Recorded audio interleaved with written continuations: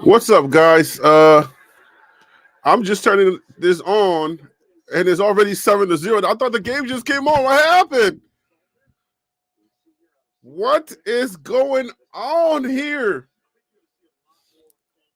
Welcome to the live stream. Welcome to the live game reaction, guys. Colorado versus Arizona, week number 10. Arizona is already up by 7 points. I guess it was right out the gate, just like last week. Nothing changed. Nothing, absolutely nothing changed from last week. Terrible play calling still going on.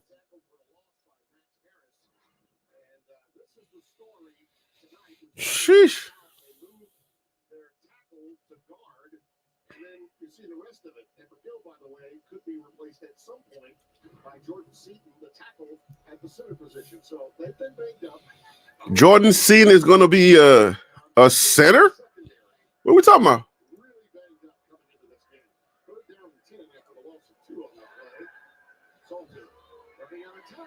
Salter's holding the ball way too long. He finally throws it, gets it out of his hand. He makes the pass. It's still fourth down. Colorado got to punt the ball. Salter's also drifting out of the pocket.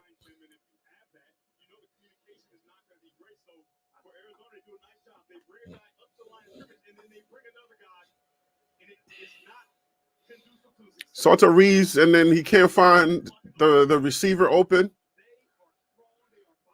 I just want to raise my hand and tell y'all I'm not a Salter fan anymore. I'm no longer a Salter fan. I've seen enough.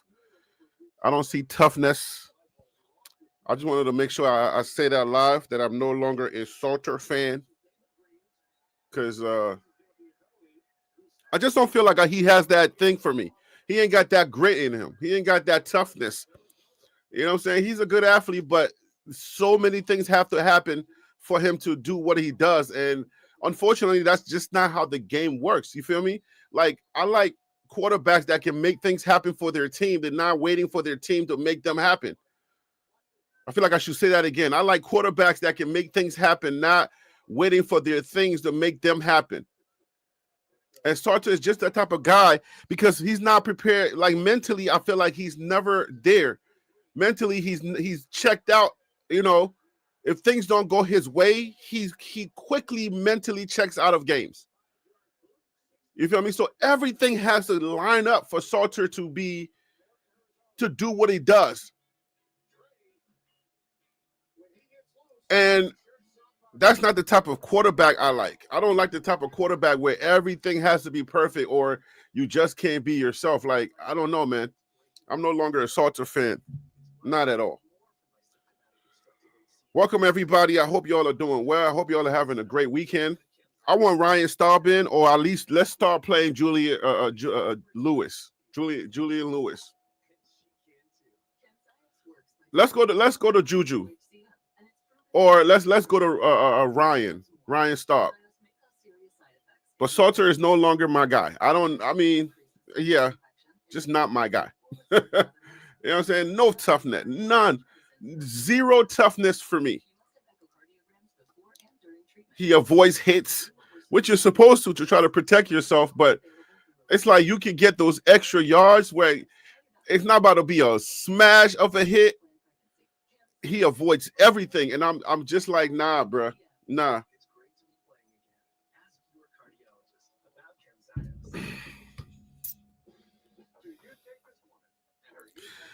Tim Smith is in the building. Dallas is in the building. What up, Tim? Hope all is well, homie. Colorado starting off exactly the same way they started off last week.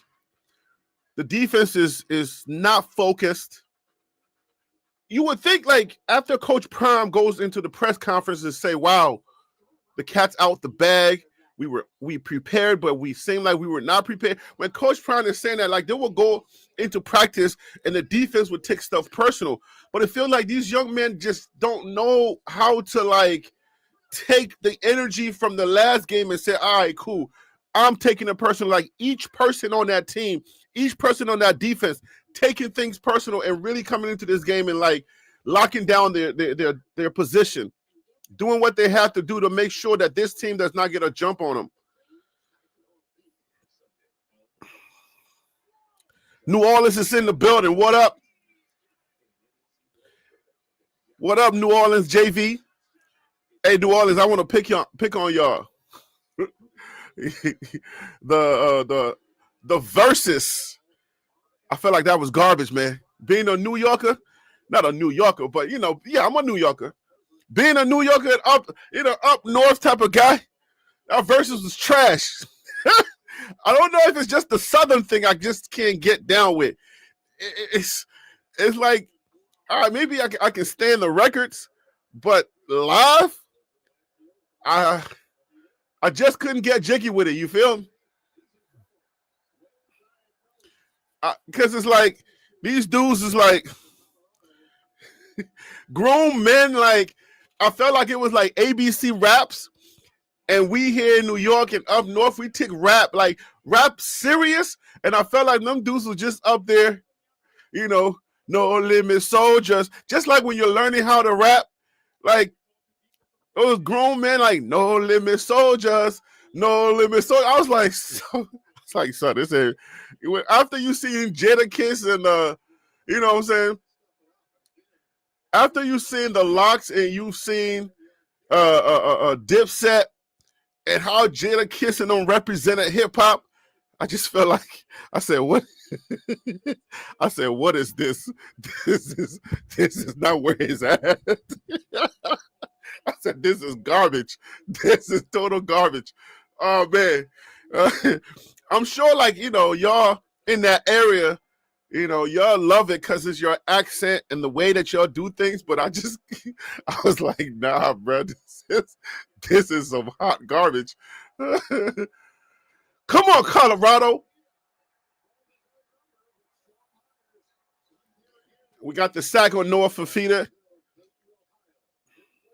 It's 4th down and 4.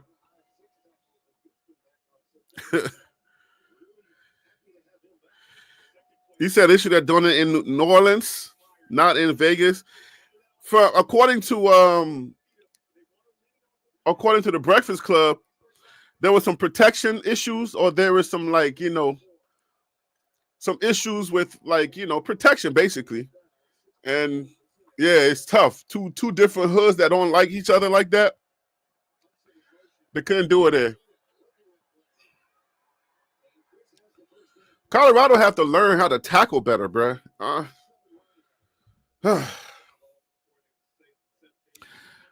We got to start picking apart this Colorado team.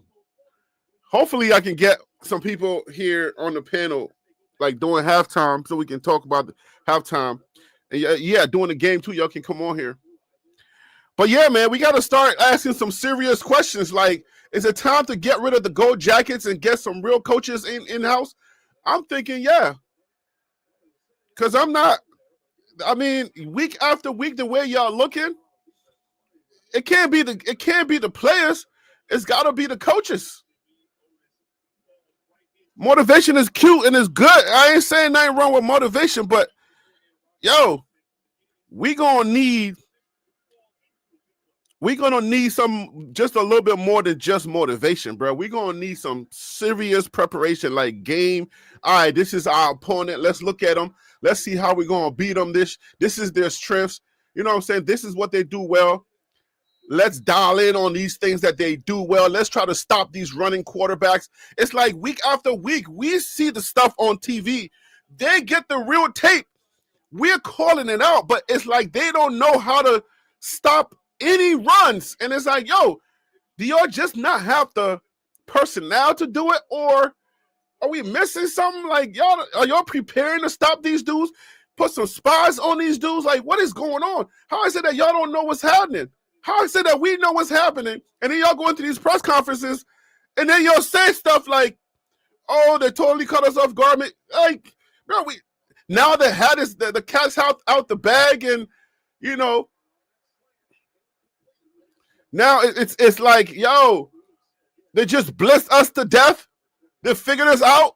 We figured y'all out a long time ago. We knew what was happening. I was like, we knew this. We come on these lives and we talk about this all the time. But apparently Colorado did not know. I'm like, how is it that y'all didn't know that? We knew. We could see it a mile away. And if your coaching staff didn't know, then y'all got a problem, man. Dang. Y'all need to hire some of us YouTubers to show y'all what we're seeing. Or just call us and we'll be like, oh yeah, coach, yeah, y'all don't know how to stop no runs. Any quarterback that can run, he's gonna torch y'all all day. And it's just one bomb, one big throw away. Y'all just one or two big throw away from getting thrashed. Y'all didn't know that? A bunch of gold jackets and y'all ain't know that? Come on, man. Maybe we need to get rid of some of that yellow and replace them with some green, you know. Maybe not green, but somebody like people that really know how to coach. Coach Prime is a good CEO, but I feel like he needs to have real coaches around him. And he ain't got enough real coaches around him. That's just how I feel, man. Like, bruh.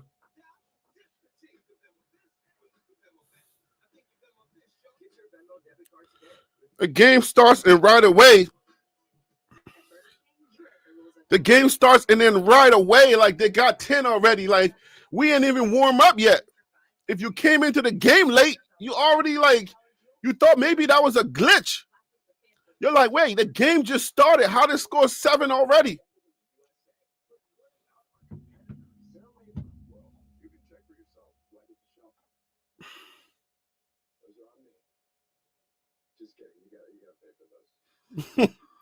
Coach CJ said, Ray Lewis, Shador, homecoming game. What else you need to ball out and show some pride? I mean, I think that's what I'm saying. I'm saying like, hey, look, I feel like it's not like the motivations are good, right? But with the motivations, you're gonna need that perfect like game plan for your opponent. You see what I'm saying? On both sides of the ball. I like when Livingston came in, what he said. Livingston said, we're going to take this thing game by game and we're going to plan for each opponent. I love that. I was like, okay, this is how you're supposed to do it. And then last year they showed it. This year it feels like either they don't have the personnel to. Livingston is still Livingston. He's still the type of guy that can still do what he does. And he's dialing up the game plan, but he just does not have the personnel to complete that game plan, to really execute the game plan.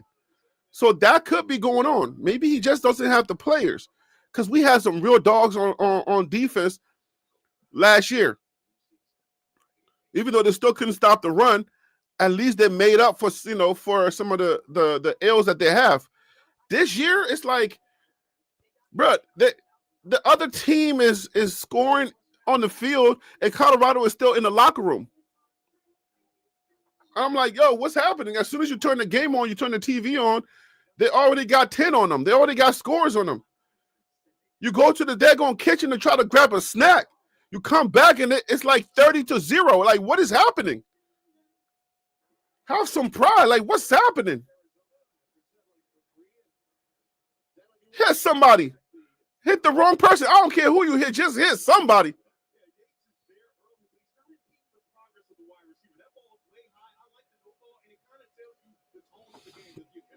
Did not watching enough film, all that motivation, but not enough preparation. Say that again. Let me put that up. That's what I'm saying. You can motivate all day, but it's not just about the motivation. Let me not try to discredit the motivation. The motivation is needed, right? But this is what I said behind the scenes today. The motivation is needed, right? But once you prepare your team properly,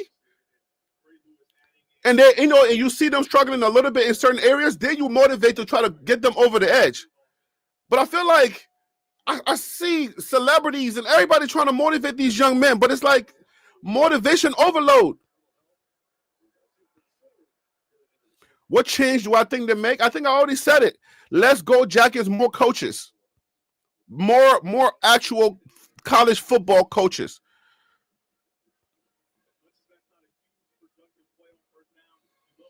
That's what we need. We need real college football coaches. Let's go Jackets. Because, I mean, you're taking up all the space. You know what I'm saying? I mean, it's cool to have the Go Jackets, but we need the coaches. He overthrew him. He overthrew Sincere Brown. Like, dang. Son is wide open and you overthrew it.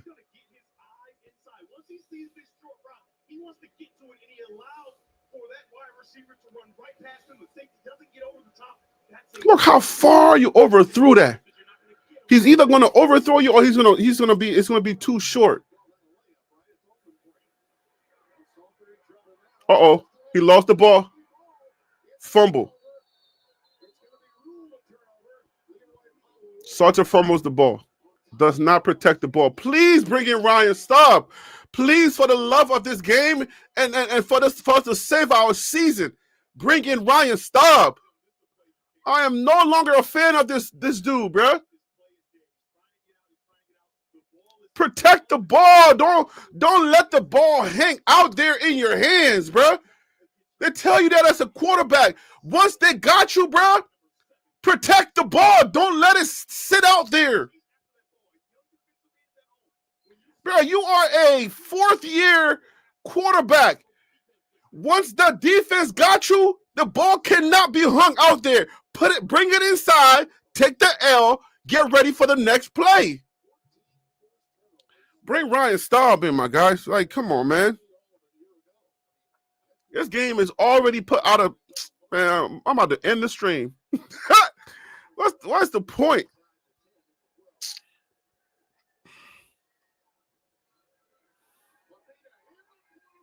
Touchdown, Arizona.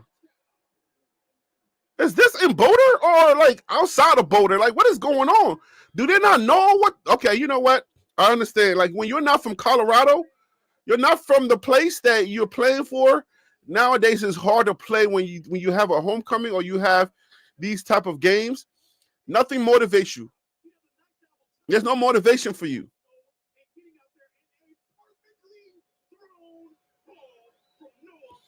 I'm ready to see Ryan Staub in the game. The game is over, Big Burner.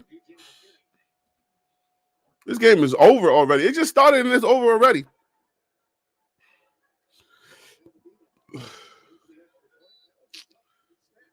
Yo, Colorado was supposed to be in this game, but like, bro, 2 weeks in a row, we're seeing an unprepared Colorado. We're seeing I'm telling you, Ryan Staub is not him, bro. You gotta take Ryan Staub out and just go with the young gun. I would rather die with Juju learning than be sitting here looking at this weak, this soft Katin Salter. I started off the season by saying he was all right, but then is fired. Like, dude, mentally he's not there, bro. I started to ascertain and started to really look into this thing. I'm like, look, this dude is an early quitter, bro.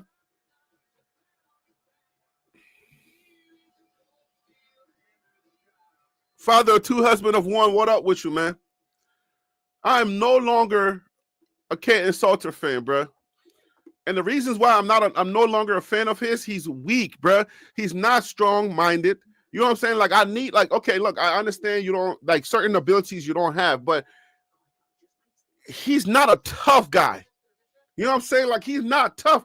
I sat here today and I watched, like, I don't know how many games, and I've seen quarterback after quarterback just having that mental toughness. Every time I watch Katin Salter, I feel like he's such a weak-minded person, and it upsets me that is our quarterback. It's like, you know how you have abilities, but like if something like shakes you mentally a little bit, like you're already folding, that's the type of person that I'm watching. You say it's not Salter's fault. It's not Prime I'm watching out there. It's not Prime I'm watching. I'm watching Salter make poor decisions. I'm watching Salter out there. I'll give it to him. Maybe the OC is not the greatest OC that we got. But listen, beyond that, man, I've seen dudes like Shador and like I've seen Stockton. I'm seeing so many quarterbacks around the league just make tough decisions, tough plays. You know, they try to get that extra yard, like they take matters into their own hand. I'm not seeing that in Salter.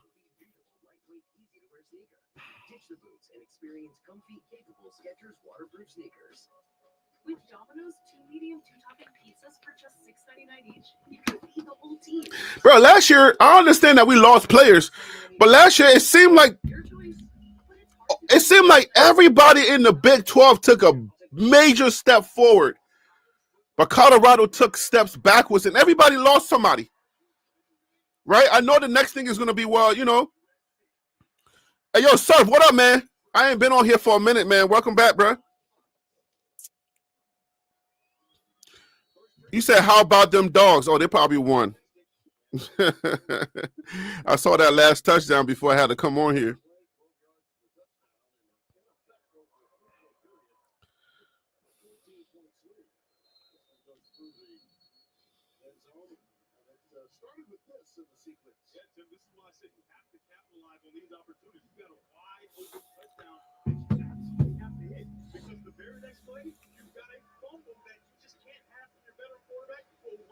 Right, Cannon Salter's a veteran quarterback making freshman mistakes, like rookie mistakes. Like, what the heck is going on? Like, you don't see no killer in that dude's eyes, man. You just see a little scale dude. Like, that dude is not a killer, man. Get this dude up out of here, man. Look at him. This dude out of here, man.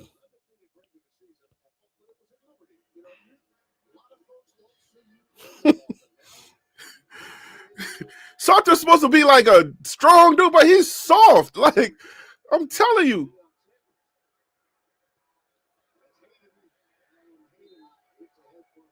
I ain't saying he ain't talented. He's talented, and he may score a touchdown here and there. He may run the ball, throw some passes, but I just feel like, man, overall, man, Son is just way too soft for me, bro. I'm not used to soft dudes. I'm used to yelling Africans and strong African men, not this soft piece of, ugh. He needs to buy some new Louis. Hey, yo. Hey, Surf, I was counting. I was waiting for y'all to lose, man. Hey, how did y'all win? Man. Oh, my gosh. 24-20. I knew when they scored that last touch, and I was like, oh, man, it's over.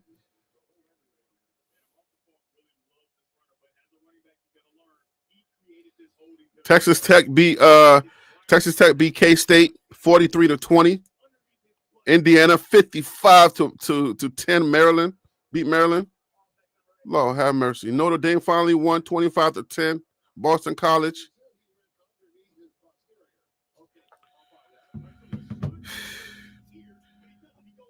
Y'all be looking out for that fill in the score, guys. It's content we're dropping during the week. Also, check out the post page. Check out the page. I'm constantly posting college football and other sport content on TLP Sports Club. If you miss anything out there, trust me, just look on TLP Post and I got you. I'm constantly posting. Hey, yo, if the post help you, can I get a raise of hand or some type of fire emoji or something in the chat? If there's any time where like during the week or something's happening or doing it on a Saturday, and you're like, dang, Harry B, yo, don't post be helping me. Hey, yo, let me get a fire emoji or let me get a thumbs up or something. If you got any of the posts. Y'all, man, what up? Why you changing your name? S5D. S Cargo. Y'all, man, what up? Nah, I ain't heard from Panda since he dropped that Jamaican cuss word. He ain't been back since. I think he been in like repentance. The last time Yardman was here was the time when he dropped that Jamaican cuss word, and he was like, "All right, man, look, maybe I need to take a break." Oh man. Oh, you're using a different phone. Oh, with different phones, you got different names. All right, I see you, S5D. Oh man.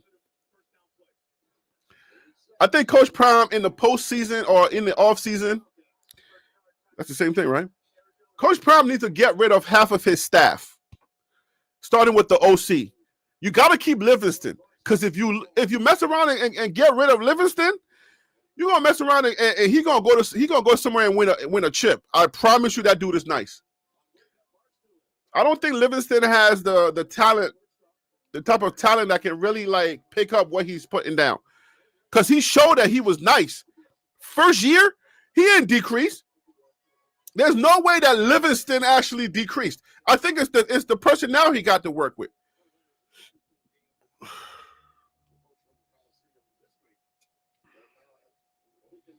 William Jones, what up with you?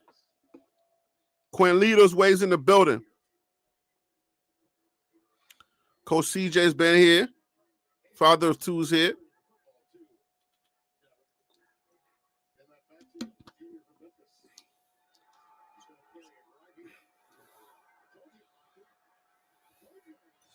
Colorado's getting some positive yards running the ball. That's a good changeup.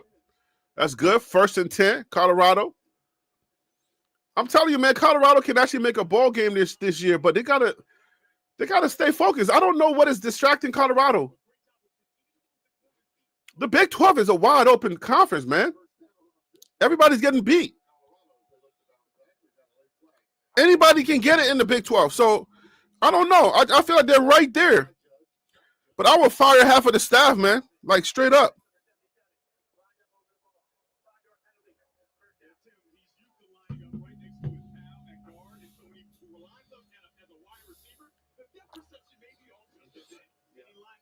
Harry, Georgia, let's put this up. Georgia has built a culture of toughness, and they always think they are going to win after 60 minutes, no matter who they play.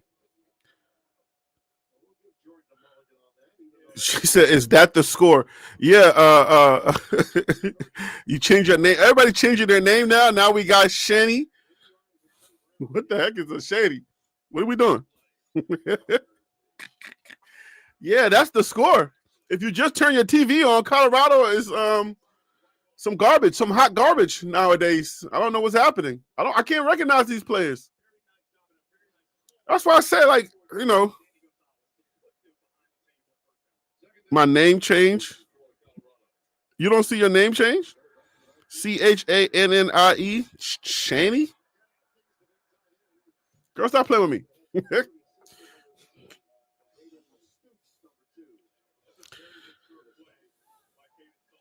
CU doesn't deserve to be in a bowl this year? I wouldn't say all that. What do you mean deserve? If you get there, you get there. You can't be that mad and be like they don't deserve it. Nobody deserves it. They deserve it if they get in. They just got to play Colorado football. But it starts with the quarterback, man. This quarterback got to go, bro. Tuck the ball away.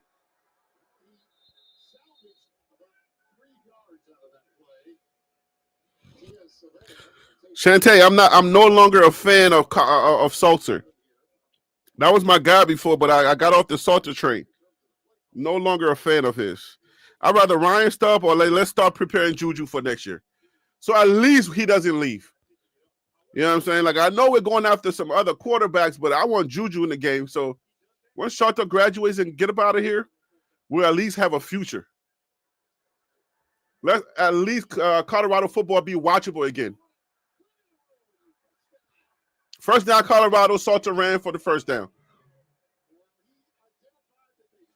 Salter is trash. I told you that.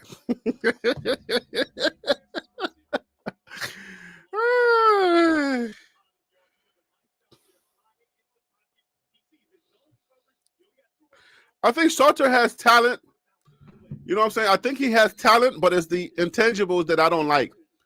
Just to clarify why I'm not on the Salter train no more. I just don't like his intangibles. He's not a tough player. You know what I'm saying? Like he does, and mentally he's not equipped.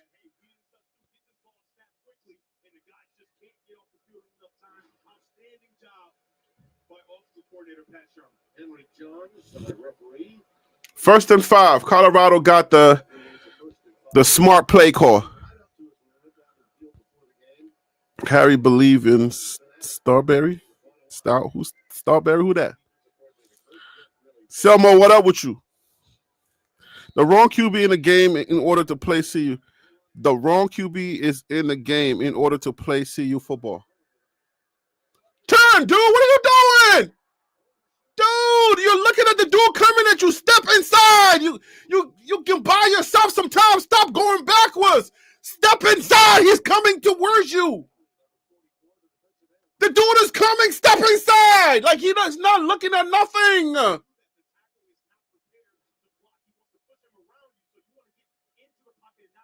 Into the pocket. That's what the dudes are saying. Step inside. Buy yourself some more time. You can see the dude coming straight at you. You keep going backwards. Like, what do you think he's going to do? He's coming straight for you. Step inside.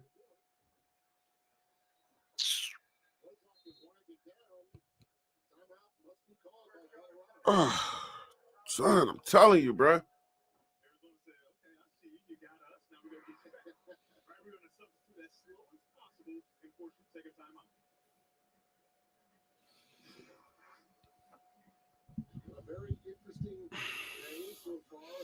You did not tell Shador that?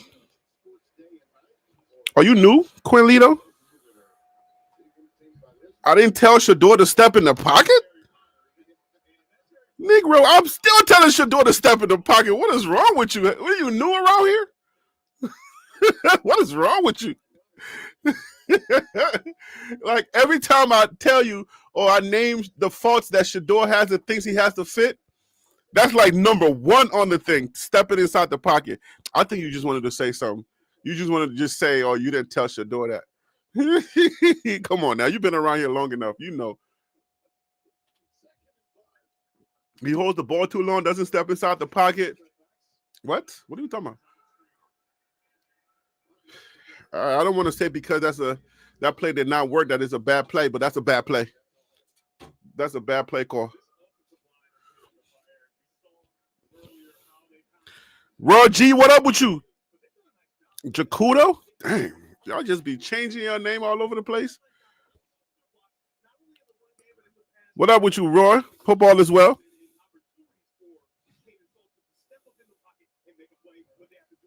Did he do the Shador and run backwards? Yes, he did. Yo, he's doing the Shador. Go forward, go forward.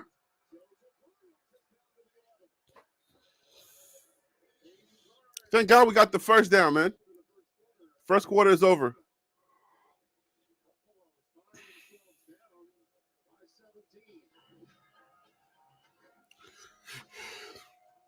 The game is not over, yo.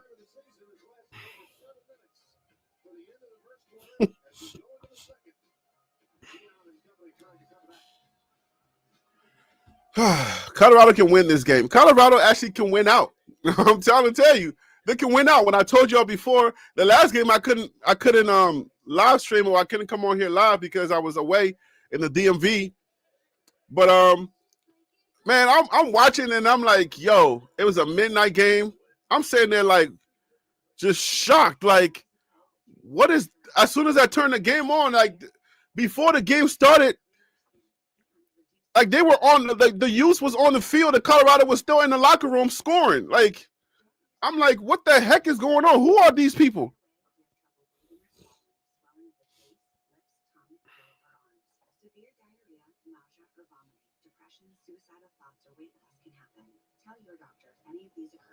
You said see if he's okay? You think he's in Jamaica? He's in Jamaica repenting for that big cuss word he dropped.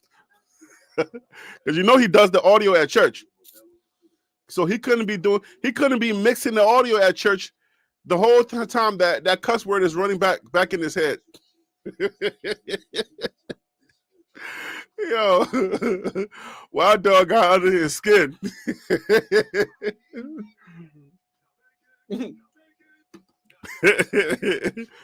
I'm gonna reach out. Let me reach out right now while we're on commercial. I'm gonna ask. I said, y'all man said to reach out. Oh man. The last time he hit me up, I got the Red Panda information. I think this Red Panda email is something different. But let me reach out.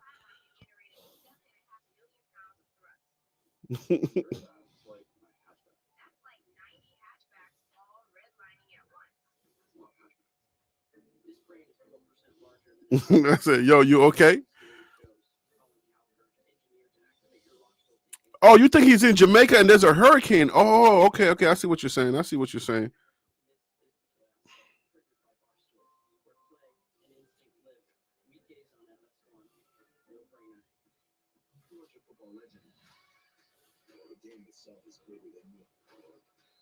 I haven't seen those pictures, bro. Feel so real. Feel so real says, see you garbage. How can you combat that or come against that? Bro, it's 17-0, bro.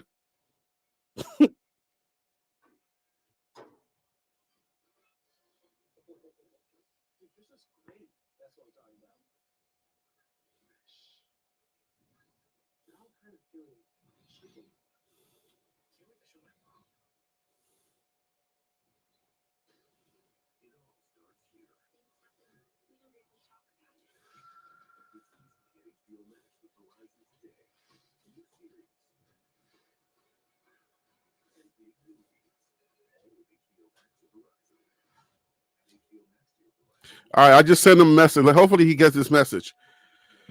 The whole bar is booing CU. Lord have mercy.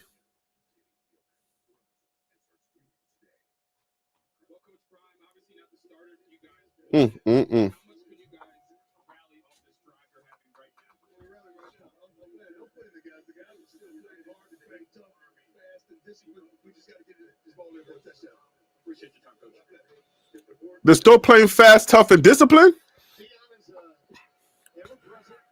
I don't know if they're playing fast, tough, and disciplined, coach.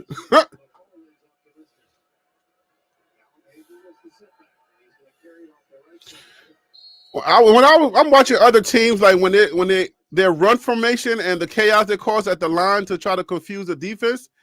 You know what I'm saying? I see motion. Colorado, no motion. I don't see motion. They're not confusing the defense. They don't know. They're not hiding anything to try to confuse the defense so that they can make their job a lot easier. I'm just seeing a straight up I formation, just nothing. And it's a flag. Hold up. It's a touchdown, but it's a flag. So let's see. Hey, didn't Shedeur cause an uproar when he said he wasn't going to come?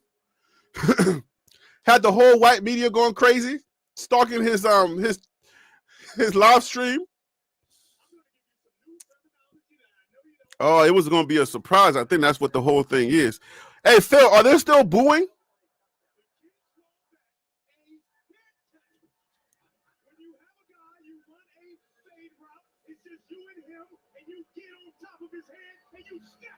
Touchdown, Colorado. Let's go. Come on, man.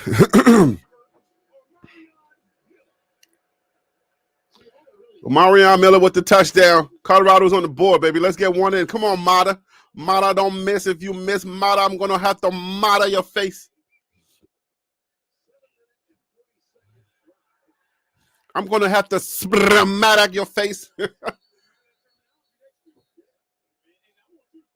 False start?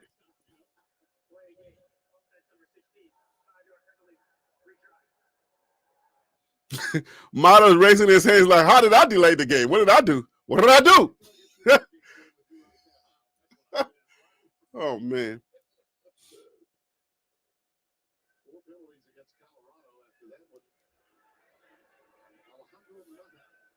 Come on, Mata. Don't disappoint here.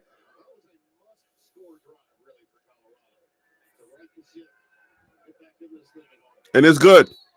Colorado's on the board, 7. Let's go. All right, so it seems like my TV is caught up now because I'm seeing the play happen, and in real time, the score is changing. Last time I was up here, the score would change, and then the play would happen. So it seemed like I'm caught up.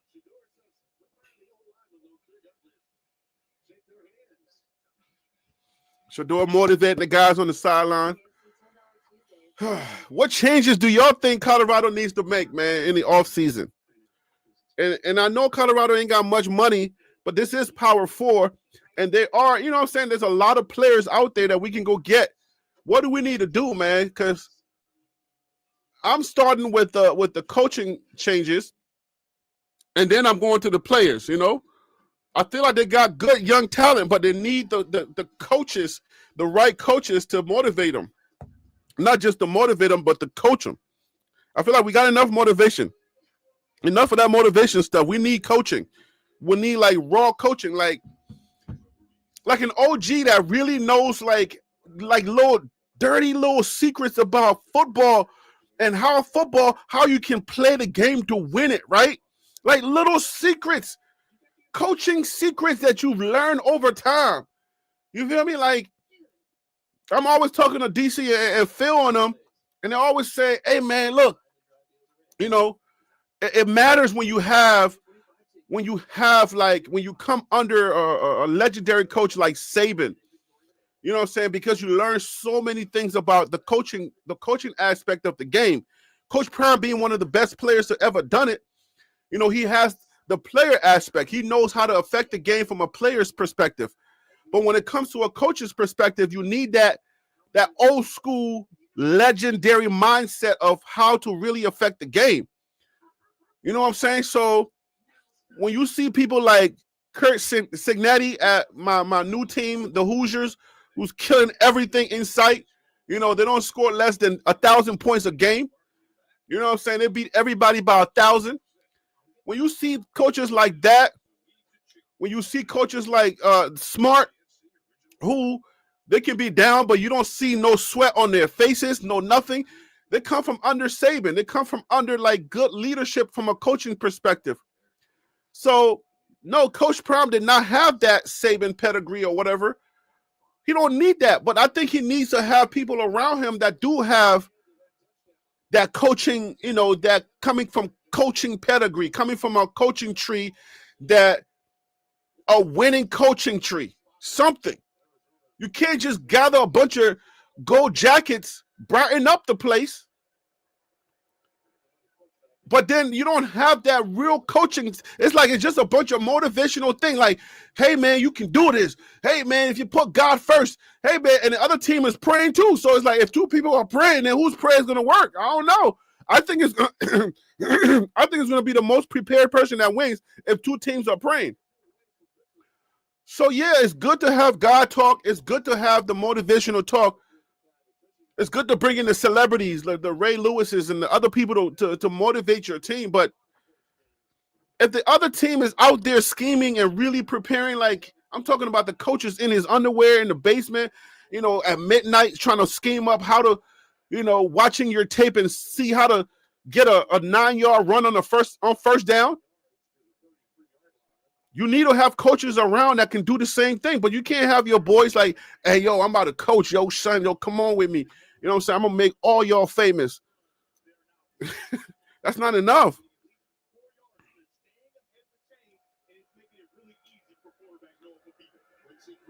They're making Noah Fafita looking like a superstar out here. Like, stop playing with me, son. Noah Fafita last year that we torched. Now he looking like a freaking superstar. He looking like he can go to the NFL again. We made him look like, nah, you're not going to the NFL yet. You need at least a couple more years. This is his year.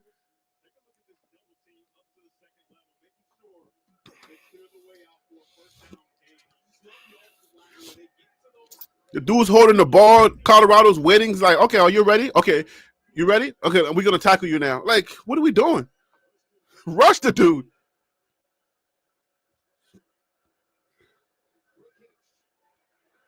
Good job. Take your man on the outside. Don't let him get you on the inside. Take him on the outside. If he's pushing you, keep pushing and try to stay on the outside, because all he's trying to do is just cut on the outside, and that's a wrap.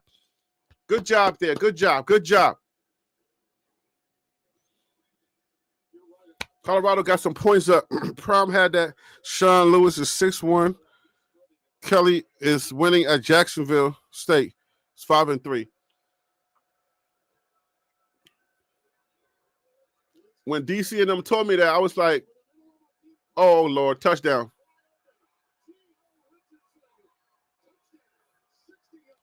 "60-yard touchdown from Gio Richardson, Arizona."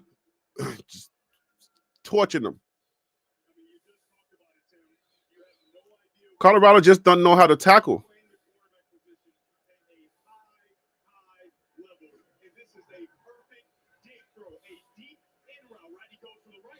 I see the Colorado defensive linemen don't know how to get off their blocks. Dude's holding you, and you're going like this. Like, what the heck is this?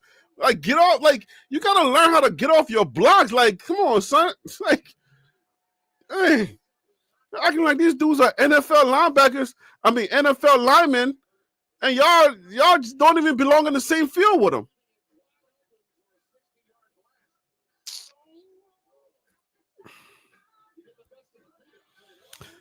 Quilita, man, I think fit matters. Just to answer that question you got up there, or just to answer that post you put up. Prom had that. Sean Lewis is 6-1. Kelly is winning at Jacksonville State. I mean, I think it matters when you have like people around you who have your best interests at heart. Kelly, I can see, but I don't think Sean Lewis and Prom could get along. I don't think they were with the same mindset. And it's okay when they win. When somebody leaves you, it's like your girl, like, yo, your old girl, she's doing well. You wish her well, but you're not gonna start second guessing the fact that you left her. Nah, it just wasn't working. And let her go win. Let her marry or get a billionaire, and she's driving all kinds of nice cars and doing anything she want to do. That's cool. Let her do that. You know what I'm saying? Like, but it doesn't mean that I made a mistake by letting her go. That's not how this works. She wasn't right for me. You know what I'm saying? Like, that's what people got to understand. Like, because somebody's winning somewhere else and that's the person you let go, it doesn't mean that they were right for you. It just means that they're right for that organization that they're at. So that's how I look at things. I don't look at it like, oh my gosh, Sean Lewis is 6-1, so Prom made a mistake. Possibly, but I don't think he made a mistake. I don't think that they got along. Their mindsets were different. Prom just needs to find real coaches. Stop surrounding yourself with a bunch of gold jackets. Find yourself some real college coaches that actually gel with your type of leadership. You're a good CEO, Prom. You're a good CEO. You just got to find some really good college football coaches that understand the game of football. Maybe go. If you got some of those Jimbo Fishers out there, you got some of those fire coaches out there looking for a job, bring them in as an OC. Bring them in as position coaches if they're willing to humble themselves. You know what I'm saying? Bring them in. But you need some really good college coaches in order for you to win this game. I get it. I understand the gold jacket. I understand the NFL experience. I understand all of that, but I don't believe that's enough to win college football games. That's not enough. And you can bring Jay-Z in himself. Somebody will give up the $500,000 just to hear Jay-Z talk. You can bring in anybody you want. It don't matter, bro. What matters is at that practice, on that practice field. When you're looking at, all right, here's Noah Fifita. Let's look at Noah Fifita. What does he do well? How does he plant his foot when he's ready to throw? Where does he run? What's his favorite place? Is he left-handed? Is he right-handed? How do we defeat Noah Fifita? You need a coach that can really dial that in. I'm trying to tell you that I know it takes a lot, but nuances matter, man. Noah Fafita is way too comfortable. Look how he's this. I'm watching this like look at 44K get off this block. Look at him. Look at him. Look at that lizard man. Look at that lizard man. The man stuffing you like I had to go to the Liberian English. I'm sorry, guys. Look at that lizard man. That you struggling. If a lineman got you like that, you ain't do your job. That pass looked like it was overthrown. Oh, finally got one. This is a flag. It's coming back.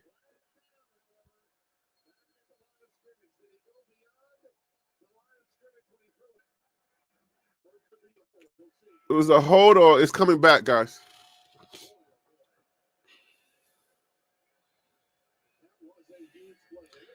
They're taking that touchdown away.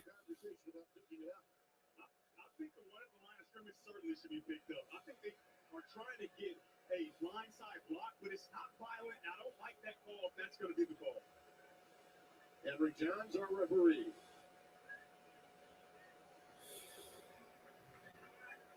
There are 2,000 to play. Push made by the offense. One with the line ball, one with the dead ball. Now the receiver downfield.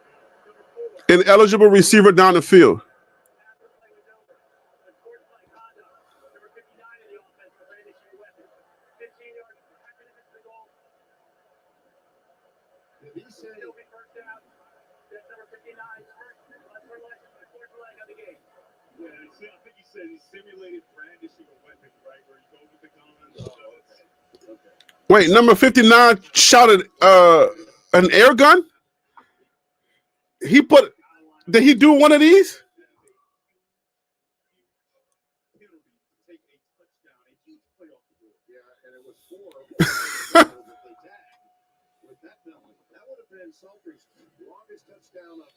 Oh, Marion Miller is an ineligible receiver down the field?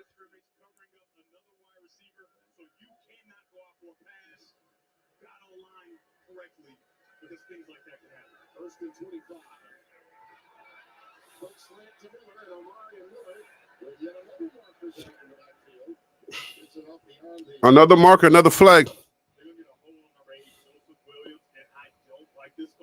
He's in position, and then when he's the defender tries to throw him off, he lets go. Holding. Offense number 8. Position to goal. And Tim, I retract my previous statement. He did not let go in nearly enough time. I think it's a really good call by the referee. Yeah, take a look here. He's in good position. Oh, yeah, he posed him. He holds on there. That's a hold, and that's why that trade was able to be made. And by the way, there was one return to sender hold, too. And I'm being totally honest, Tim. If he doesn't throw his hands up, the referee threw it from way down the field. He may not get caught. Look at the disparity in penalties. 7 for 50. Yeah, when you throw your hands up, you pretty much giving yourself up and saying, look, I did something bad.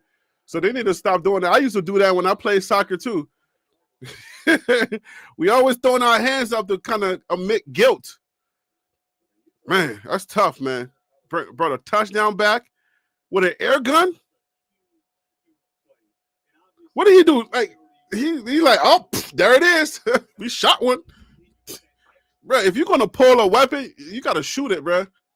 You can't. I mean, that's the number one rule in the hood. Never pull a weapon you don't plan on shooting.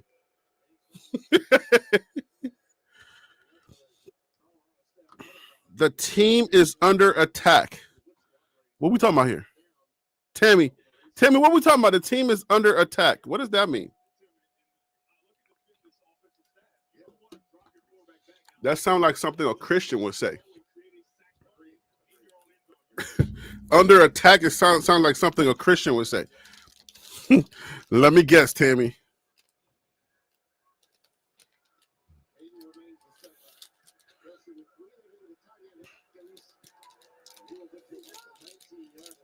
Yo, that was 3rd and 25. It's 4th down.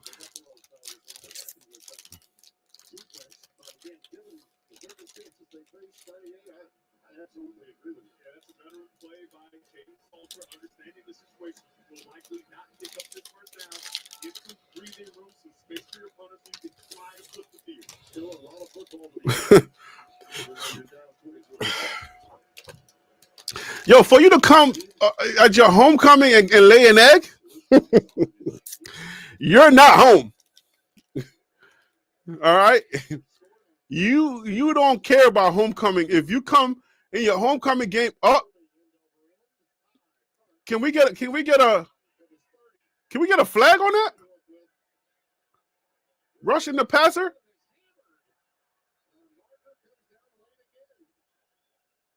That should not be on Colorado. That should be on roughing the passer. I mean, roughing the kicker. All right, Mathis, I see you, homie.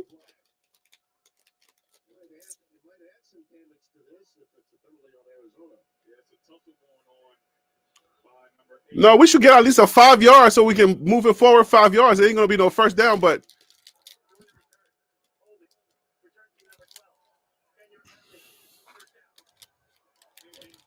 Coach CJ says, is CU going to get rid of Prime? I know that's the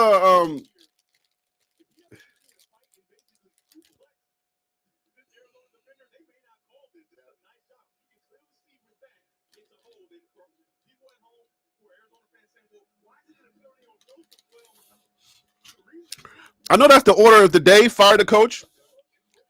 But nah, you don't fire a coach. It wouldn't make sense for CU to fire Coach Prime at this moment. It wouldn't.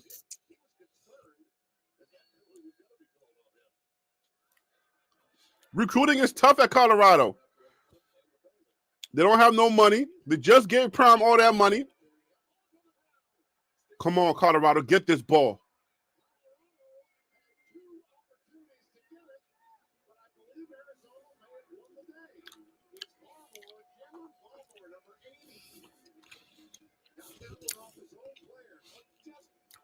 Y'all, man, you at it again, huh? Can't recruit?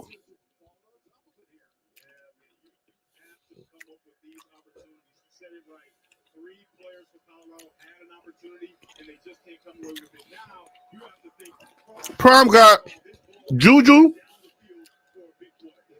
He got Cormani. He got Jordan Seaton. He got Travis. Intercepted. Ivan Yes with the interception.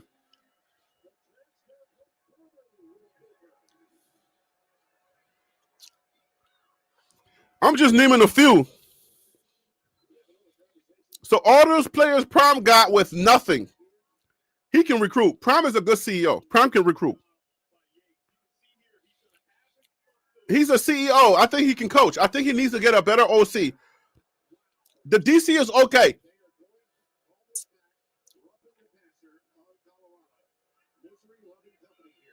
Roughing the passer.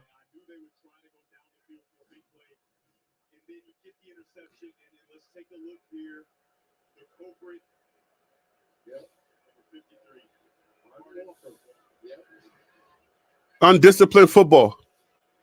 You get an interception. The ball is out of the quarterback's hand. You get to him, and then you still extend your arm to push him down? What are you, stupid or something?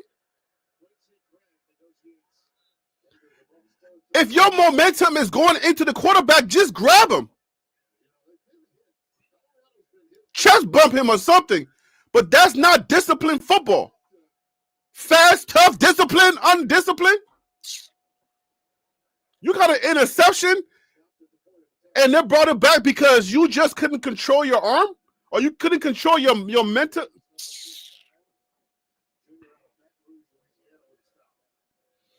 Yo, Serv, you are so behind. You just calling the fumble? We on an interception. We been. Yeah, yard man. I don't know that. Prime didn't get paid because of coaching.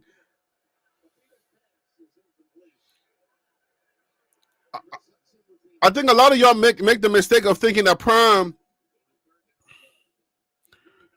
Hey, Serv, you are so behind, bro. We like 2 plays ahead of you.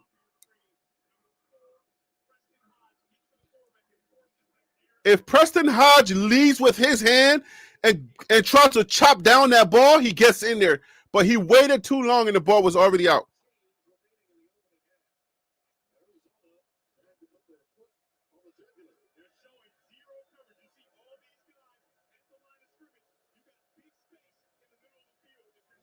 Get there. It almost intercepted. Big stop is 4th and 9. Colorado should be getting the ball back. Let's be careful that we do not get that Whittingham trickery play. Please be careful, Colorado. It's 4th and 9.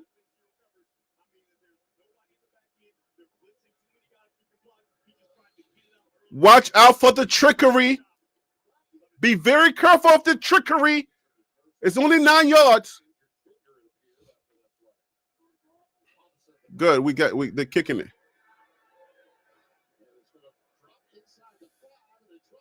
Nope. Someone's in the end zone. It's a flag.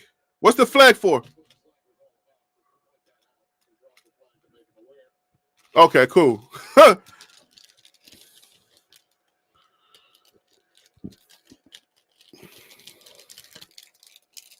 Prime got NIL coaching deal. I think that's a fair assessment, Quinlito.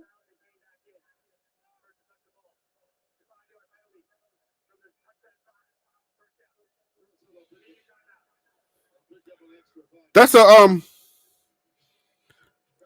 Oh yeah, yeah. I don't even know what to call you, Chenny 373. Yeah, we're winning. Colorado's winning. Not. Prime got an NIL coaching deal. Yeah, he did. I think that's a good assessment. His name, image, and his likeness. If you put it in perspective, yeah, I can see that because his name, image, and likeness got Colorado a pretty good deal. Colorado's on TV again. Colorado's got interest again.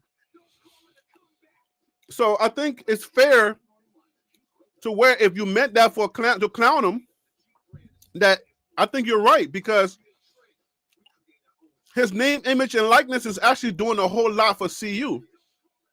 And in return for that, he gets paid for that. I think that's a good assessment. That's good. That's a good trade. Prime's money did not come from him coaching and winning. You know what I'm saying? Like you got Matt Rule in Nebraska. He gets an extension. I mean, he ain't really done much, but he's coaching. So I would say his extension or his money is coming from coaching. But Coach Prime is coming from his NIL, his name, image, and his likeness, which is paying a lot of dividends for Colorado. It's brought in a lot of money.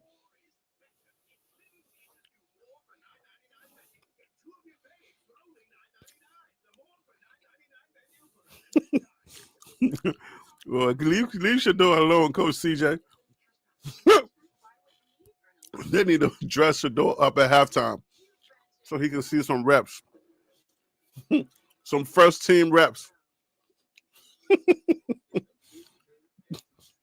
Be kind. Oh, man. Hey, where you watching from?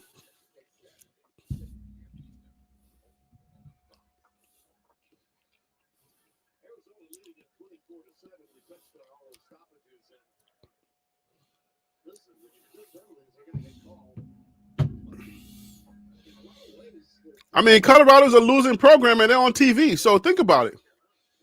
They didn't get caught on some, raggedy backyard channel with 2 strings in a cup.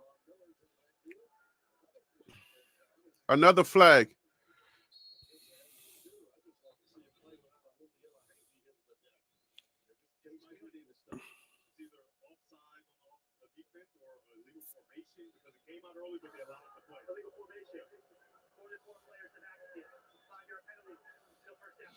Colorado is so undisciplined at this moment. Like, what the heck, yo? When you watch Indiana play, my new team, When you watch Indiana play, man, it feels like you're watching perfect football. You know what I'm saying? Like, it's like everybody is like, you know what I'm saying? Like when they say, all right, we about to go play. Everybody's in attention. But man, you watch Colorado play, it's like, let's go play. It's like you work at a preschool or something.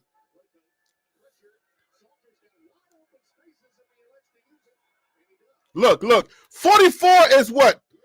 Slow as I don't know what. If that's Shedeur puts his body inside of 44 and gets the extra 3 yards. Not Salter. He's scared. I mean, I understand. Protect yourself. I get it. But if you put yourself, the momentum in that 44, that soft little teddy bear 44, you can grab the 3 yards that you need. Salter never going to do that. That's why I'm no longer a fan of Salter. Not because he ain't got skills. It's just because he's just not tough enough for me. So now it's 3rd and 5. We just dropped the pass right in front of the line. It's 3rd and 5. And now we're going to get off the field. I mean, those little things, man. These are the little things that when you look at the final results, you're like, man, there were so many opportunities for Colorado, and they just didn't execute right. We just need 5 yards. In 2 plays, we're going to be out of here. Watch. Go run for it. You got it right there. Go run for it. Thank you, Lord. Oh, man. Watching these dudes is like it makes you sweat. And I know I got a hoodie on, but come on now.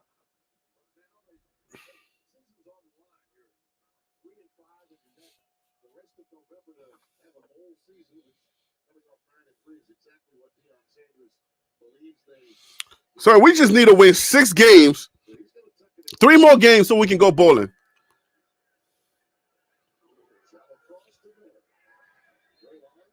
Did Salter just throw that ball and look away?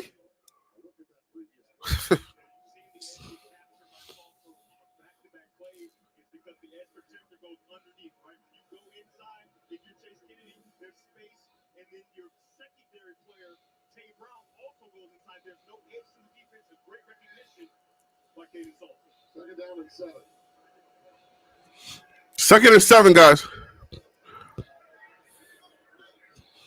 Rebuilding 3 years in a row. We still rebuilding. I mean, we got to build this program. It's going to take time. Interception, touchdown. Oh, Salter actually, he threw the interception, and he got the tackle to stop the touchdown.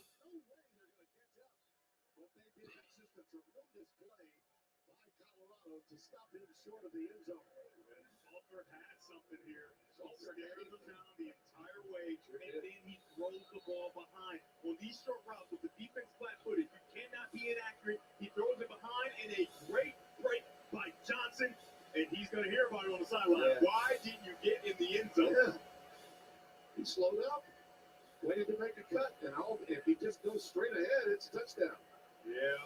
And that enabled Salter the opportunity to go back and save the play. Yeah, you get down put your head down and sprint to the end zone as fast as you can. You know how it gets so bad you start rooting against your own team?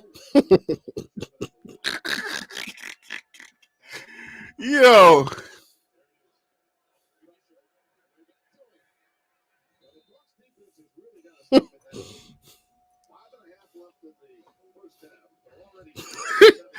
Salter is related to Dalen Gabriel. Stop playing with me, Shante.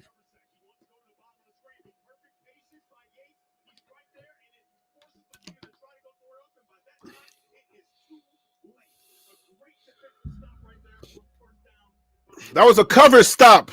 That was a cover sack. That's what's up. Come on, Colorado. We're still in this game. We're not totally out yet. It's 24-7. It's not even halftime yet, so we a little bit of chance. Oh, touchdown. Touchdown, Arizona. This signal touchdown. It's touchdown. Man, it's getting ugly. This is like Indiana scores. But Arizona is not this good, though.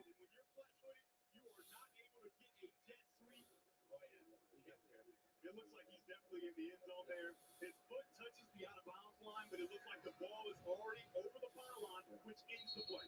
They're going to look at it, but I think you're right, Devin. We're right on the field of the touchdown. Is that the further review? It is where the ball is located. This is depressing. See you, Browns.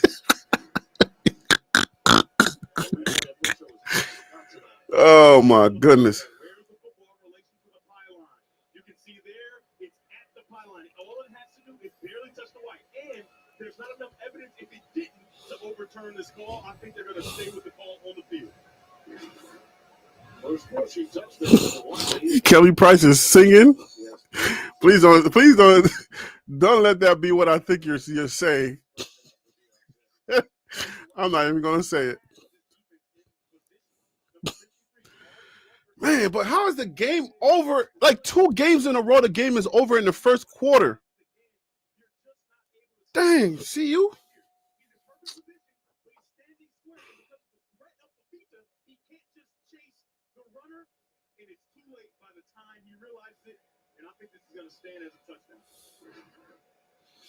Yeah, man, stop with the forever checking. It's touchdown. Like, and Colorado can't stop a snot nose, a cold on the 1 yard line anyway. So just give them the touchdown. This is from the fans. This is the fans review. Give them the touchdown because we don't want to see them just walk into the end zone. It's touchdown, okay?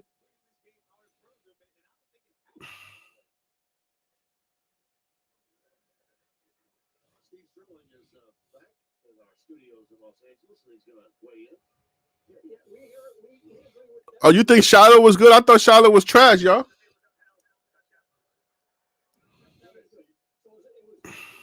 conversation that the foot didn't hit out of bounds. The ball just has to be breaking that goal line, and that's what it appeared it was, and that's how they ruled it. Thank you, Steve. That's the point to count, and it's gone from bad to worse for Colorado. Yeah, it's gone. They just said it went from bad to worse. Yeah, I mean, 30-7 in the first.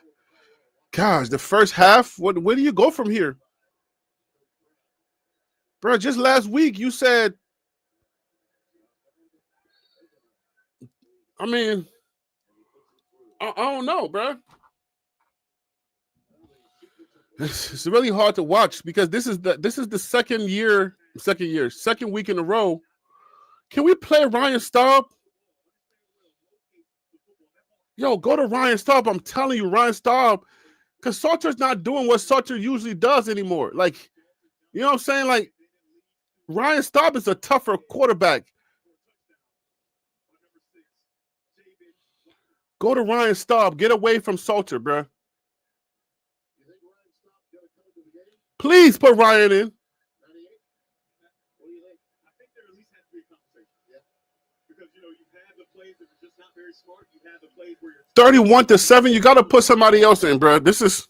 and down by so much. I don't see why you wouldn't at least give an opportunity. The reason I would think they would say not is because of the threat of the legs of Kaden Salter. It helped these drives so much, but then he shoots themselves in the foot. Yeah. Let's go down to Jackson. Yo, thank God for the kicker, man. Last year we could not kick anything, over the 10-yard line. Now we're kicking it out of the end zone.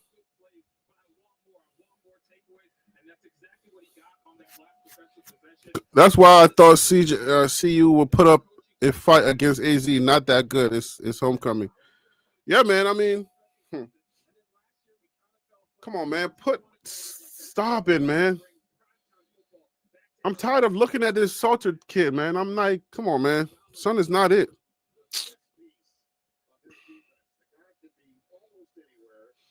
I feel like Ryan Staub is a fighter. Salter is just kind of like, oh, if things are going well, I'll do well. But look how he's second guessing. You want to run, you gotta run. You can't be like, oh, is this gap about to close? Oh no, they're about to tackle me. Like, bro, bust through the gap, bro. How you gonna slow up and you decided to run? You decided to run. Yes, they're football tacklers. They're gonna tackle you. Run through them.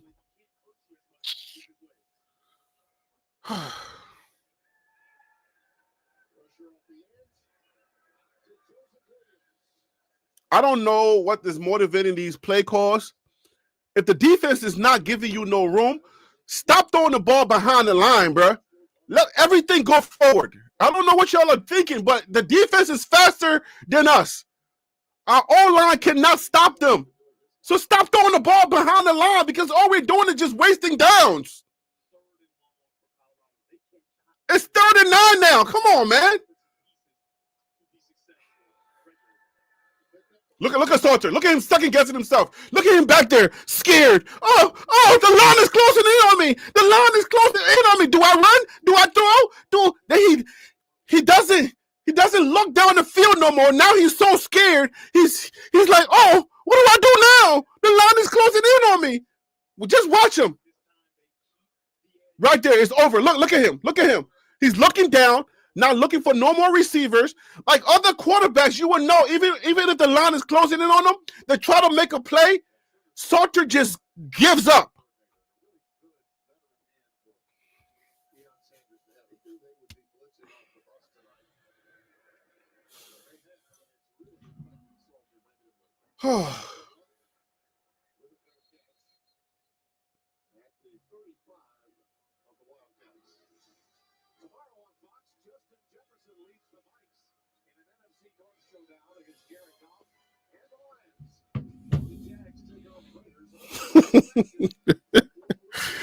Oh man, come on.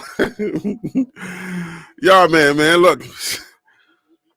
I'm telling you, man. I don't know if Coach Prime is trying to save face at this moment, but we need Ryan Staubin, man. We need to have Ryan Staubin in the game at this moment. Son, dude look like Andy Reid. My goodness. Cut it out. Sheesh.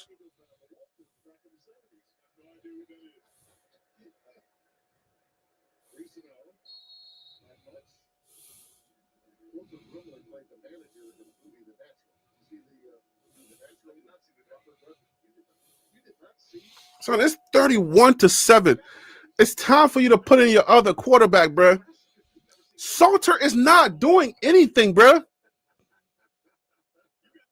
Every time the line is collapsing, he's like, oh my gosh. Oh my goodness. Are you guys going to tackle me? Please be kind. Be nice to me.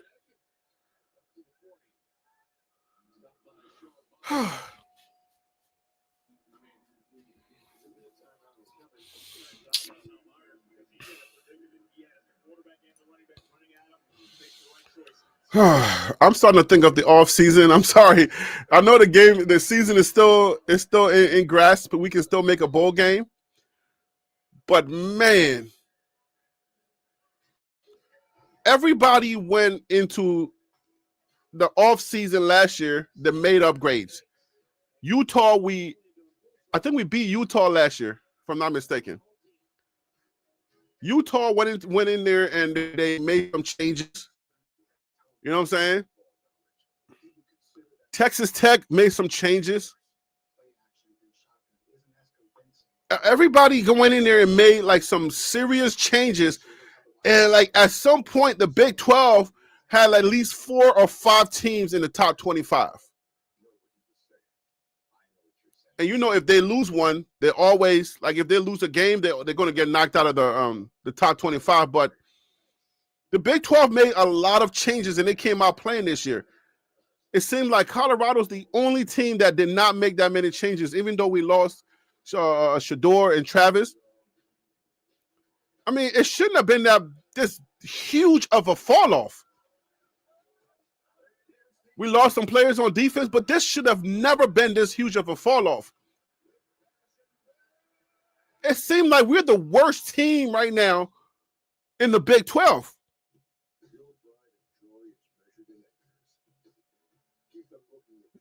And if y'all saw the score for West Virginia, for those of y'all that were saying West Virginia, where is him? Where is him? Because he's always hiding. He'll come on here every now and then, try to prove that he knows football, and then he hides. I was telling him Texas Tech was going to be a problem this year. They are. A couple of weeks ago, I was telling him, look, West Virginia is not going to be no easy run. Did you, I think West Virginia put 45. Who did put 45 on? Oh, my gosh. Who did West Virginia give 45 to? Yeah, they are. Oh, yeah, Houston. And Houston was ranked number 22, and it gave them 45 to 35. I keep telling y'all, like, this ain't no game. Like, because you see a team, I mean, with the exception of Colorado, because you see a team look bad in a couple of games, it don't mean that they're going to be like that the whole time. Colorado's the only team that does that. If they look bad in one game, they're going to look bad in the next. That's just how it goes for Colorado.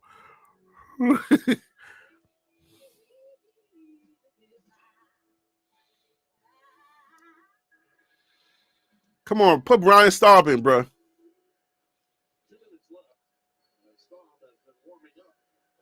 It's enough for Kaden Salter, man. Put Ryan Staub in. Like, it's 31-7, bro. Like, we had enough of Kaden Salter, bro. Good grief. This is not Stefanski, bro.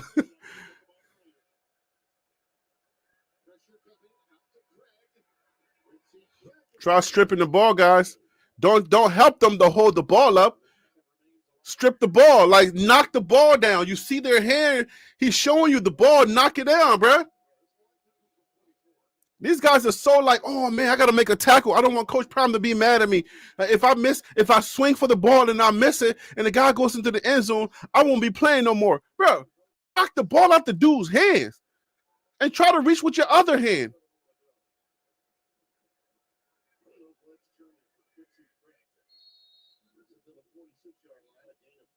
Discipline, guys. Discipline. Stop pushing people. That's going to be a flag.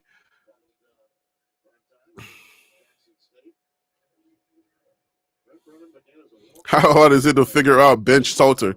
Bro, it's 31. That's what I'm saying. 31-7, and Salter is making mistakes. I don't know. I think Coach Prime is trying to save face or something. I don't know.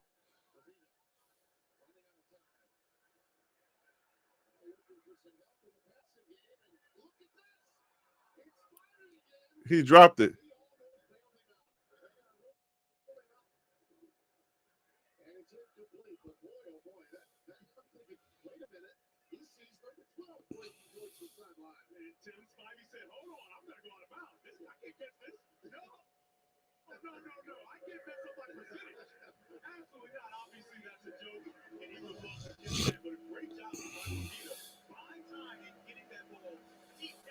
Third and 6. Come on, Colorado.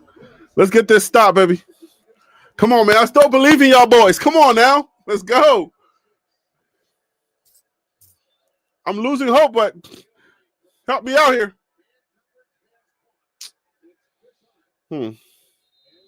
Well, that was that. They caught it.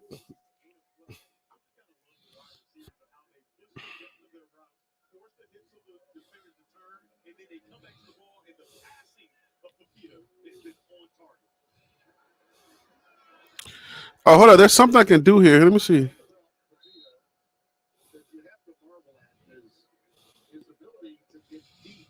I knew I could do this. Let me see.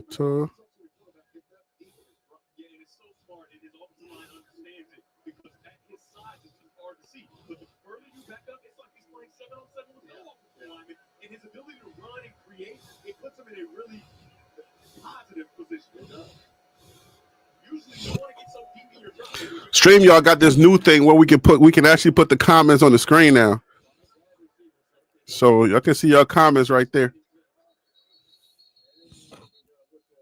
I just remembered. I was like, hold up. They showed me this thing behind the scene. It was like, yo, you can put the comments on the screen.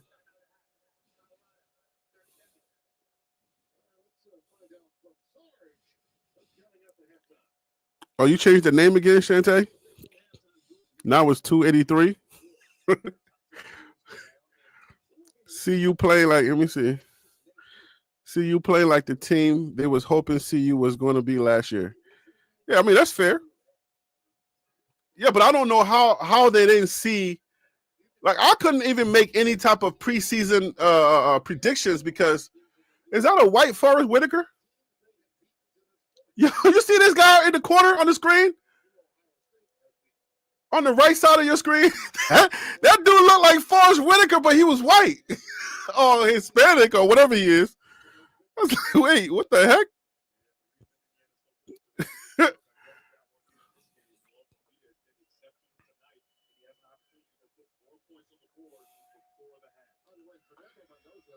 Please, come on, Colorado. Have some pride in yourself.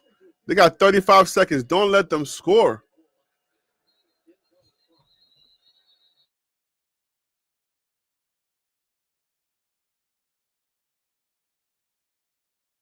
The defense doesn't even play for Salter because he know he ain't doing. It's like Dylan Gabriel. Oh, my God. If this committee is doing its job properly, Indiana has to be number one. Yeah, their resume is more impressive. You said that they've had that impressive win on the road. People just do not roll in the offense win, and they do. And they did it impressively, maybe even more so than they scored by the did. So, Coach Prime, Shantae, Coach Prime was he was screaming about something about personnel, not having like the right people on the field or something. I don't know.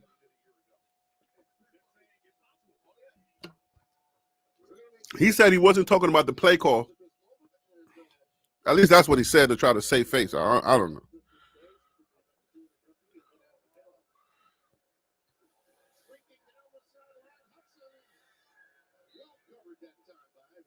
Well covered. Thank goodness, man.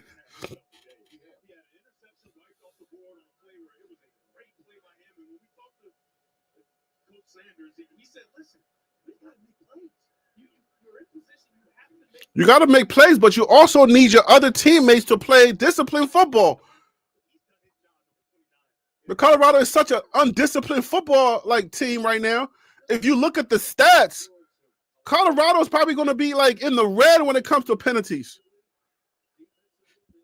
How is your mantra discipline?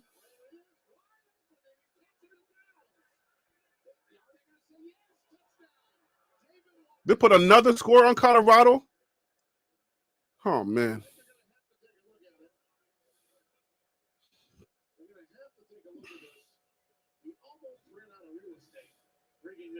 It's certainly close. Let's take a look. Got good air on the football, concentration. Oh, he is. Yeah, that's and honestly, I don't think it's that close. So he controls it. That back angle doesn't show that part of it. He controls it right away. That right foot is down. That's a touchdown. Absolutely. Man. Whew. This is bad, bro.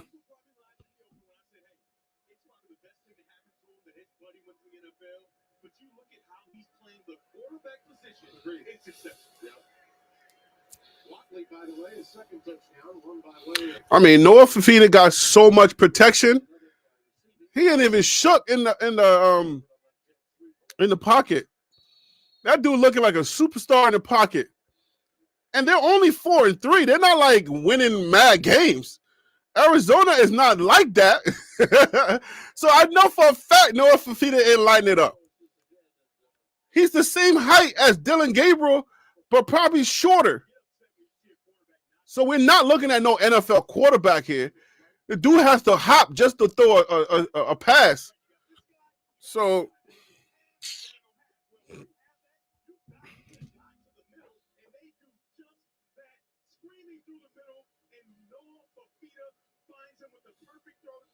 where's the safety at? Who's the safety? So you're telling me that nobody picked up, like, all right, so if one person sees a dude, making a break, you're leaving him because you know that somebody's got you covered. But we're not just going to let the dude run past us and we're going to act like, oh, no, the quarterback is a Gabriel. There's no way he can make that long pass.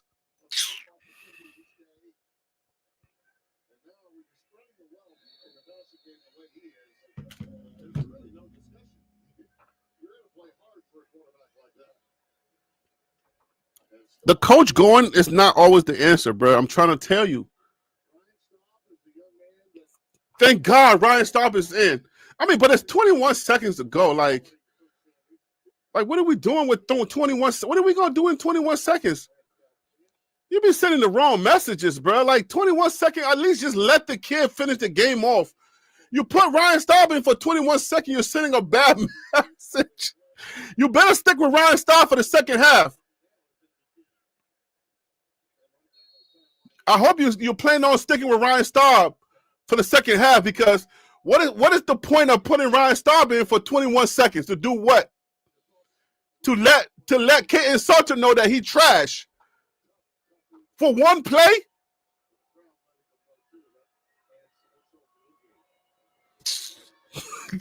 Coach probably doing some he been doing some ill stuff, man. Like he yo, I don't even know what to say at this moment.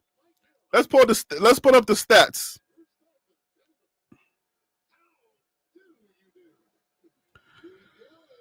$38-7.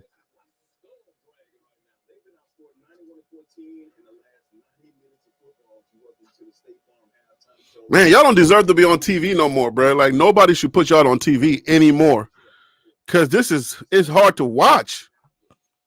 That's why you're on at night when everybody's tired and going to sleep. Because this is terrible, bro.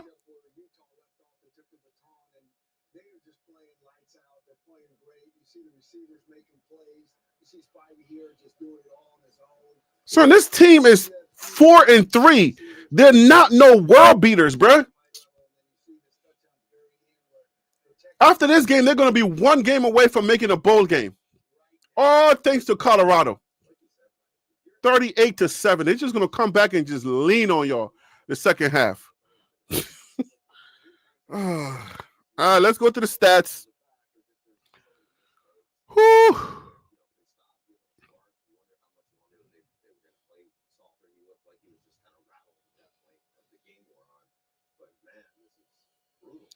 See what I told y'all? Salter's the type of person, like, if things ain't going well, mentally he's not correct mentally to really, like, he's not a winner, like, mentally to be like, all right, man, look, I know we're losing, but let's go. You know what I'm saying? Like, to rally his team. He checks out of the game. Salter checks out of the game. He's no motivation for his people. You know what I'm saying? Wait, what is going on? Yo, what am I watching? Oklahoma is dragging this Tennessee player.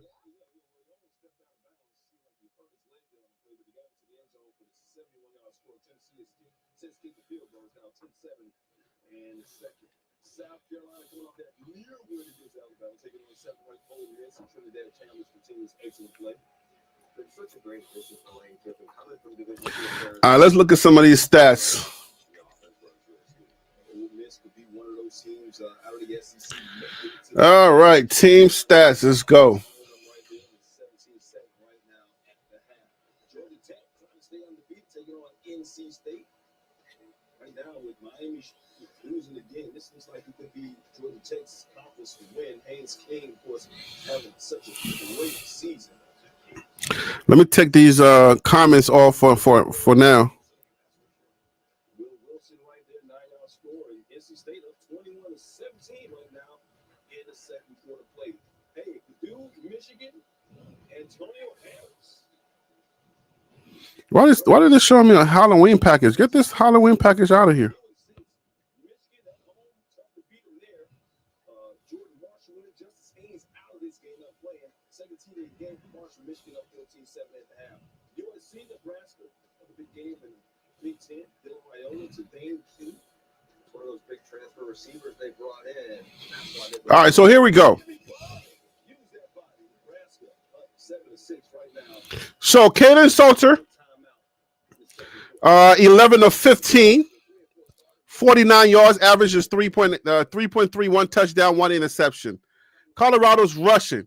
Dallin Hayden, 8 carries, 33 yards, average 4.1, 0 touchdowns. His longest was 10 yards. Kaden Salter also has 10 yards, 9 carries, 27 yards, 3 yards average.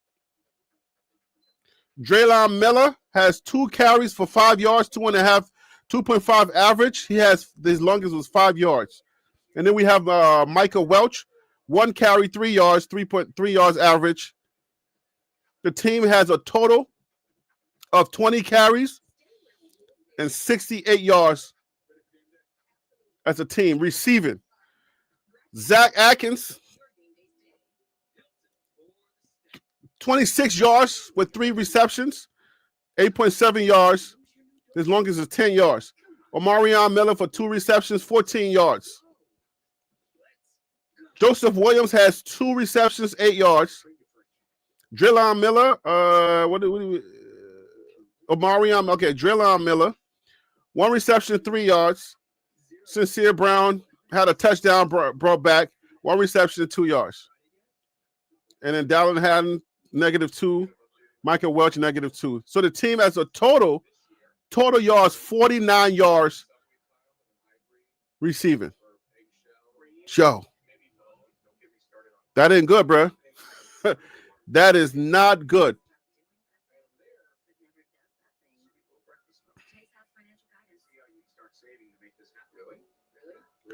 All right, so let's look at Arizona. They're not doing that much different.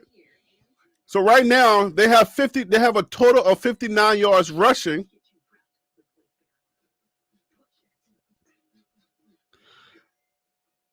All right, so yeah, they have a total of 59 yards rushing.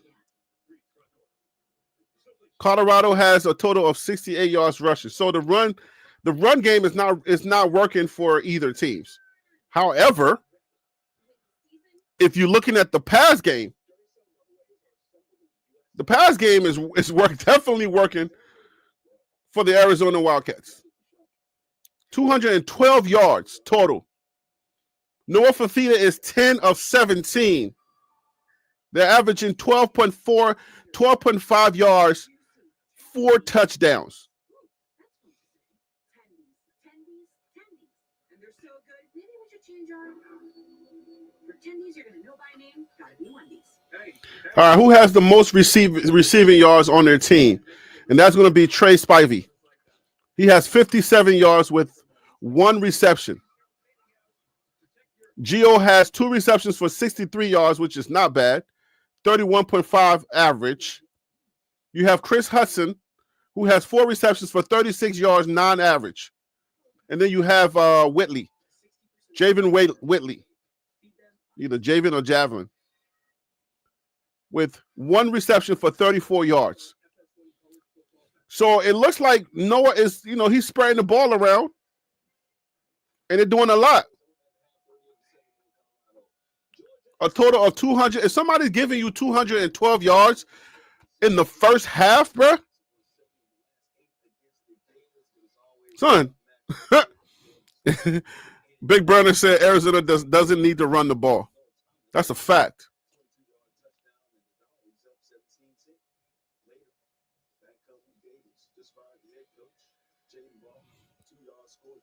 Yo, I'm telling you, like this is crazy.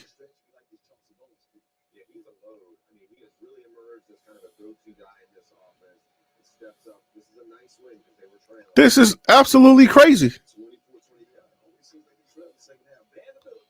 212 yards in the first half, bruh.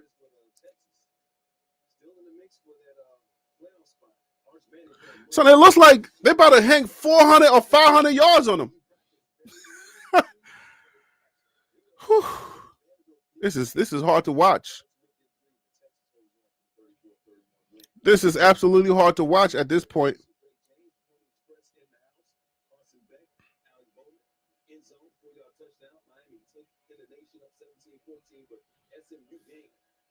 On Colorado's defense, you got Taufik with 4 total tackles. He had 3 solos. Sean Myers had 4 solos. Jeremiah Brown is their third Defensive man with 3 total tackles. He has 2 tackles solos. Excuse me. So he's coming into his own. Might be able to make a practice team somewhere in the CFL. I don't know. Been with Colorado for a very long time.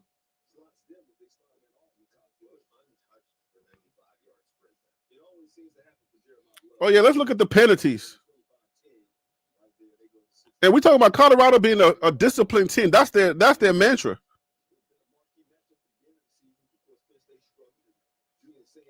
Show me penalties. Where do we see penalties at?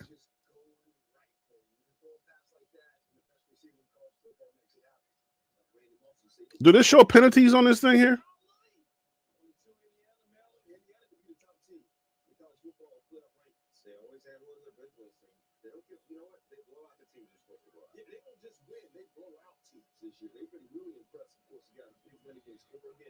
Unless my eyes are deceiving me, I don't see penalties. Interceptions. I don't see penalties, but I know Colorado got so many penalties in that second quarter.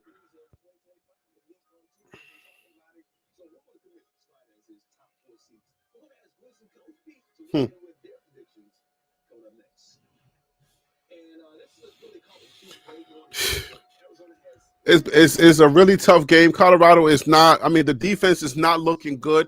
The offense cannot do anything because the quarterback is suspect. Nothing good is happening for Colorado. Nothing. I feel like there's no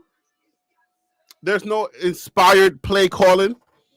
The play calling is just kind of like suspect. You can tell what's coming. If you're on the defense, you know what's coming. You can stop what's coming.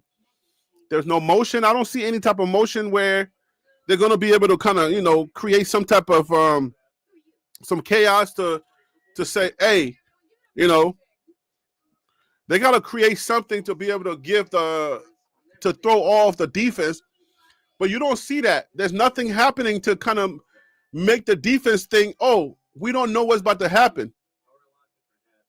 That's why you see the score the way it is, because their plays are predictable and they can be stopped. And that's not a good thing on the offensive side of the ball. And then on the defensive side of the ball, Colorado cannot tackle. Dudes that when you see them in other games and with equal talent, they get tackled on the first attempt. These dudes are bouncing off of Colorado's players within the first 50 seconds of the game. This dude, he broke through at least 3 tackles and went and scored. The dude literally had him. 3 people had him, and he still went and scored. These dudes, that's what I said, man. Look, every time somebody plays Colorado, man, Colorado makes them look like these are like playoff teams, like they're about to make the playoffs. And they're not making no playoffs. They're going to make a bowl game, but they're not no playoff team. But Colorado makes them look like they're a playoff team. And it's ridiculous. If you're a Colorado fan, you gotta be exhausted because you're just like, man, every week now, at least y'all took Georgia Tech to task. You know what I'm saying? Y'all play Houston well. Y'all play the first 3-4 games not too poorly. We went up first. We're always going up first. And all of a sudden now something transpired. And now it's like lopsided. It's upside down now. The Utah Utes blew us out. Now we come to Arizona. They know that the secret is out. Boom.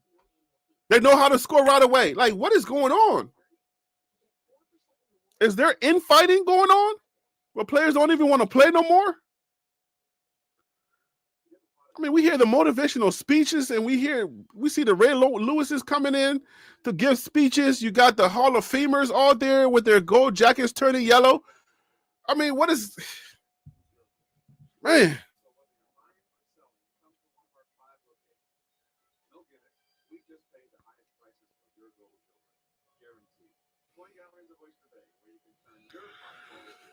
Welcome back to the State Farm FS1 College Football Halftime Show. Like the West Virginia, yeah, West Virginia did beat Houston. Tuesday night's the big night because that is the first night that the college football committee will. Too much joking and jiving during practice. You play how you practice. I think they need some more white people on that team. Here I go. Because these black dudes, like when you get black dudes together, man, this is my color conspiracy theory. Take it for what it is, okay? Yeah, man, like black dudes, you know what I'm saying? Like they're throwing around the N-word and they're joking around and stuff like that. I ain't got nothing to do with it. I'm gonna leave that alone.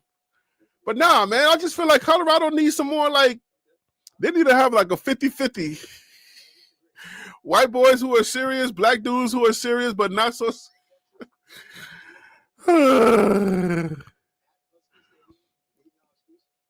I would say a white O-line, but white linebackers, I don't know about white linebackers.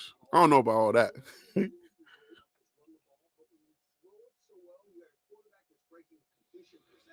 You saw JB run into the O-line of Arizona with no vision on the ball.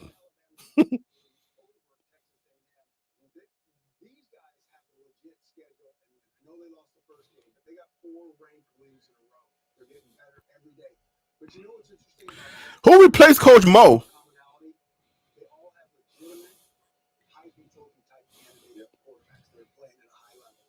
I think I found out the thing that he has in common with Tim Brando. Myers is making plays. He's a white linebacker. Yeah, I mean, you get one white boy playing doesn't mean that all of them are gonna play.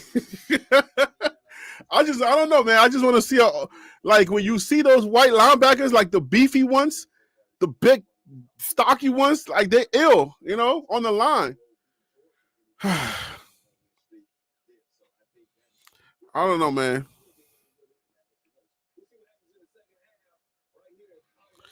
Oh, Swayze. Oh, that dude. Yeah, I remember that dude. I don't know, man. I haven't even made Colorado videos just to kind of like, you know, do what because I'm not inspired by Colorado and who they got. I just feel like I don't know these dudes and I'm not interested in them. I feel like they're not outside of a few players. I feel like these players are just kind of like they're all right. They're not dogs. They're not killers, you know. Man, when I saw those other players, man, when I saw the block bullies, you know, the Stillman Craigs, those players, I felt like they had something to play for. These players, I feel like they don't. I feel like they're like those young. They're like the young people of today, right? It seems like all of the efforts that our ancestors made, they don't either they don't remember them or nothing phases them.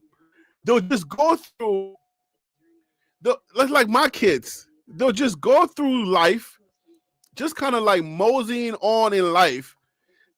And bad is bad, but it's not too bad. Good is good, but it's like not too, they don't care. So it's like 6, 7. You know what I'm saying? It's like their life is just kind of like, it is what it is. That's the vibe that these young people give me. You know what I'm saying? It's like they know what money is, they know what things are, but it's like the spirit of today is like, it's like a chill spirit. Like there's no sense of urgency. There's nothing bothers anyone. It's just like, all right, you know, yeah. That's the stuff that Colorado players are like giving me. You know, they're not like, I feel like they're not motivated to play. If I'm gonna make a video, I gotta make a video about somebody who's like, I want to make video about killers, not like some dudes just to give you to be giving you airtime and just be like, oh yeah, look at this player, man. Yeah, this dude's like, you know, when we were making players about the Nikhai Hill, we were making players about the Nikhai Hill. Y'all man, stop. I'm trying to be serious, y'all man. When we were making videos about the Nikhil Hill Greens, we knew why we were making those videos. We knew that these guys had the potential to do something great. And when they got on the field, at least they gave us a game. The only team that really gave it to us was Nebraska, that just like made us feel some kind of way, you know. But last year was like a whole nother year. It felt good to watch Colorado football. This year it's like, I know we lost players, but dang, bro. What are y'all playing for? Who are you playing for? What is your why?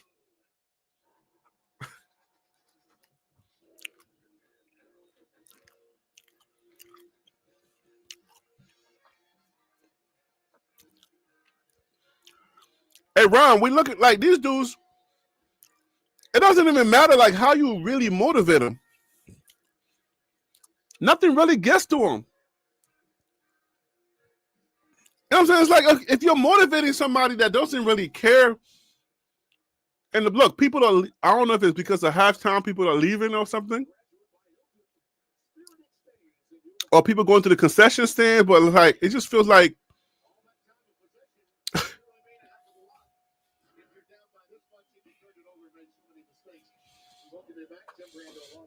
it's like you can motivate these dudes, but if they don't care about nothing, if everything is cool, if they don't get mad for something, if dudes are still laughing when they're losing by 31 points, you know what I'm saying? If you're losing by 31 points and you're still laughing and you're still having a good time, then I don't know what gets to you. If somebody calls you, if somebody says, yo, your mama's so fat, and you don't punch them in the mouth, then I don't know what the relationship with your mama is.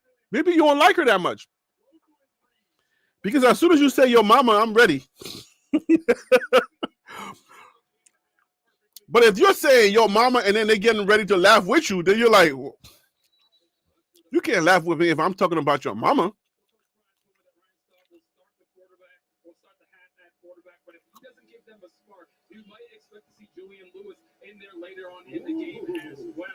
There we go. You're here. They said Ryan Staub is going to start. But if he doesn't get the spark they need, then you might see Juju.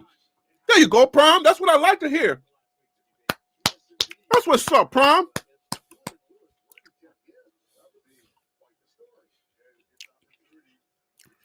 I know Juju didn't do so well, but it's like that knee-jerk reaction. Oh, he didn't do well, so he can't be good.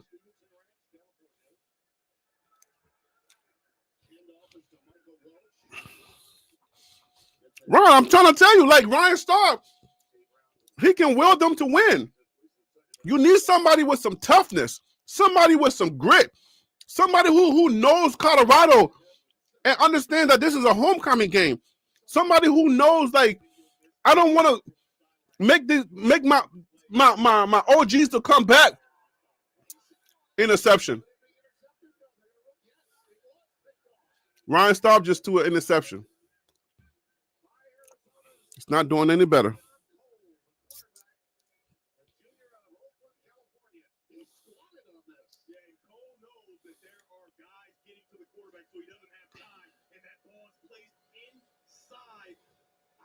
Really nice play by Cole in a horrid start for Colorado coming out of half.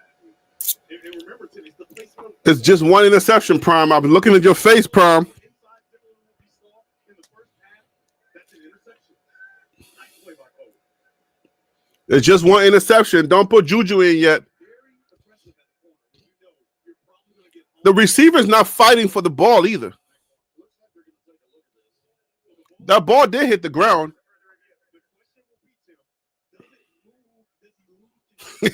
Peter said it's called Paper Tigers.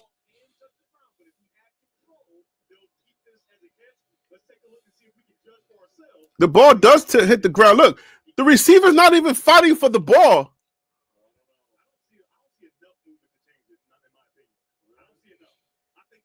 Bro, that ball is thrown in your direction, and you gotta become a DB.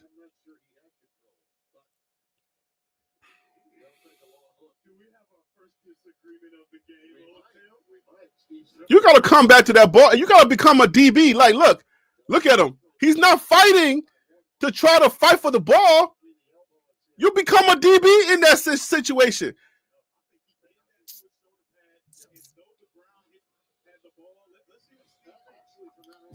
The receiver you gotta fight. You gotta knock that dude over.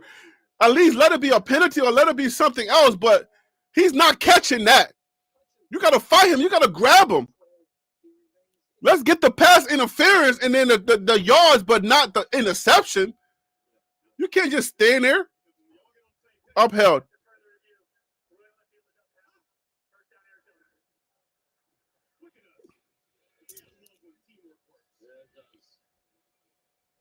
Coach Prime has some faith in Ryan Staub.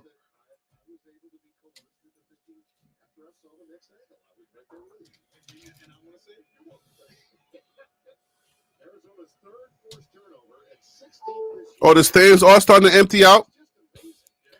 That's what I thought I saw. That's what I was thinking. I was seeing people leaving. I mean, it's 38-7. What do you expect? I won't stick around for 21. Are you kidding? In the first half?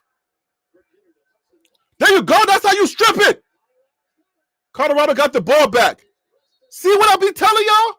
Strip the ball. Go for the strip. See, I'm always right on this channel. I keep telling y'all, if you go for the strip, getting his fist ready. Look, watch this. Watch this slow motion. See how he pushes at the ball? You see how he comes in and the first thing he does is go for the punch? Like he's from the hood, like he's in Brooklyn, and he just met a dude that says, pause too much from Harlem. And he was like, yo, I'm sick and tired of your saying pause on every time you talk. And he goes straight in for the punch. That's what you're supposed to do. Wait, who's the quarterback? Is that a black quarterback? That's not Ryan Staub?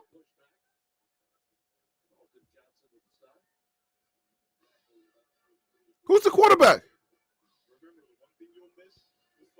Oh, thank God.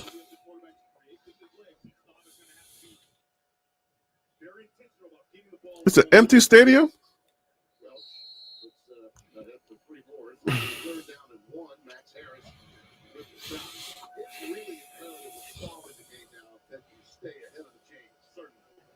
Because a lot of those long third longs that you saw Buffalo pick up, it was because of the legs of Tulsa. Third down, a yard to go. Welch. Nice. That's what I'm saying. You gotta because this is the third quarter, man. It's 38-7, but we still got a little bit of chance. So basically, just play one down at a time. We out of it, but we're not all the way out of it. You know what I'm saying? Like, just play one down at a time. Play inspiring football. Lessen the mistakes, and we can get back into this thing. Interception.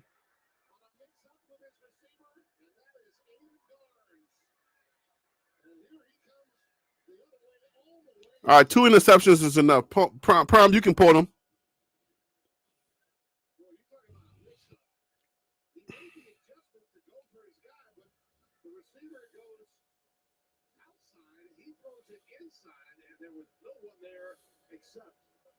And I think this is on Marion Miller because he gets collision and just goes off of his route.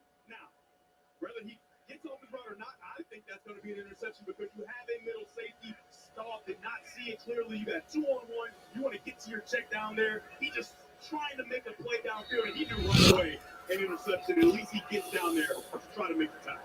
Yeah, just a big play. By Garnes. Yeah, they're going to pull him.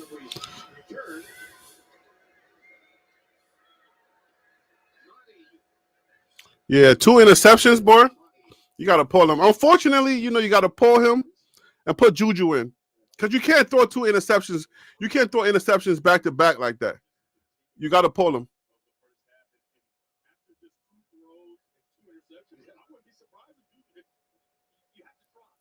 Yeah, you got to pull him.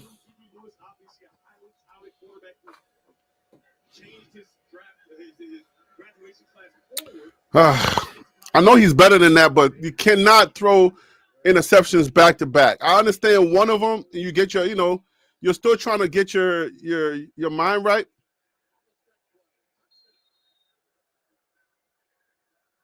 This dude in the corner throws his hand up trying to get the referees to make a flag instead of making a play.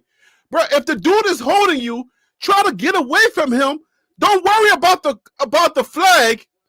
Make a play. Look at this guy. He's being held right there. He's being held. You see what I'm saying? That's what I'm saying. You got to force the referee to throw the flag. You can't throw your hand up.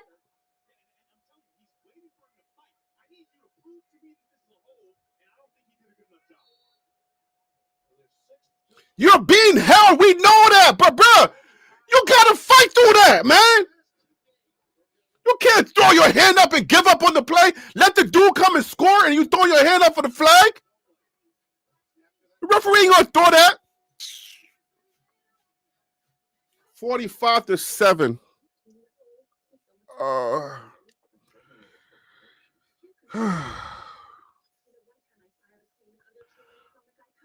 Yo, Coach Power might get fired, bro. I don't know how he survives like 2 54-point games back to back like this when all these coaches getting fired. Like you gotta give them a reason for them not to fire you, bro. Like, you know what I'm saying? Like they're going Penn State when they lost to Stanford. Penn State had enough. They said, "Oh nah, bro." I mean, you lose with the use 54 to whatever the score was, and now it's what 45-7, bro. Yeah, homie. I don't know if you survived this. Whew. Boy.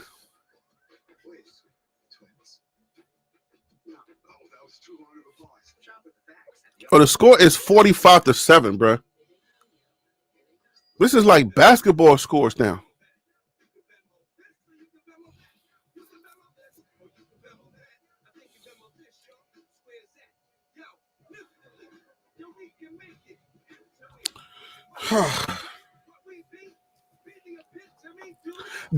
Deputy. It's a tough one, guys. It's a tough one right here. If you're just joining us, it's a tough one. Colorado is losing 45-7. Ryan Staub came in he's replacing Kaden Salter, and he's thrown 2 interceptions.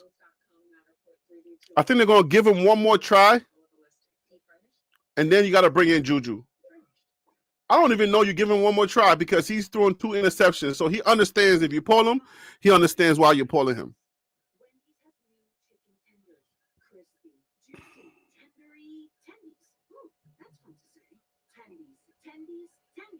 And they're so good. Maybe we should change our for tendies. You're gonna know by name. Gotta be Wendy's. Bro, Colorado literally could have been bowl eligible. I mean, when you're losing games by 1 score, I mean, you win a couple of those games, you could be bowl eligible. You just need 1 more game. You know? Did Ponder even dress for this game? Because I think you go Salter, Staub, Juju.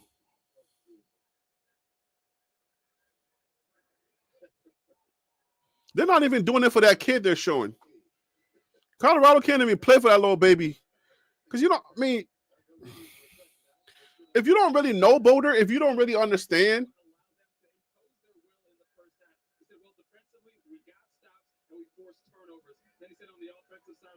Noah Fafita is playing an absolute gem of a game so far. And I asked him what he wants to see here in the second half. He said, look, we're not here to play around. I want to see my guys impose their will in the second half. I want to see how they respond out of the locker room. Ponder is dressed, but he said, I'm getting in the portal. Indeed. And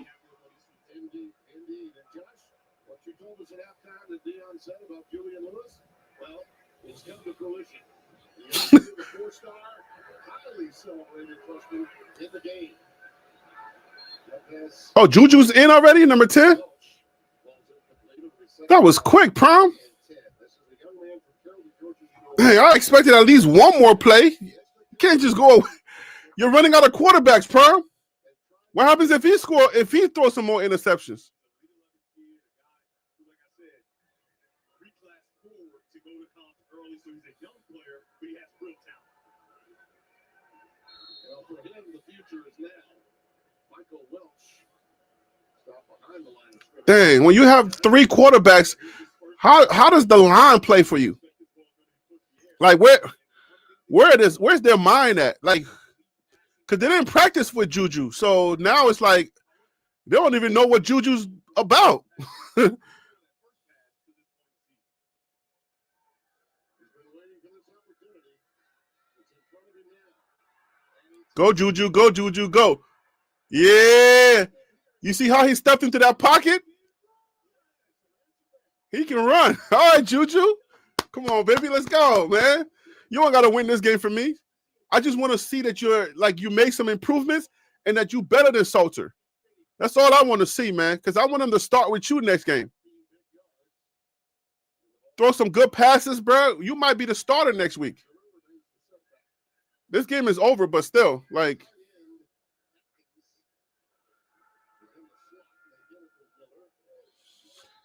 man, I mean, I know it's 45-7, but can we get some action going with the call? Can we get some motion, some spins, putting some guys in motion before the play call, tossing the ball to the guy that's in motion? Can we get some designs that look like we know how to play college football? This is not the NFL, bro.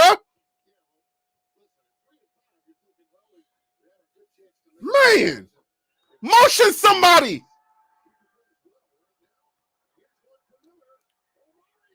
Mario Miller with the bomb. There's the flag. There's the flag.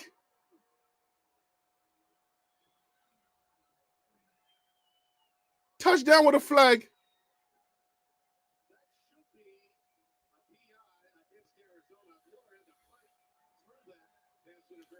That's a flag. Juju is. Whew, thank God. Juju just threw a dart. Ooh-wee. That's the Shador accuracy.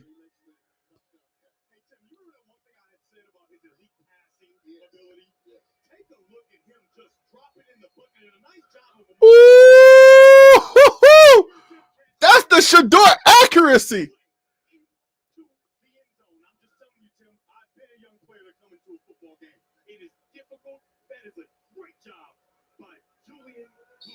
Ooh, okay, Juju. Okay, Juju.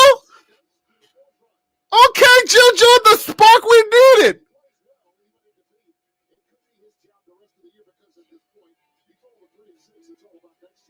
Okay, Juju.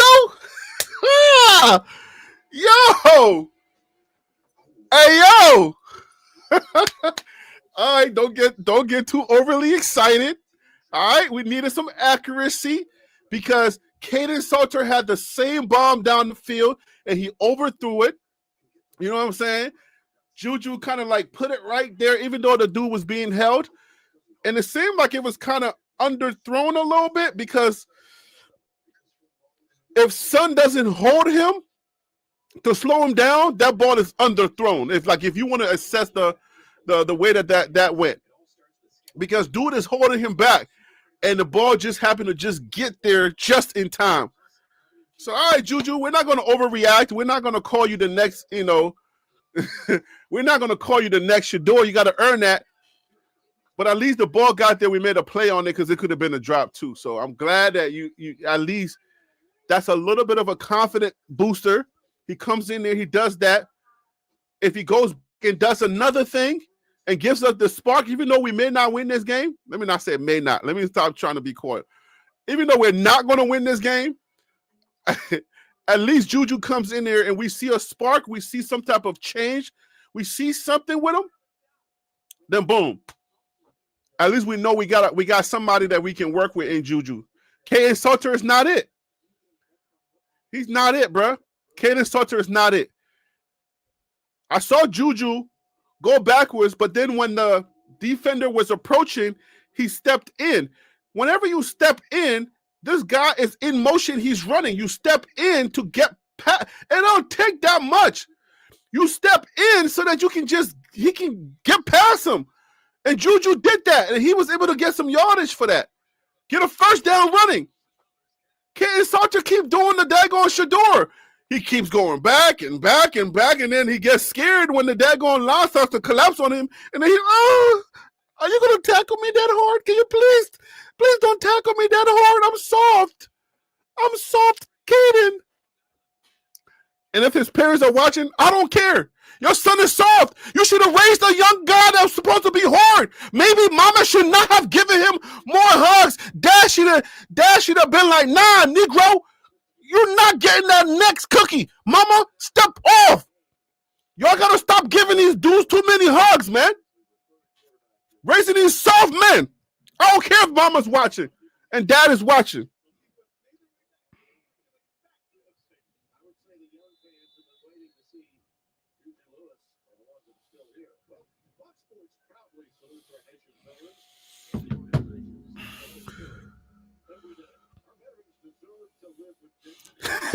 You said $10. You want to give me $10, Shante? $10. Shador told his dad to put Juju in. K-Saw is the biggest disappointment. Yo, man, you right, Peter. Like, he's a disappointment because I'm watching him. I'm on his team. You know, the whole time I'm like, all right, cool, man. I like Salter. And then slowly but another touchdown.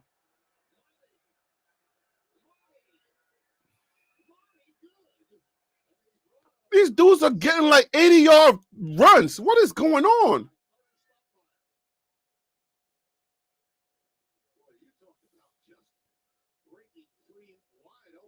I mean, what is did the defense give up on Livingston? Does the defense not like Livingston no more?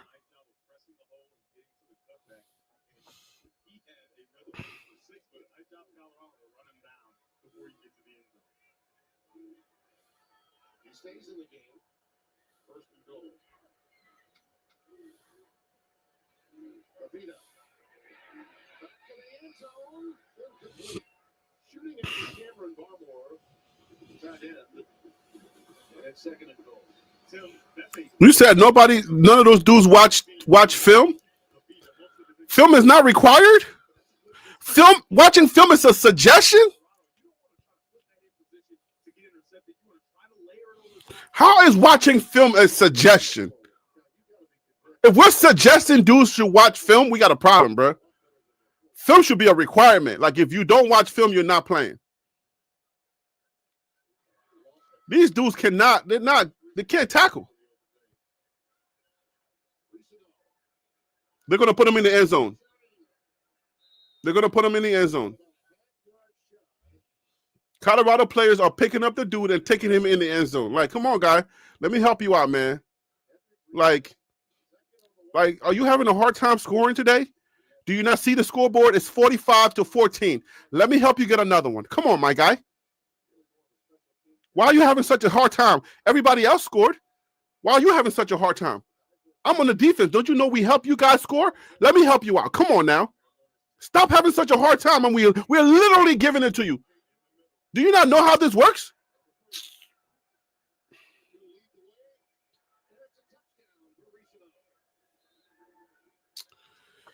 Touchdown, Arizona.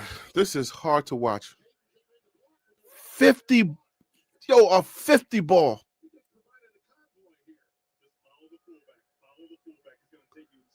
Yo, these dudes are holding, though. Why are we not getting the holding calls?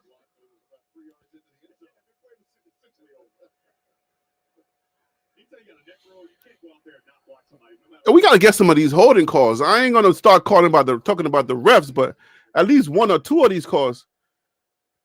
If you see the guy's jersey being pulled, what else is he supposed to do? If somebody grabbing your whole jersey and just pulling you, you can't do nothing.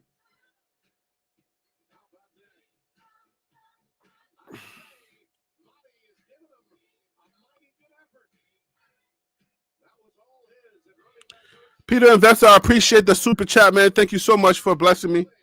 Thank you, man.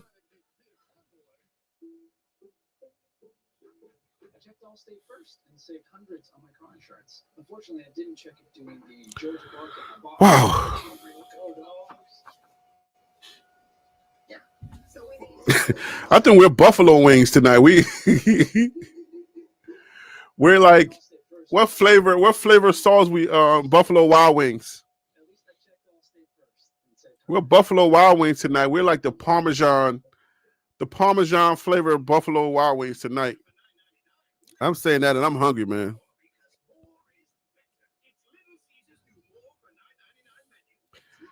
Yo, I think they're gonna score. If they score over 50 points, yo, it's still in the third quarter with 9 minutes to go. They might score 100.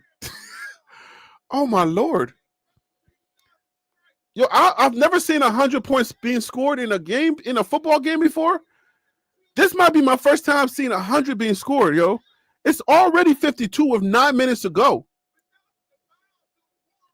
I might see 100 points scored in a game for the first time because we still got 9 minutes in the third quarter. Oh, this ain't good, bro. And the defense is not doing anything right now. It's like it feels like the defense gave up. Like, you know how like they're mad at the coach, or they know that the coach got offered a job. Oh, I didn't even think about this. Did Livingston get offered a job? You see all these coaching vacancies going on. Did Livingston get offered a job? Yo, Coach Prime probably gave his blessings to Robert Livingston. And he, like, these guys are playing like the coach is gone already. Yo, I would not be surprised. And y'all see how I be doing this stuff, right?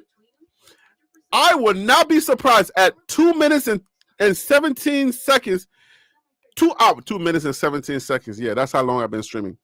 At 2 hours and 17 minutes, I'm talking about Robert Livingston being hired by somebody else, and he ain't going to be at Colorado next year. These guys are not playing like they're playing for a coach. Because it don't feel right. Like Georgia Tech, Houston, the next, I don't know, I forget who we played. We played. The defense doesn't look like the same defense in the first 3 games.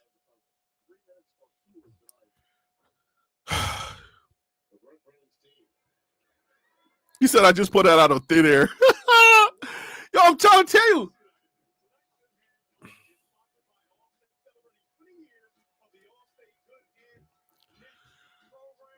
Yo, I think Coach Prime gave the blessings for Robert Livingston to be hired by another team, by another school.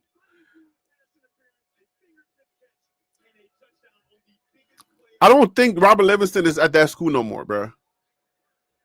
I'm telling you, the defense is not playing inspired, bro. Something ain't right, bro. Like, if you look at the way they're playing, like the dudes are just running. Like, Arizona is 4-3. They are not a world beater team, bro. Arizona is not a world beater. Well, Deion Sanders is known to bring in some big-time former players to speak to the team. And one that stuck out for Marion Miller was a visit from Randy Moss. Marion said the Hall of Famer has a similar body type, so he's able to get a lot of pointers from him. Prime don't know talent. When people start losing, then we start saying all the wrong things.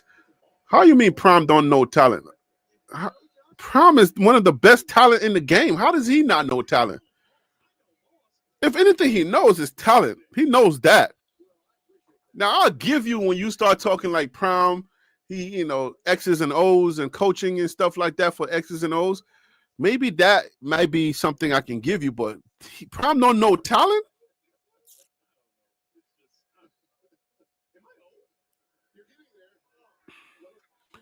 You say you know Robert Livingston personally? Good job, Juju, throwing that ball away. Yo, this is our quarterback for the future. Let's just play Juju. I don't care if he makes 1,000 mistakes from here now. Like, let's just play Juju. Let him learn in game. decision making. I feel like this dude is nice enough for us to grow with him. Let's play him and let's just work with him. You know what I'm saying? Like, forget Kaden Salter. He ain't going to no NFL. He ain't doing nothing. It's over, bro. You know what I'm saying? Ryan Staub, just a backup. He ain't doing nothing. He ain't going nowhere. Good job, my young man.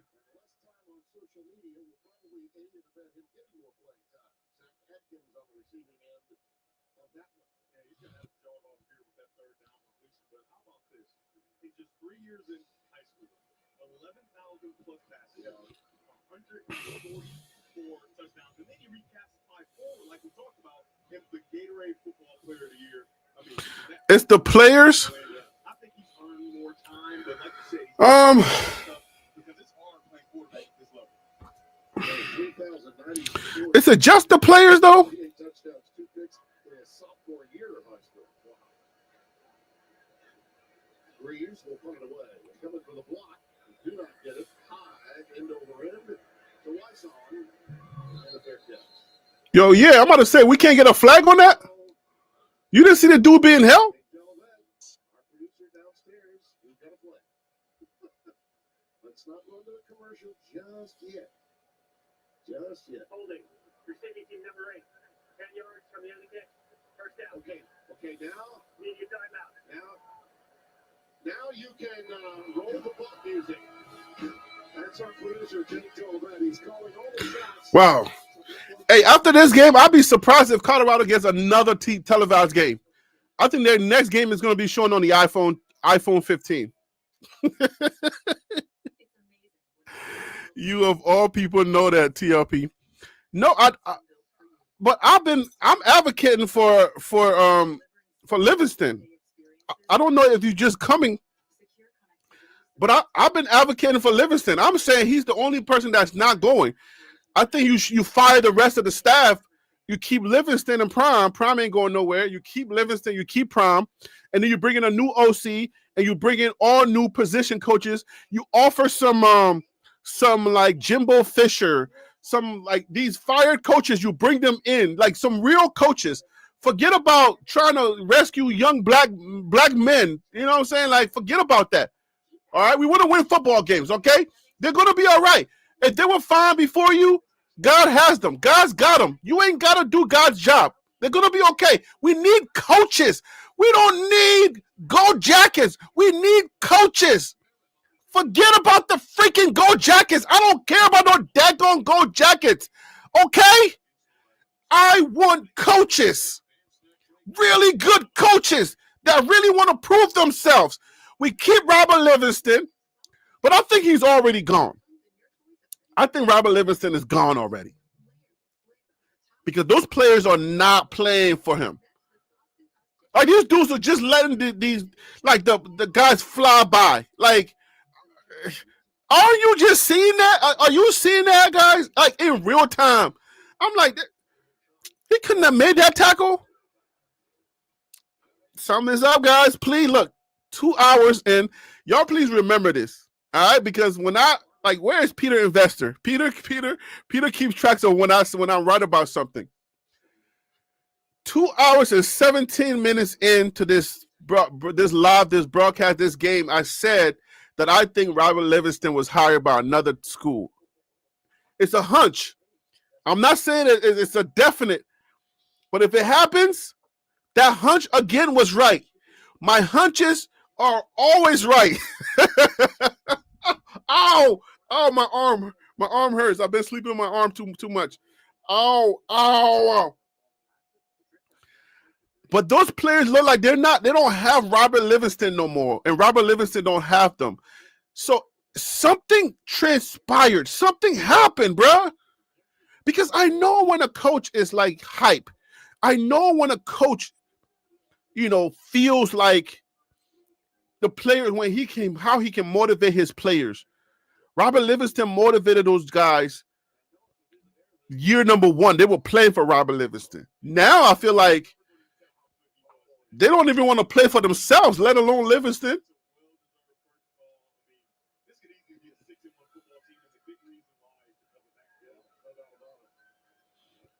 These dudes are doing one-handed tackles. They're reaching out for good luck. They're reaching out to see who.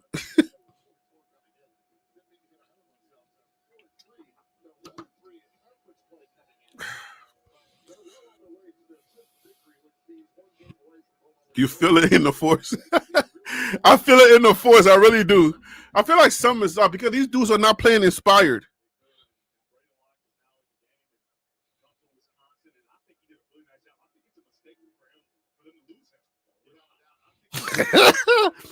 He said that that RP was God saying stop the cap.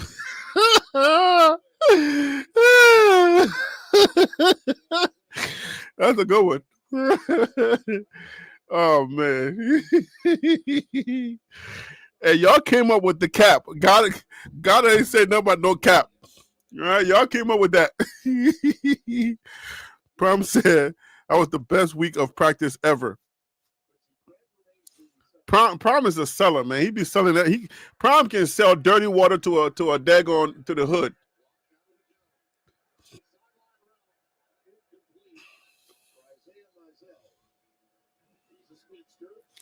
TLP, there's a reason why Alabama is the best is because all players, including special players, study plays. I don't know about Alabama being the best. What, the DC and Phil pay you to say that?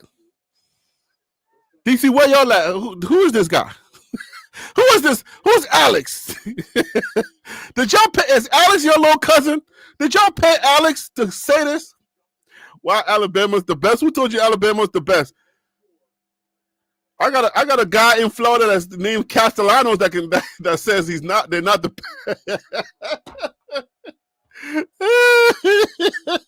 I got a guy in Florida named Castellanos that said they ain't the best. I question that. Oh man. Even though they disappeared off the map since. Oh man.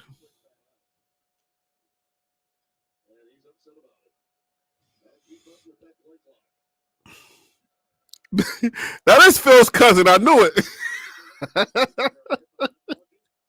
I knew that's Phil. That person is related to Phil. Alabama's the best. What are you talking about? If Google Me Siggy has anything to say about that, y'all not the best. Oh my God. Oh man.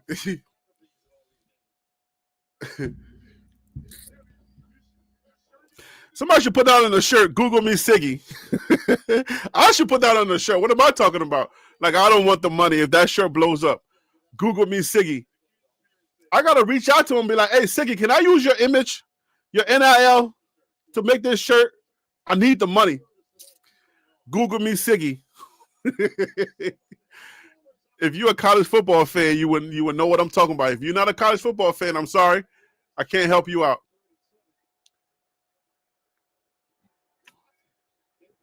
Thank God we got a new quarterback that's not so accurate.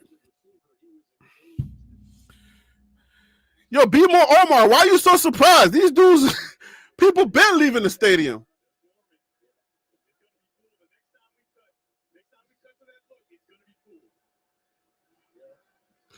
Let's not get no girls to take their shirts off, please. This is a Christian broadcast network. I do not want to see no Twin Towers flying around.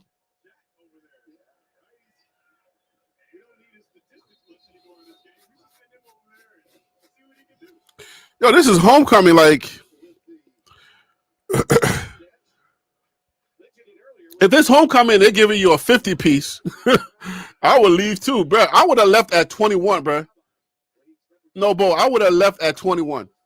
I would have been like, listen, man, I'm out of here. I got better things to do.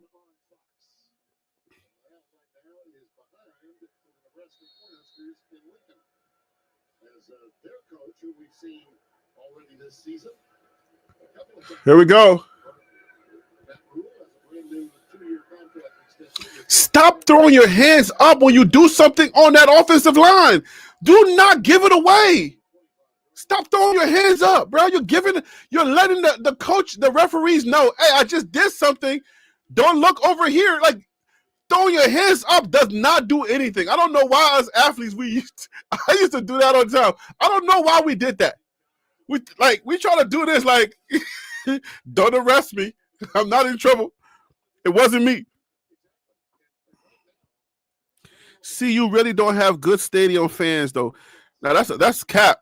This person right here, this 283 person is a cap. They don't know CU. This is not a real CU fan. This is a BWB that don't know anything about Boulder. I'm going to defend them. I'm going to defend their honor. Let me defend Boulder's honor, okay? Listen, before we got to CU, this team swarmed the field when they were like, I believe it was like that 1-11 season. This team swarmed the field when they won their first game of the season. Those fans in Boulder, they've been holding on for dear life ever since, for a very long time, to get a decent team. All right, and they've gone through the gauntlet. They've gone through the thick and thin. So this person right here, don't trust them. Okay, they're not a Colorado fan. They just came for prime. All right, they came for prime. He said that's Shante. I know that's Shante. See, I'm trolling. Oh man. Okay, almost had a first down. Do not listen to this person right here, okay? They're not a real Colorado fan. I know, that's why we're BWP. We all just came for prime.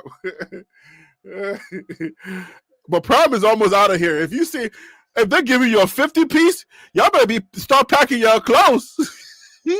Start looking for the new team to be bandwagons of. Look, when your offensive line is just standing around when your guy is being tackled by the other team and they're just like, all right, is he going to be all right? Like, when you see other teams play, like they're pushing their guy trying to get the extra yards. Colorado, they're just like, all right, well, I mean, have you seen the scoreboard? We still here. It's an AI bot, Shante.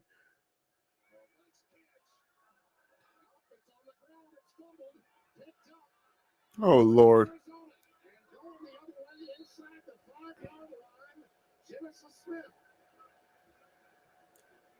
Son wasn't down?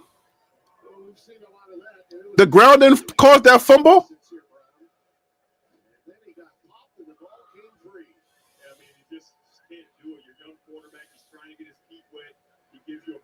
Oh, no. No, his leg is down.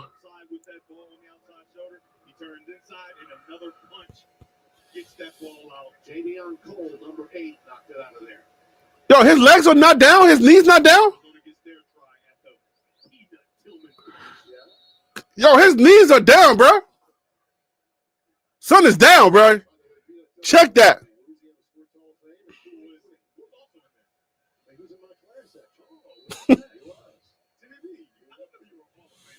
Yo, this is a script I couldn't write. And I'm a dope writer. I could not write this script. This is the title of the daggone script. Colorado goes into Arizona for a Saturday night football game. The Colorado Buffaloes, even though they were beat badly by the Utah Utes, were coming off of beating a ranked team for the very first time. All right, and then we put INT for interior. No, interior stadium. Arizona gets the ball first. I blinked. Touchdown, Arizona. Touchdown, Arizona. I couldn't write this. I wouldn't know what to write. Like, I blinked my eyes, I turned around, and touchdown, Arizona. And then announcer. What does the announcer say? Oh my gosh. Arizona school. Oh gosh. Arizona's got. Oh man, Miss Jamala, did you say is that Chale? Are you Nigerian, Ghanaian, Liberian, or is that Chill? The new quarterback just scored. Come on, is there a mercy rule? Is there a mercy rule? Can we please get the mercy rule? Okay, it's third down. Thank God it took the touchdown away. Oh man, I was like, is there a mercy? Because they're about to score 60?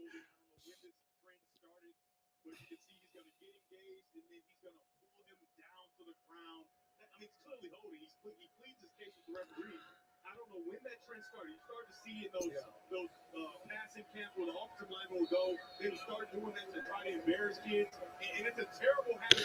I mean, but they've been doing that though. I mean, I know that they've been calling it, but they did that 3 times. I've seen it.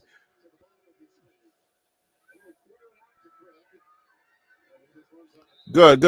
Thank God you keep them on the inside.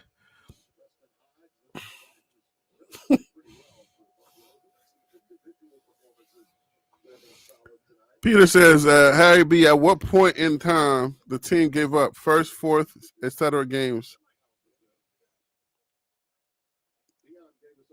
Oh,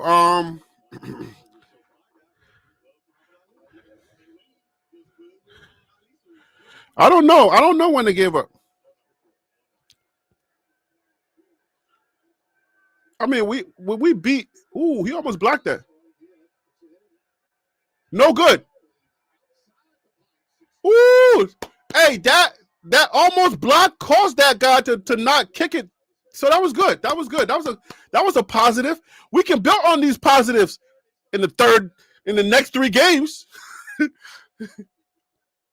Yo, I think everybody got their shirts off now in that stadium. All right, ladies, keep it on. I don't want to see no boobs. No boobs. If I see boobs, let it be a fat dude, okay? Let it be a fat dude with boobs. I don't want to see no girl boobs. Did that guy draw his 6-packs on? That thing look like that dude look like he put his 6-pack. He drew his stomach look bigger than mine, but he got a 6-pack.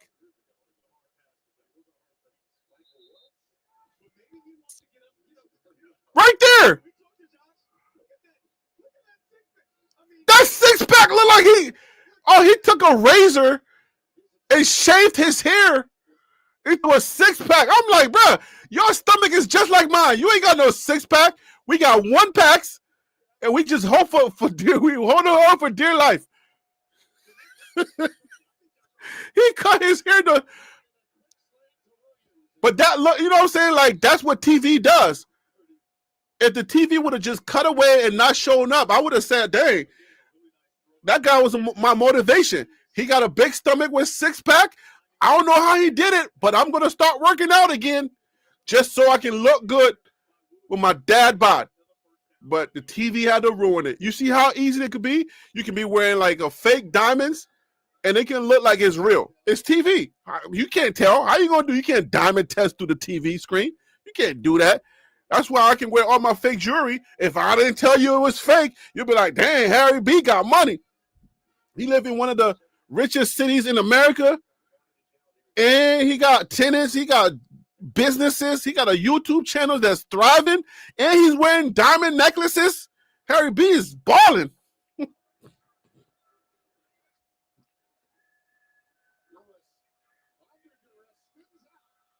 Throw it away now.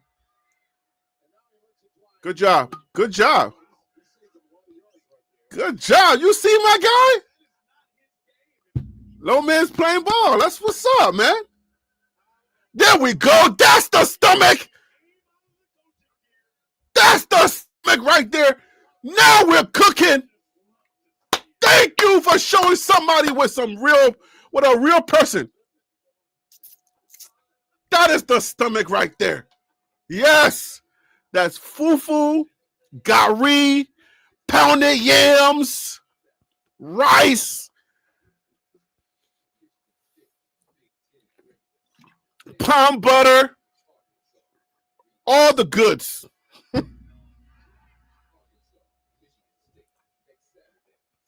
Excuse me.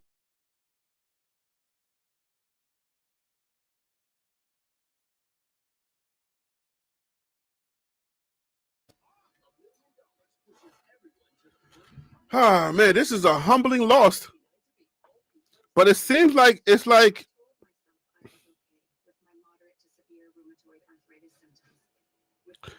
it's feeling like this is becoming a norm for Colorado now. While Colorado's coming out of the locker room, the people are scoring touchdowns on them. This is becoming a norm. And West Virginia just put a lot of points on somebody. What's left on the schedule? West Virginia, Arizona State, and yeah, we're gonna lose the rest of the games. Yeah, we win 4 year one. It was 4-8. If we get lucky and get one more win, we're just gonna repeat year number 1. We're not going bowling. Yeah, because these teams right here that's left, West Virginia, they're not gonna play no games. Arizona, yeah, they're not playing no games. K-State, not playing no game. But Juju can ball. You see he's managing the game well. Chantel, you talking about the OC needs to create plays for Juju. What in the OC that has given you any type of motivation that you know he has that in his bag? Yeah. Oh, JR Boxing, you had West Virginia losing? When are y'all going to start listening to me? When I be telling y'all this stuff. I don't scout like y'all. Y'all scout based on wins and losses in previous games. I scout differently. When I'm telling y'all, that's not what you should be looking at. Y'all don't be paying attention. I'll be trying to tell y'all, JR Boxing. I'll be trying to tell y'all, nah, West Virginia is not what y'all think. But one of these days, you're going to start listening to me. I did say Juju was the better quarterback until I started realizing when I started seeing the elements, the things that I needed to see, I wasn't seeing. I'm off of that train. And now he's done. So even though I was wrong a little bit, I'm still right. I'm still right. I was off the Juju train in that Utah game. I said, I'm done. Son, it's not it. So now we're on Juju. So I'm still right. Juju looked worse than Salter. Come on, BMO Omar. What are you doing? What are you talking about?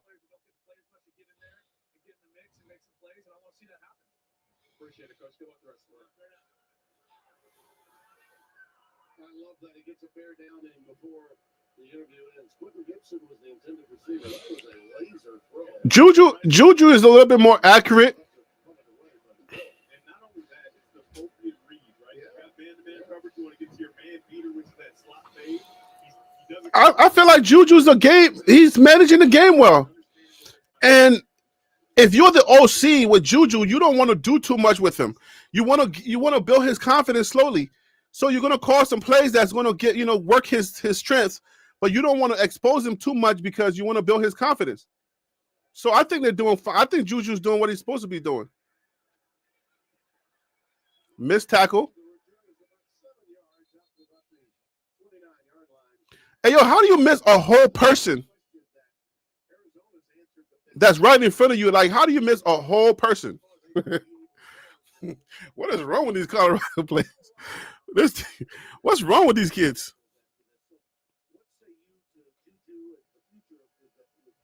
mean, I really think that Deion's going to find a way because this spark with this young quarterback, the wide receiver is going to play a lot better. The they see, hey, we got a guy that's going to make some good decisions, take some chances down the field. And when you I like what the commentators are saying about Juju. He's giving them the spark that he needs. They were waiting with bated breath for the opportunity. The phone's been ringing for Pat Shermer and for Deion for quite a while. If the young man can mature mentally to go along with the physical, They can't tackle. I don't think there's any question that he's the future and he might be the future. I think when you got somebody like running like that, I think if you put your body down, you don't let them get outside and you put your body down, you get the trip up. Somebody got to do something. If what y'all are doing is not working, and these dudes that had 60-something yards in the first half, now they're getting over 100 yards. They're going to 200 yards. Oh, somebody finally tackles. Lord.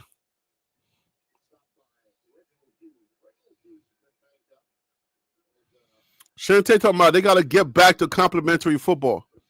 Shante, do you know how complimentary football works?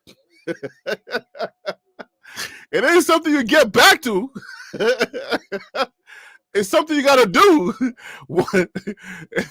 If the offense give the ball back, I mean, if the offense does their job, the defense has to do their job. It ain't like they just got off of complimentary football. Look at they can't tackle. This said they gotta get back to complimentary football. Girl, if you don't stop playing with me, oh man. I guess in some ways you're right. Oh man. Oh man. It don't seem like the one's got to be in because the game's not over. It's the fourth quarter now, so but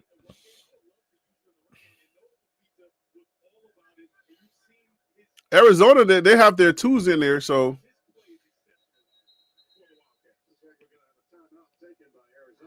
too much movement.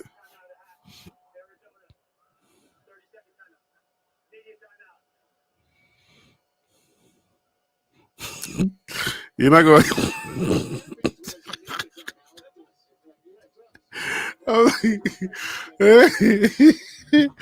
I'm not judging your takes. I'm helping them out. Oh man, I'm helping your takes out. Oh my goodness.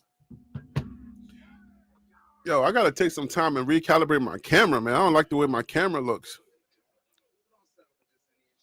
So let's guess Juju is the answer. I mean, for now, it looks like he just, he can manage the game. Kaden Salter, I mean, he's all right, but it's just like, man, he doesn't play and inspire football. And he's not a leader. And the dude mentally, he be checking out of stuff mentally. It's like he got skills and he got a lot of up, but it's like, if it ain't up here, bro, if you get defeated up here quickly, it's hard to allow your skill to really do what you needed to do. And Juju checks out mentally. If anything goes wrong, he don't know how to get back. You know what I'm saying? Like, you get dudes that are very confident in themselves. They can forget the last play. Juju don't know how to forget the last play. He's like one of them dudes, you don't know, if a girl tell him no, he won't try again, bro. He's like one of them dudes is like, oh, yeah, I asked a girl out and she said, why you don't never see no girl with you? I know you ain't gay. Why I don't never see you with no girl? Yeah, in 1946, I asked a girl out and she said no, so I haven't tried again since.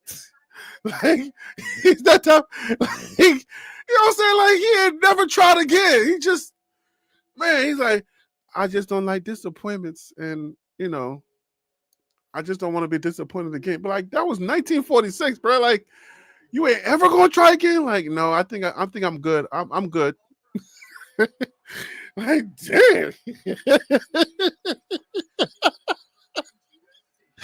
I'm talking about Juju just mentally. He get defeated quickly, bro. He gives up. He don't know how to bounce back. Like, he don't know how to forget bad plays. You know what I'm saying? Like, if something goes wrong, he don't know how to get it back together. And he gets defeated too quickly. So that's why I'm like, you know what I'm saying? I'm like, yo, if he ever asked a girl out and she said no, bro, I feel like he would never have a girl. Like, he'd be like, nah, man. Like, yeah, yo, the last girl I asked out, yo, she said no. And that was like 3 years ago. So I'm chilling, man. I'm good. Yeah, Kaden is so easy to right. See what I'm saying? Like, I ain't the only one that's seen this. Miss Jamila knows that. Kaden is so easy to shake up. His accuracy under pressure is horrible, and that's not QB1. That's what I'm telling you. I just see like this weak-minded dude that just don't have like confidence. He has confidence issues. Whenever the pocket is like collapsing on him, he shrivels up and then he becomes this little ball of shrivelness, and he's like, oh, they're about to tackle me. I see dudes like when the pocket is collapsing on them, they're still standing upright, looking up, looking around, confidence dudes trying to make a play. The Shadors in them. I see them dudes trying to make a play. Even if it's a bad play, they're still trying something. Kaden Salter puts his head down and he gets ready to be tackled in the pocket. And I'm like, what is this? This sack of no man I'm seeing? Like, this is not man material. What kind of weakness? I'm not used to dudes. I ain't used to dudes, those type of dudes. You know what I'm saying? Like, I know that they're like girly dudes out there, but I'm not used to them playing football, you know?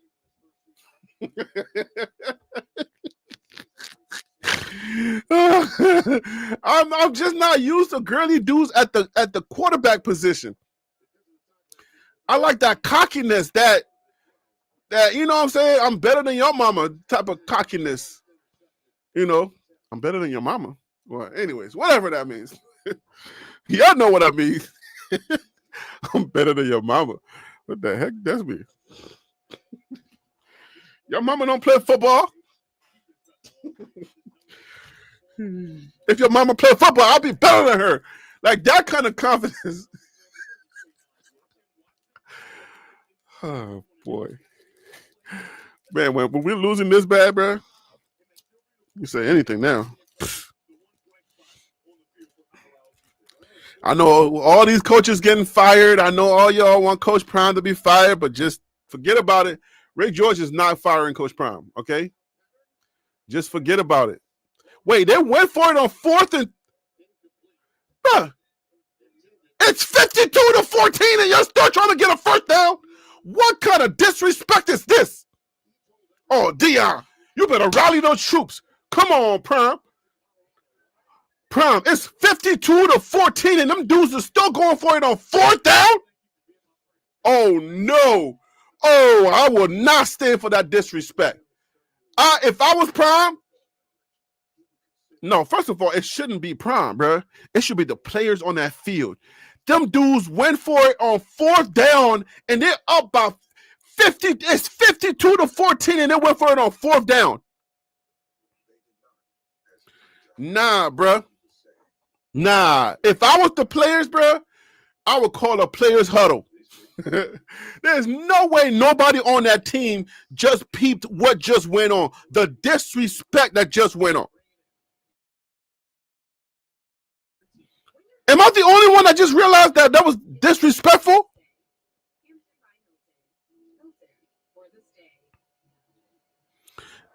Am I the only one that's recognized, that realized that you're up 52 and you went for it on 4th down?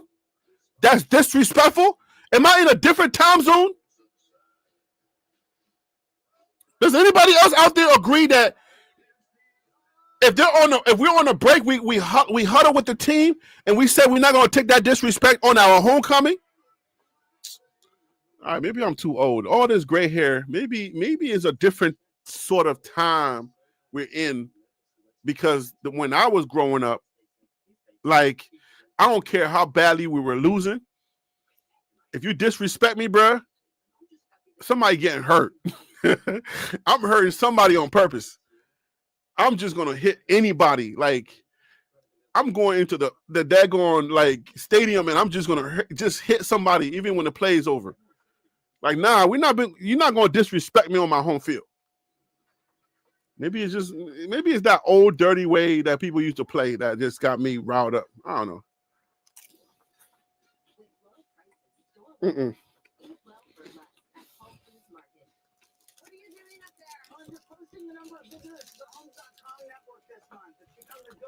You up 52-14. Fourth down, you kick it. You're not trying to rub it in. You got your second string in going for it on fourth down. What are you trying to prove? What are you trying to do? And then our team is not even seeing what's happening. They're just like, oh yeah. They're on Instagram.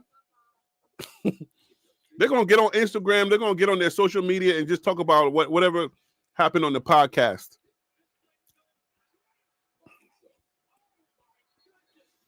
Why the running backs never came back? You talking about for Colorado?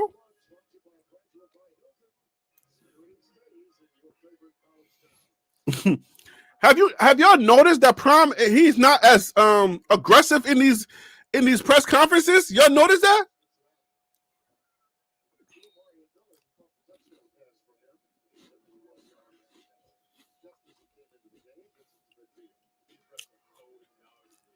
There's something about losing that'll humble a man.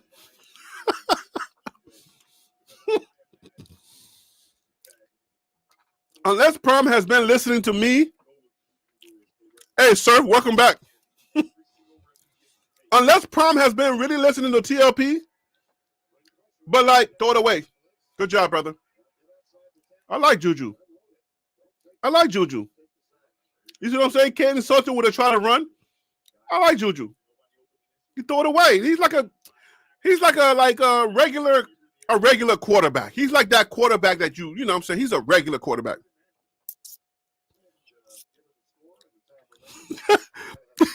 Chad Bryson said, you're getting your head split open, you have to walk it back.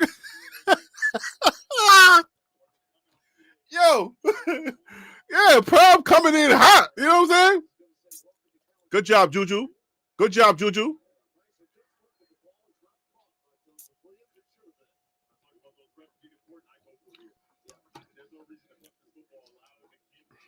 He did his job. Juju's doing his job. Like Juju is a smart quarterback.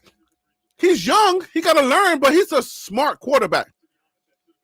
You know what I'm saying? Like the way he works the pocket, that's what I want to see. He's not going backwards and trying to, you know what I'm saying? The dudes are coming straight at you and you just keep going backwards.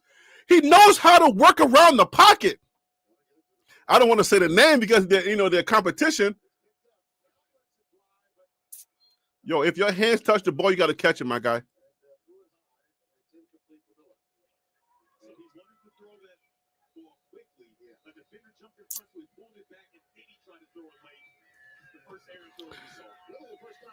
But yeah, I've noticed that Prime has lately, the questions that he would jump on, it sound like somebody who was in a battle with somebody. Now he's actually saying, yo, that's a good question. I said, it is? Who is this Prime? I said, I'm watching these press conferences and I'm saying, who the heck is this Prime? I don't remember this Prime. I don't know this Prime.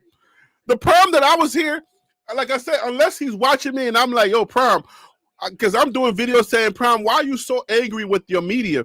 Because at this point, y'all stink so bad, the national media don't even care about y'all. So they're not sending nobody to Boulder to cover y'all. So the only media you got now are the friendly media. That's how this stuff works. If you were hot, they're sending everybody to cover y'all. But y'all not hot. Nobody's checking for y'all. All right? You're not even in top 10 in viewership anymore. So ain't nobody checking for y'all. Y'all lucky to be on TV. So you're in the room with your friendly media, the people that are writing good stuff about you, the people that actually care about y'all, and you're talking to them like they're your enemies. I said, what is wrong with Prime?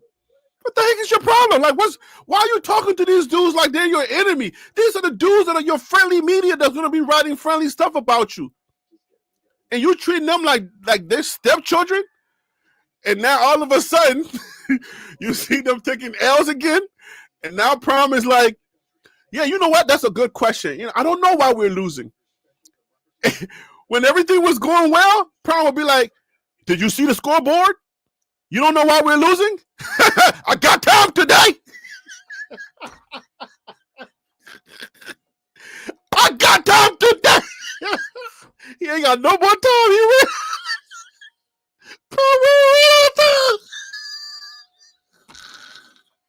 The clock was ticking. Oh, God. Prime went out here and ran out of time. I got time today.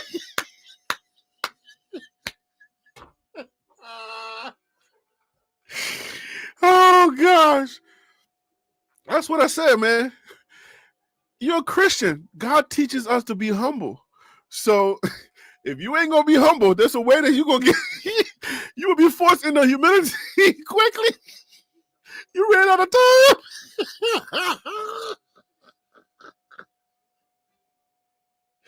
That's a good question. It is.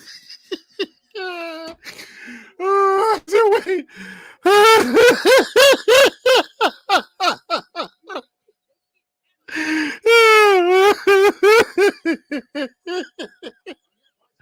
Hey, son, Prime got a winter time.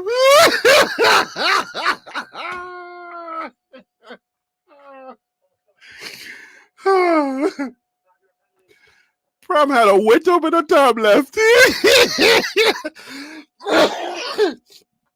Oh, gosh. Prime straight up ran out of time, bro. Hey, Wild Dog is in the building, guys. Salute to Wild Dog. Yo. Hey. You know ICE is chasing everybody from Canal Street.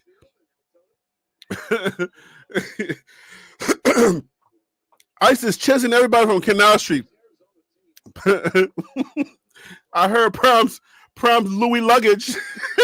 Nah, I'm not going in on Prime like that. Nah, I'm gonna stop. Nah. I'm just gonna stick with the ran out of time jokes. Oh man, Prime ran out of time, boy. I got time today. Oh, you don't see why we lost? You didn't see the score, but did you watch the game?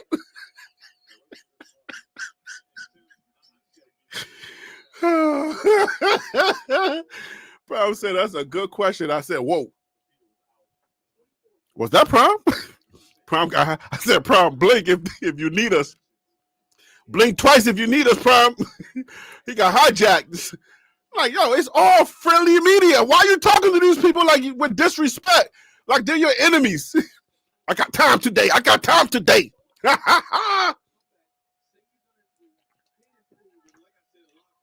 Prime ain't got no more time. Now he's hearing the questions.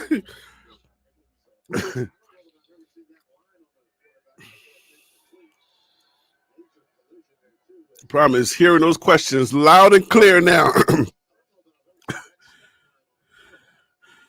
DC said he ain't been the same since that baby Mike. Yo, you right. Since that window microphone? Do I have that? Do I even have that? Let me see. Let me see if I have that image. Since that window microphone, Prime ain't been the same, bro. He been hearing those questions a little differently. It ain't about I got time today. What's wrong with y'all?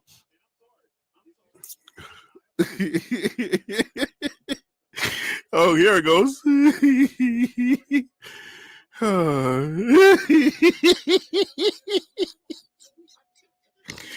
Oh my gosh. I think I got another one with the it says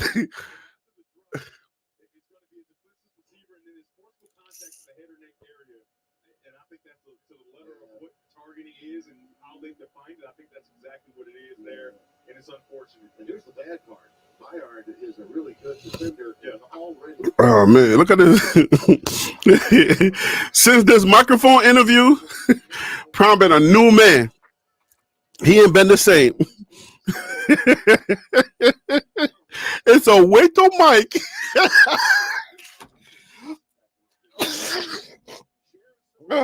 I got a headache.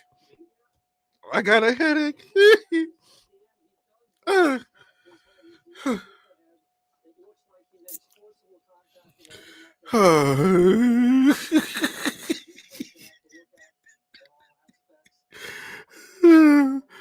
Oh man, this is when it all went down.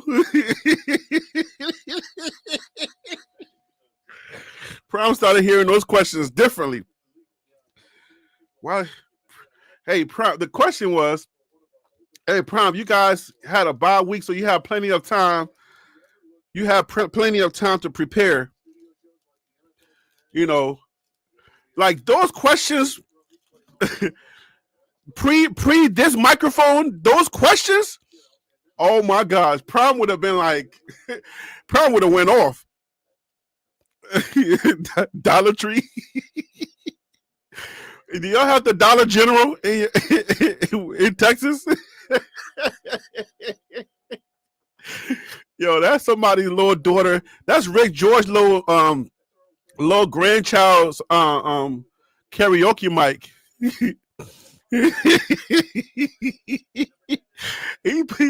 put that in his pocket. He said, "Hey, you always got to stay ready." He said, because whenever you're playing somebody on the road, sometimes they'll kill all the hot water, so you got to take cold showers. Sometimes they won't even give you a microphone.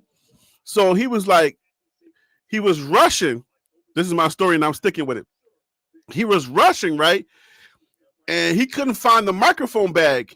And he was like, shoot, what am I going to do? Prime can't be in his interview with no mic. So he looked around. He saw his granddaughter. He saw the little karaoke mic, and he was like, you know what? I'm just going to put this in my pocket just in case. Last resort, we have to use it.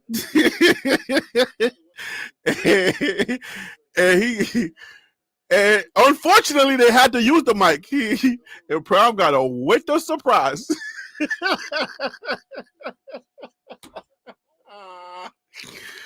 Oh, man. We can only have this kind of fun when we're losing.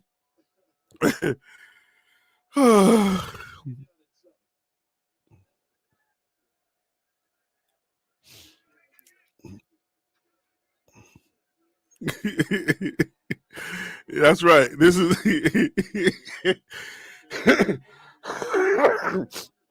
because like CU is a technical school as well, so they wanted to let you know what microphone meant. So this is a lesson in case y'all didn't know that CU is actually teaching. It says microphone.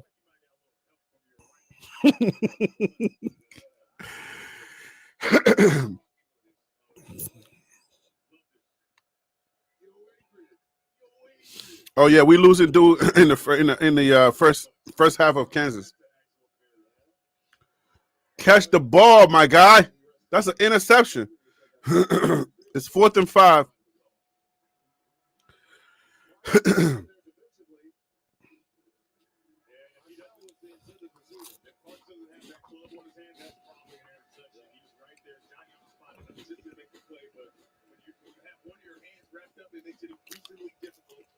Bro, when you losing 52-14, the pom-pom girls don't even want to shake the pom-poms no more. This is like, what's the point?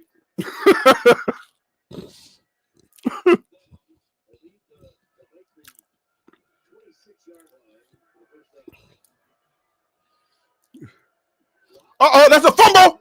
That's a fumble! Get the ball! Go score! Go score! Go score! Touchdown, Colorado. The defense scored a touchdown. Thank God.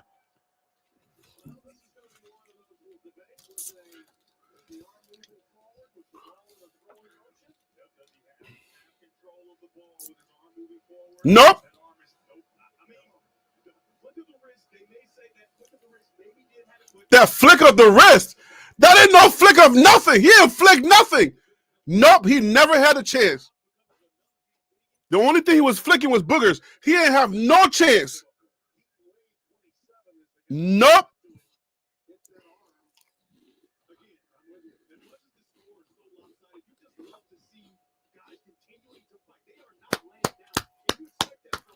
You want to see that. You want to see guys fight through it. Yo, your down is this game is out of reach. But if you see your guys fighting, at least you know you still got a team. That's how you know guys are still playing for the coach. Like, coach, we hear you. We know we lost, but man, I'm still fighting for you, man.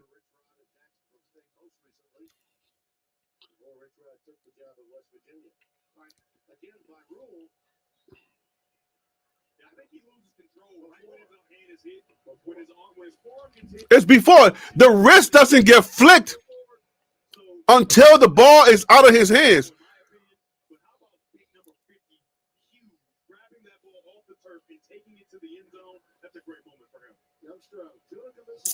There you go, my guys. Y'all make the play. Do something.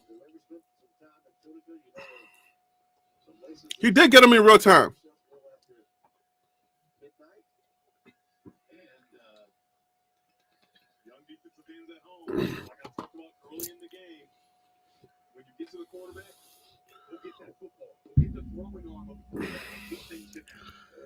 Who want to see Warren Sapp gone?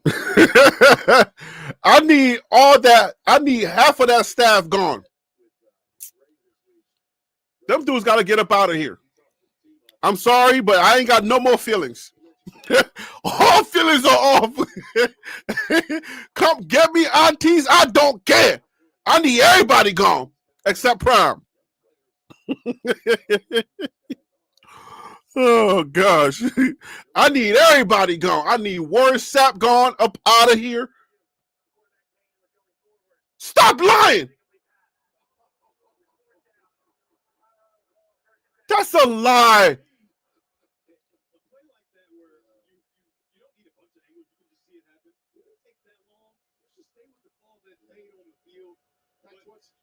That guy's hand was not moving forward. Stop lying, man. Somebody don't like Prime in that booth, bro.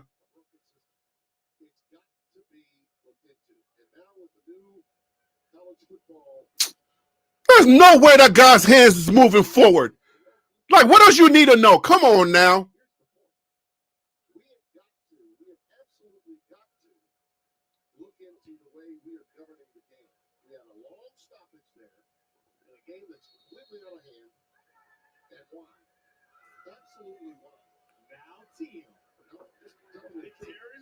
She's saying, now, Tim, don't you take it off your lawn. Wide receiver screen to Miller out of the backfield. And I just want to give a quick. Nah, sir, that hand was not moving forward. You see the ball, the hand, it got to be a throwing motion. Ain't nobody throwing like this, bro. That's not a throwing motion. Ain't nobody throwing the ball like this. Nobody is throwing the ball. You're not throwing that ball nowhere like that. That's got to be a throwing motion. His hand doesn't move forward until he's hit. He wants to throw it. He gets hit, and then his hand goes like that without the ball. So how you telling me, oh, his hand was moving forward? You need a motion. The dude's hand is hit, and then it goes like that. How is that a throwing motion? How many quarterbacks you know throwing like that? Colorado cannot get 1 yard, bro.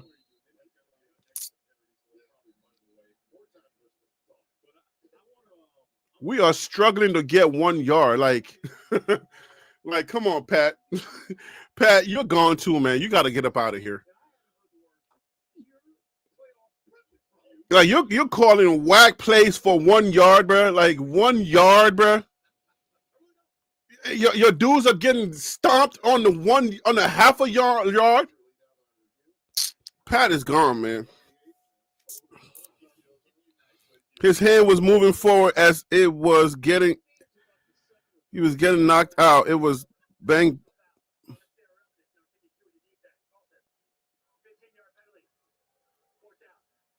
a bad penalty.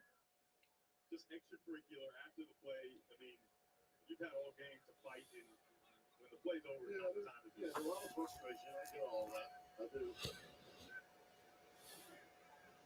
See what happens to your Son, what? All right, so we didn't get the 1 yard. We got the penalty anyway, so let's punt it. you know until it's time to pick the 12 teams. You know, this isn't the NCAA basketball tournament. But Tim, it's good TV. I think Juju got in. For those guys, I feel for these things. Pat Sherber is from Stefanski's coaching tree. Is he older? Is it? Is it Pat older than Stefanski? I think he is.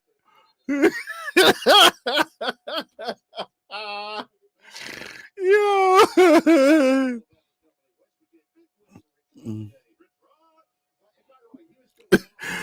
There you go, Wild Dog. If my hand is in your hand, I got you.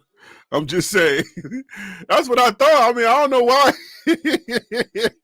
If I'm giving you a high five, I mean, if that was Georgia, yeah. Let me get that surf real quick. If that was Georgia, they get that call. Because you remember that call Georgia got? I was like, I said, oh my goodness. I said, Georgia always get the benefit of the doubt, bro. If that's Georgia, they give Georgia that call. Easy.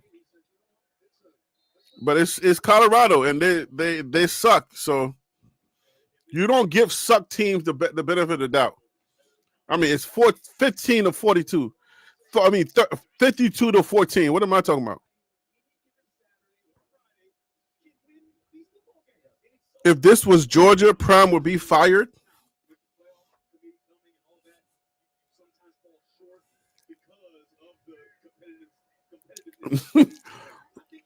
If this was Georgia, Prime would be fired. What are we talking about here?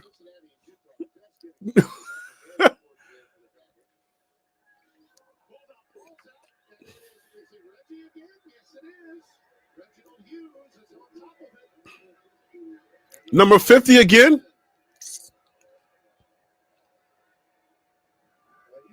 You wouldn't know the score is 52 to 14 if you watch number 50 right now. Of course not. And like I talked about, this team continues to play hard.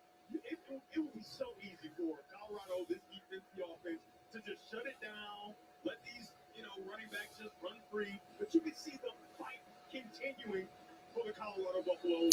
50 about to get Coach Prime about to give 50 the game ball. I don't know how you get somebody a game ball. Hey, look, hey, Denio Paul, whatever that name is, Denio Paul. They want Georgia to win so bad. If Georgia didn't get half of the calls that they be getting, if Georgia did not get, if you watch Georgia games, there's gonna be a time like I feel like media wise and as a sport, I think Georgia is one of those teams that you need in the game or you need in the sport. So they do everything to help them. And this ain't a fan crying about like Georgia doesn't play my team. So this is not like, Georgia beat my team. So I'm trying to make sure I'm trying to talk about that.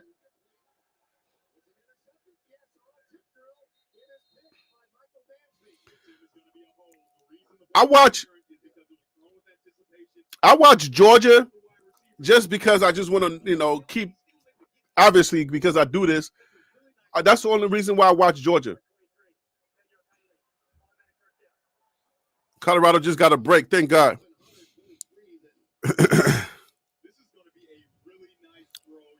Who is Colorado going to beat on the remaining schedule? Nobody. Colorado can't beat nobody on this schedule. Ain't nobody here that Colorado can beat. I don't see it. We said Arizona was a shot. They obviously gave them 52. West Virginia is going to give them at least 40. Yeah, West Virginia is going to give them at least 40. Arizona is going to give them at least 30. I would say at least 40 or 50. No, Georgia is not that good. Florida almost beat them today. They're ranked number 5, and I'm like, for what?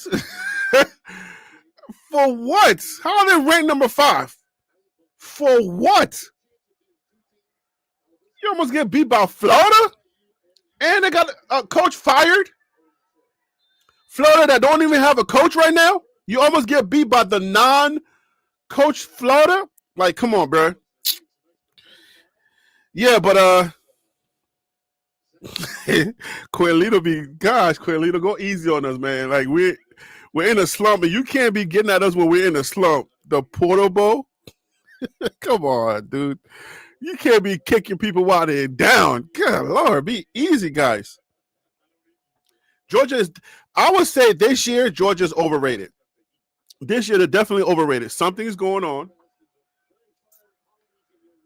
Something's going on with Georgia. I don't know what it is. I can't put my finger on it because I think they got talent because Georgia stacks, 4 and 5 stars. So I know, like, the next guy up is always better than, like, anybody in the Big 12. So I don't know what's going on, why they look so bad this year, but they just happen to be winning games. And this is like, okay, Georgia's like the type of team where they benefit from whatever they've already built. They benefit from their system, just like in Alabama. Like they'll benefit from last year's system, right? So it's like the system is so good and it's so intact that, like, when you're not having a good year, you're having a good year. So, oh man.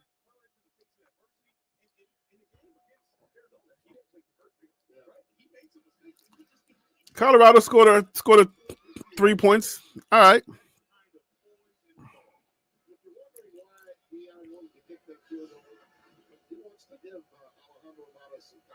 Make him feel like, you know what, we're going to need you down the road. We need you to get your confidence back. So here's an opportunity for you to put 3 points on the board. Yeah, Peter, the program, like the Georgia program is just like,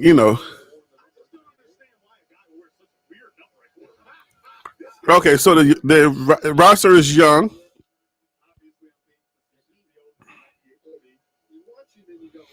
Yeah, that championship DNA is what helps them, because even though the roster is young, you still got a few people, within that organization that can rally people up. So if they're looking good and they're young, then that's scary. That's the thing that I was like, oh, I hate these big old teams.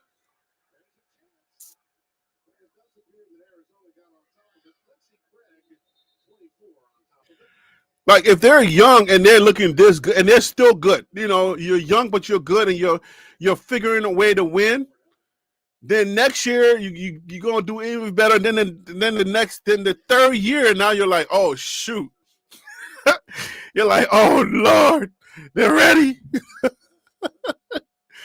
So they're kind of like a sneaky 5. Like, you don't hear anything from Georgia. They're like a sneaky little 5 in the number 5.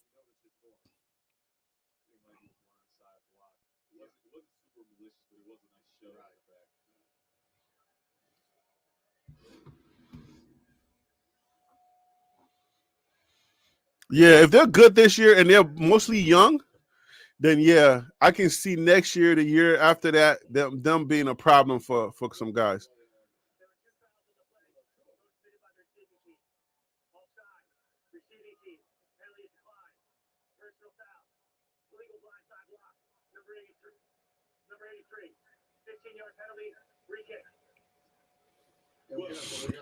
It gives me an opportunity to let you know.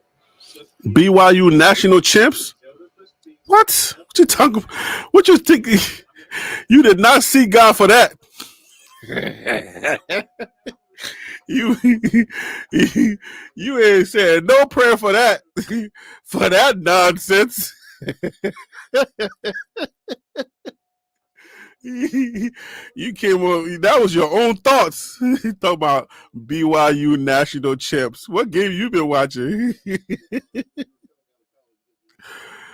Oh gosh, BYU national champs. Oh gosh. The Velcro didn't Velcro. We got Arizona's version of Quasimodo on the field in special teams. And sometimes when you first get them, you're wrong. I was wrong there. Oh, by the way, that would not be a dueling number. That would be an extra number.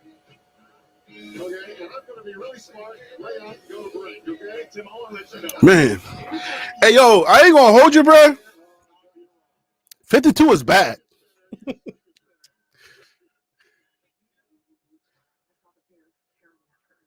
Son, 52 is really bad. Colorado got beat really bad, bro. This is just dawning on me, but this is terrible. like, bro, they give you 50 to a 50 piece.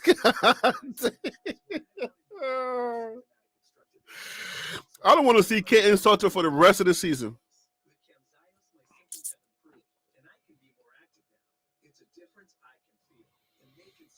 The number one QB in the country coming to Athens.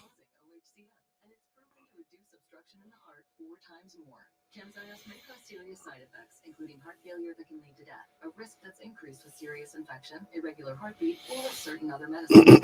Stop, start, or change medicines or dose without telling your doctor. You must have echocardiograms before and during treatment. No, I know they put the brakes on. I know it would have been worse. I know. Then it, you know, bro. After they went for it on 4th down, I actually called the coach.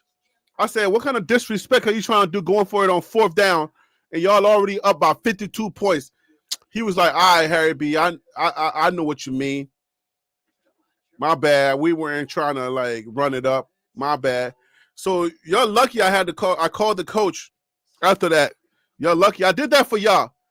So if you're not subscribed, just hit that subscribe button, bro. Like if you're not subscribed to the channel, look, hit that subscribe button because I just gave CU a, you know, I did that for CU. I did that for y'all. And for Coach Prime and his mini mics. I think Coach Prime, he's not gonna have a whole lot of time for the press conference today. It's gonna be just a little time. I did that for Coach Prime and his mini mic. So y'all welcome. Hey Judy, you still got that mic? What mic, Daddy? You know that little karaoke mic I got you last Christmas? It's in the attic, Daddy. Okay, I need it for Prime. Oh man.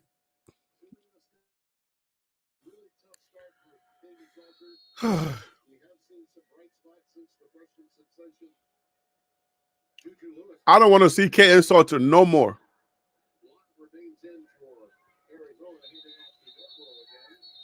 If they play Kaden,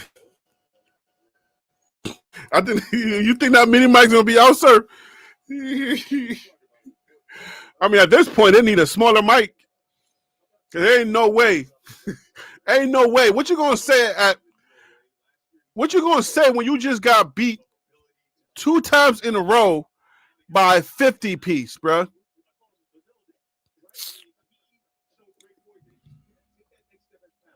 It's embarrassing, man.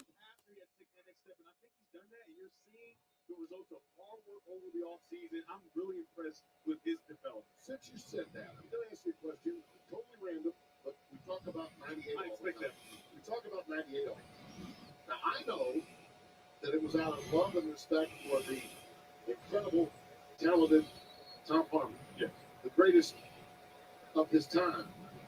And, of course, the father Michigan's of first Heisman Mark Trophy. Harmon was the first Heisman Trophy. He's an all-around great human. Absolutely. All right, but what I don't think about is why you chose to go to that fight. Why was it you that went to 98? Well, it could have been a lot of other people. I'm just be completely honest, Tim. When they presented to me that the family thought that I was worthy enough to Prime is all bark, no bite. Hey, y'all can say anything y'all want to say about Prime right now. You know what I'm saying? Like, y'all going in. all bark, no bite, all that stuff you're saying. Dang. Y'all doing too much.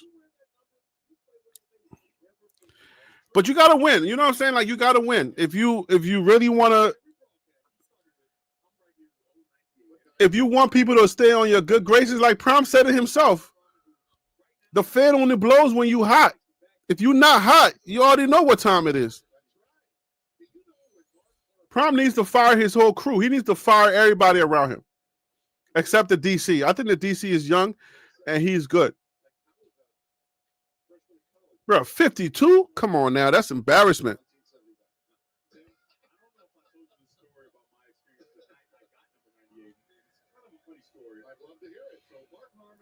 Like, you as a player, if somebody gives you 52 at your homecoming, bruh.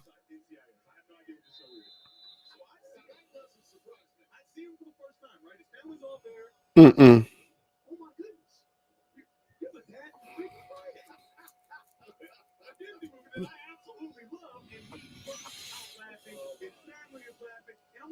Did I say something wrong? And he said, well, that's not my best work. And then later on, Ray Lewis got paid for coming to that place. yeah, and a year later, we did a Make-A-Wish kid at Michigan, right? And this kid was a big fan of NCIS. I found it out, and at the very moment I found it out, I said, yeah, you're right, Quinlito, for that one. You get alumni to come back, people feeling good about the school, people who's got into the workforce, they all come back. You know, boosters are there. You're not supposed to they're not supposed to give you a 50-piece on homecoming. But these players are not playing for, they're not playing for homecoming, though. They don't know Colorado. These players don't know Colorado, so they're not playing for homecoming. These players are playing for something totally different. They don't know. These players they have no idea. In the new, like, if we take Miami, for example, you got Beck at Miami. Like, if you only at a school for 1 year, how can you play for homecoming? Bro, we used to be at schools for 4 years. And homecoming, wow.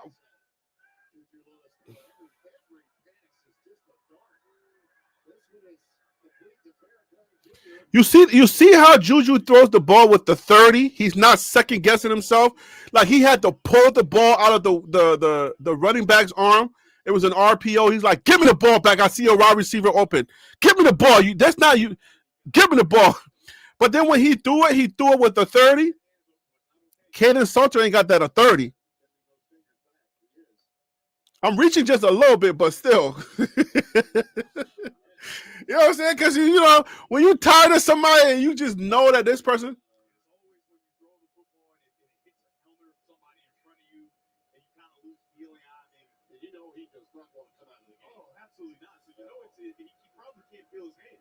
That's probably what the issue is, and he's like, well, I can't play this play. What happened to his hand?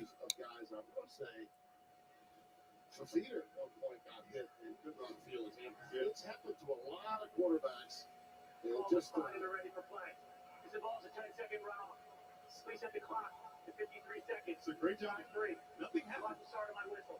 Nothing happens there. I don't see anything. The ball I don't see anything either. And nobody hit him. Doesn't look like maybe on the handoff. I'm not sure. It was a really nice job of him riding that all the way in there. But I mean, it doesn't look like anything is obvious that will make him have to come out of the game. But he did. He did. And they were Dominic Ponder that came in for him, number 20. Oh, there goes Ponder. Well, let's just hope he's okay to play next week, because that's the one silver lining of a dark day. Ponder almost went for it. I saw Ponder gearing up to go for it. Ponder said, I'm about to do something. You put me in this game, I'm going to be like Shador if Stefanski ever puts me in the game. I'm throwing all bombs. Yo, I'm telling you, is Stefanski ever made a mistake and putting Shador in the game? Shador ain't gonna listen to son. I'm telling you, there's no need to listen to Stefanski if he puts you in the game. Just do you. Just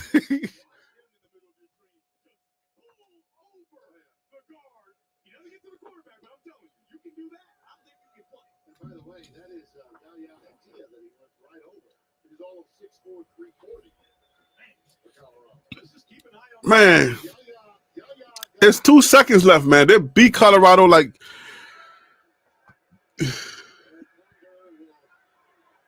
mercifully bring this one to an end. All right, that's it. 52-17, the final. This was bad.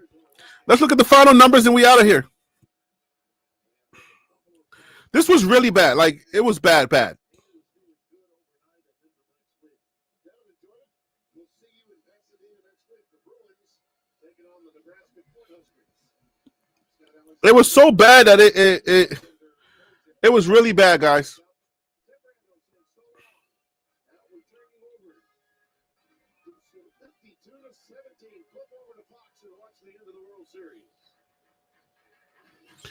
All right, so the final numbers, guys. Let's make sure that we got the update.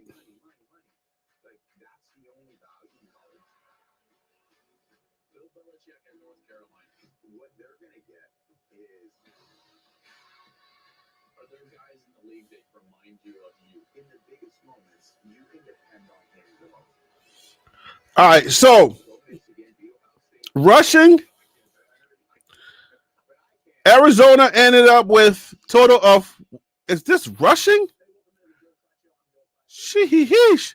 They ended with 204 yards rushing. They only had like 68 in the first half. Wow. Yo, Arizona ended up with 204 yards rushing. A total of 38 carries. That is crazy. Receiving, 213 yards receiving.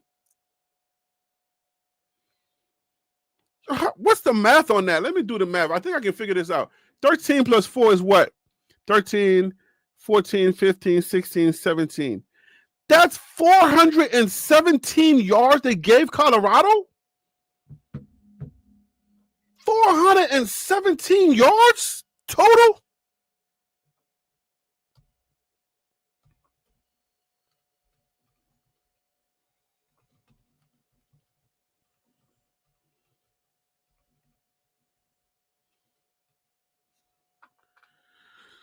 Yo, 417 total yards.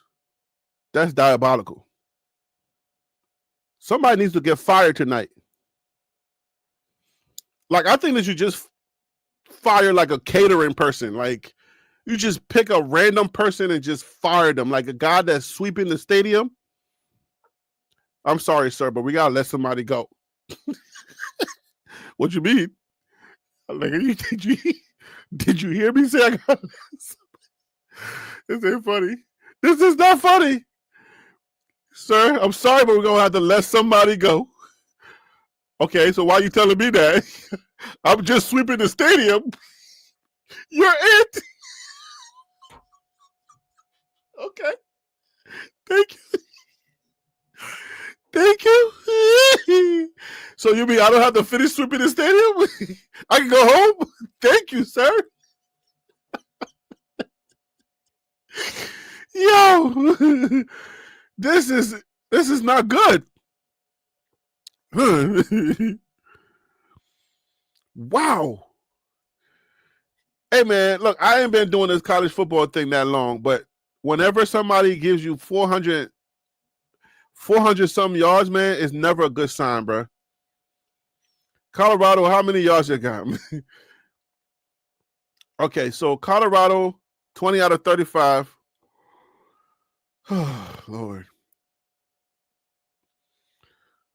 Colorado had 170 yards on offense, total yards passing. Rushing, they had 129 yards. All right, let's do the math on that. Man. Yo, somebody got to get fired. You got to fire somebody. I'm sorry, but somebody just fire a random person just to make us happy. I don't care who you fire. Just fire somebody. Just like put out a news clipping or something, a press release or something. Colorado fires somebody. 299 total yards. They almost had 300 yards total. Those are the type of numbers you want to see in a decent game, but 400 is not good, bro.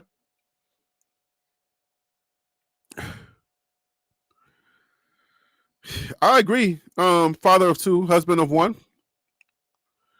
Pat has to go. I mean, if you're going to fire Sean Lewis, you got to fire Pat. Ain't no way 17 points. I mean, the way the scores are looking, you fired a DC.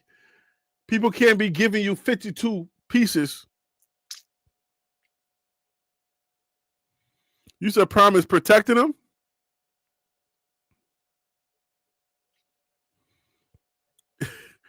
If Pat Shurmur is not fired, I'm convinced he has compromising photos of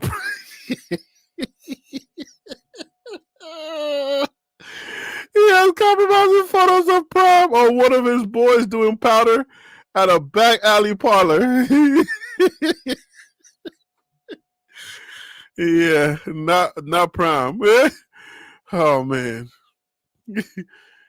Yeah, but these numbers are not good, bro. These numbers are not good. Prime, like, look, man.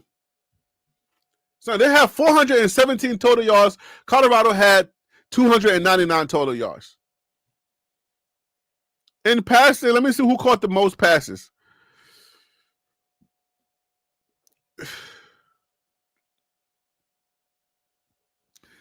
So Juju comes into the game and has 121 yards. Caden Salter had 49 yards. And he played most of the game. I mean, I don't know if those numbers came from Dinkin and Duncan, but I think Juju threw a touchdown for like 60-some yards, I think. Yeah, Juju threw a touchdown. Caden Salter did have a touchdown, and Juju had no interceptions. So we should know who our starter is going into the next game. We got to play Juju Lewis. I mean, it's Juju season. That's it. No more Caden Salter, no more project. We're just going to go with Juju Lewis for the rest of the season. And mistakes or no mistakes, it's Juju, Ryan Staub. Caden Salter, pack it up. That's it. Promise at the post-game conference. I mean, post-game right now. Let me see. I'm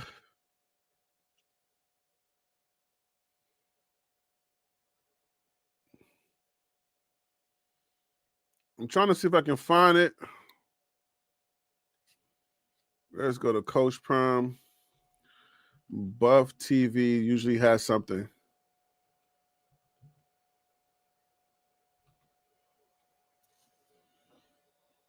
Who has is the conference going on right now?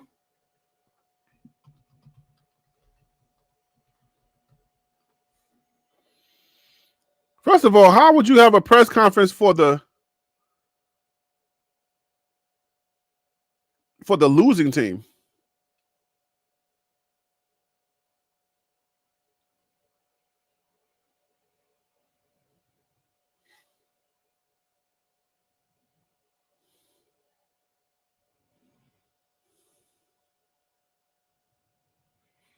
You said give Salter a break. He inherited a Bassett. No, he didn't. You can play. That's it. I mean, nobody. I'm not crying for no Salter. He had his chance. They gave him the opportunity to play.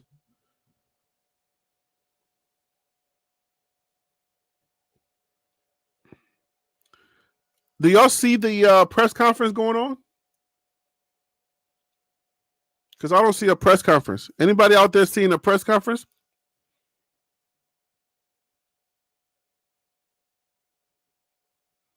Oh, okay, yeah. Because I don't see one. But man, yeah, let's talk a little bit about what we see, what we don't see, and then I gotta get up out of here. I gotta serve tomorrow at church, so it's already 11 o'clock here in New York.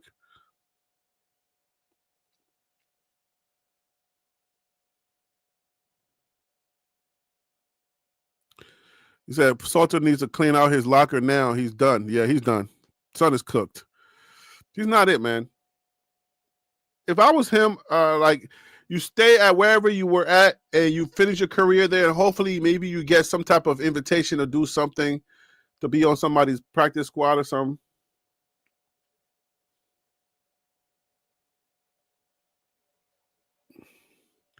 All right, I see something. Somebody's live streaming something, but his thing is on it.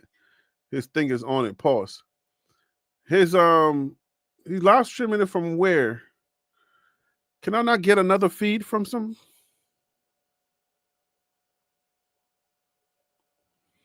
You got the link for the press conference? Drop the link. I'm gonna hit it up. I see somebody doing it live. But this is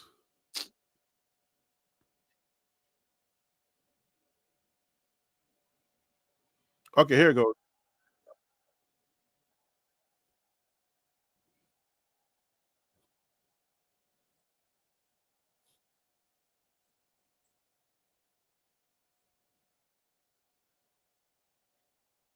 You gotta understand, I'm for the kids.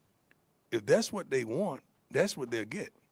I'm not gonna mandate you gotta play. You gotta no. Whatever's best for these young men's careers, I'm for that. Okay, thank you. Thank you. Hey, Coach. Jack. My Conley. man. How's it going, Coach? Defensively, obviously allowing a few too many big It was plays. horrible. Just how can that get corrected moving Yeah. forward? And You can speak, you man. just how do you plan on getting that corrected? If moving I forward? knew, we would have done it before the game. So me. I'm not doing my job on either side of the ball, including special teams. Coach, when you say it's on you, You is that shouldn't be to go to saying I'm practice? not doing my We job. see Those are what happened, fireable in offenses. front of us, but is that practice? Is that game plan? Is that scheme? Practices has been wonderful. I mean, practices have been like satisfying. Truly.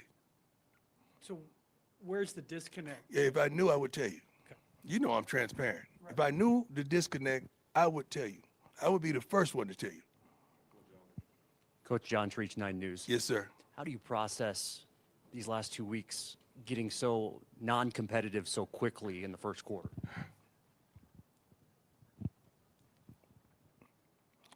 Two things.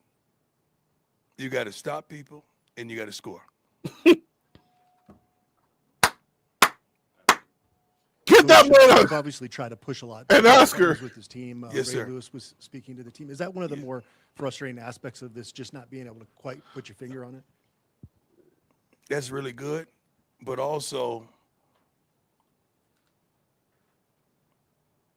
Jens, thank you, thinking that you got it, and you don't. Thinking that you have it, and you don't. Think you're going to see it, and you don't.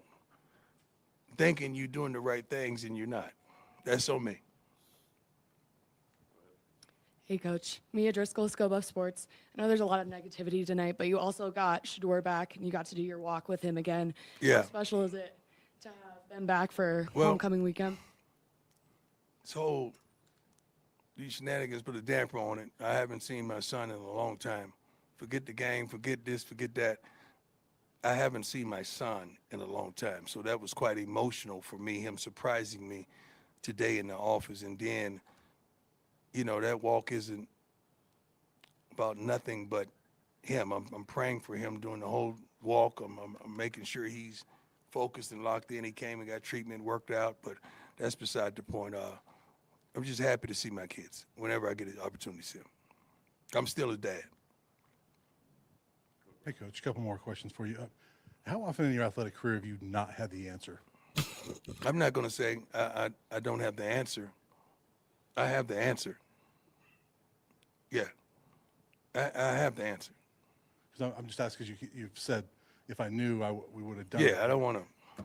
I'm trying my best not to say what I want to say, and I'm trying my best not to give. You just said you were transparent. Be transparent because you deserve that. You all deserve it. You guys have been truly kind. Some of you, most of you, anyway. And I don't get it there about the criticism. I'm telling you, it's on me. Criticize me. I've been criticized when I came out the womb. The doctor didn't even like it. I'm good. So it's on me. But I know Doctor said what this the boy black. situation is. I know what the problem is, and I'll fix it. You sure you want to keep him? Caden's been so up and down. It's been What 2 the heck games would in the a row. doctor have said, bro? Come Will on, we see Prime. What Caden you talking again? about? Is Juju the starter next week? I don't want to put another guy down and talk about another guy. Let's stick with Juju getting experience, he getting an opportunity, and that's where we are right now. You think he'll start next week? That's where we are right now. Coach Leo Barron, let's go about sports. You talked about you having tough skin, but what about those players in the locker room? How do you kind of help shield them or guide them through a loss like this? The main thing is mental health, and making sure our guys mentally and spiritually are right. We have a wonderful representation for those two avenues. And these are some strong Proud kids, doctor man. was Like a hater I too. said, That's what I I'm saying. didn't say much. And we prayed. Proud said his doctor was a I hater. said that. Gonna get What criticized the for heck that did the too. doctor say when you came out the womb, bro? I heard Ben's voice saying everybody get it up, and he wasn't pleasant. So I like that. Excuse me? Well, I wanted to get to you guys. I couldn't wait to hear what you had to say. Coach, up until this point, you guys hadn't lost by, I think, more than 7 points here at home Yeah. during your tenure. Is that kind of more, does that add to disappointment tonight? Just seeing No, Just hate on baby for no reason. A loss is a loss. I don't measure a loss. Ain't weighed on a scale, man. A loss is a loss to me. We got our butts kicked last week. That's a loss. Kicked the week before. Kick now. That's a loss. In the past, a loss. It's like a win. You know, if you win by 1, you win by 20. A win is a win.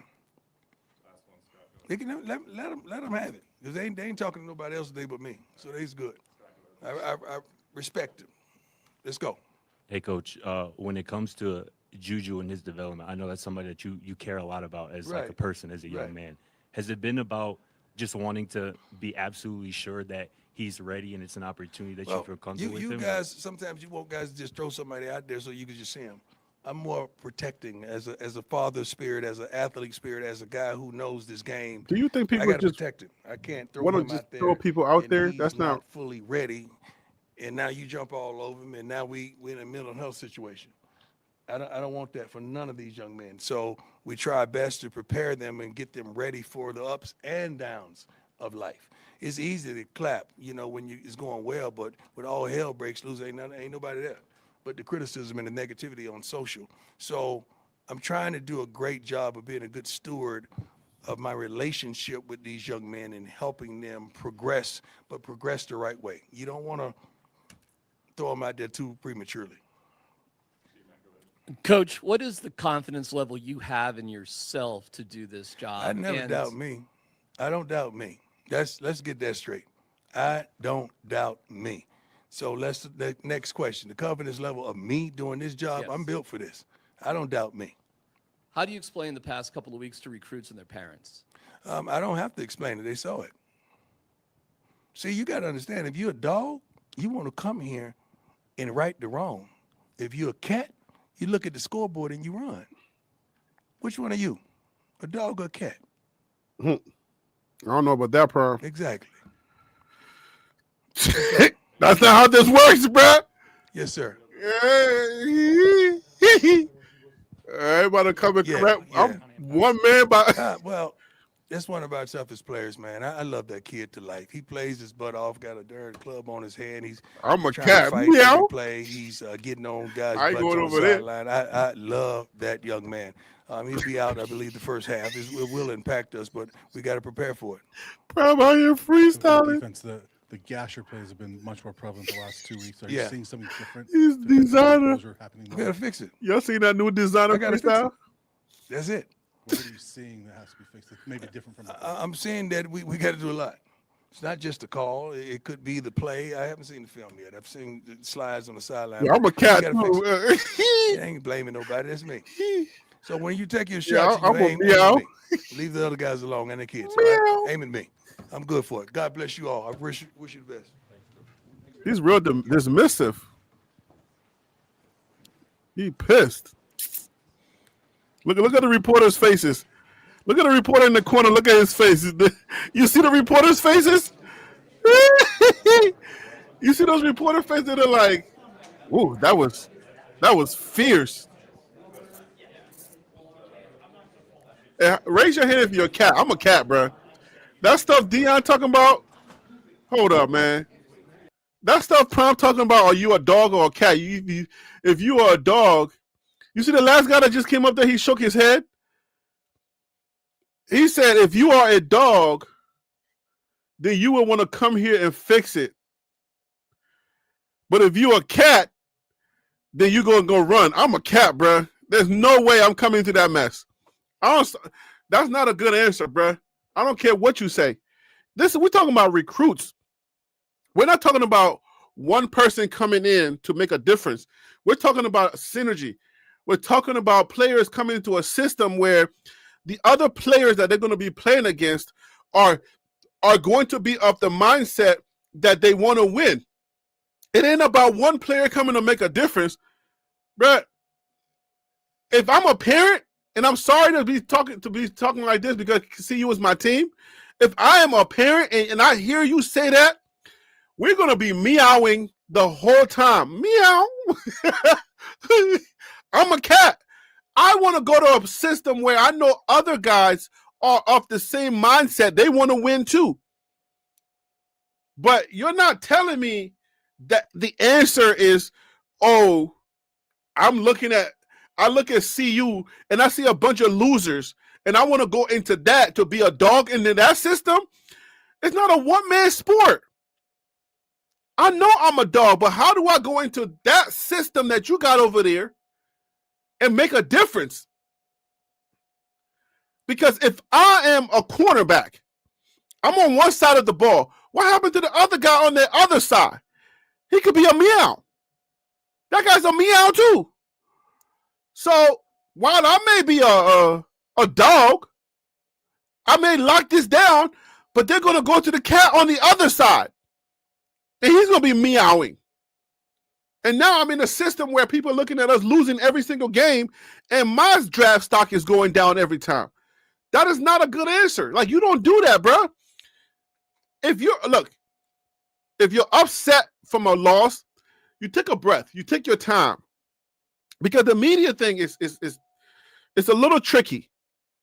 The way he's answering these questions is like he's angry, right? Like he doesn't want them to be asking these questions. He's done a lot better. I gotta give it to him. He's done a lot better. It's like one of those things. And where is DC when I need him, right? Because he be dropping these leadership quotes. It's one thing to take accountability and be genuine with your accountability, and it's another thing to do it for a show. His accountability is not a real accountability or a genuine accountability. His accountability is for show. You're putting things on you, and then on the next breath, you're not putting it on you. I never doubt me. I never doubt me. So then that means you got to be doubting somebody, because here you are taking accountability, but you say, I'd never doubt me in the next breath. So that means you're doubting somebody, but you're just saying it's on me for the sake of taking fake accountability. You see what I'm saying? You're taking fake accountability to just say, oh, Coach Prime took accountability. That's not genuine. When in the next breath, they ask you a question about confidence, and you say, I never doubt me. You're low-key throwing somebody else under the bus. How do you answer that question without sounding like a jerk? Because if I'm another coach and you say, well, I never doubt me, it ain't me. The problem ain't me. But yeah, you just said you took accountability. I would be thinking you a jerk because you're throwing me under the bus, because it's got to be one of us that you're throwing on in that bus. So what are you doing? If you're not doubting you, who are you doubting? And you saying that you take accountability. Those two things can't be together. You can't take accountability on one hand.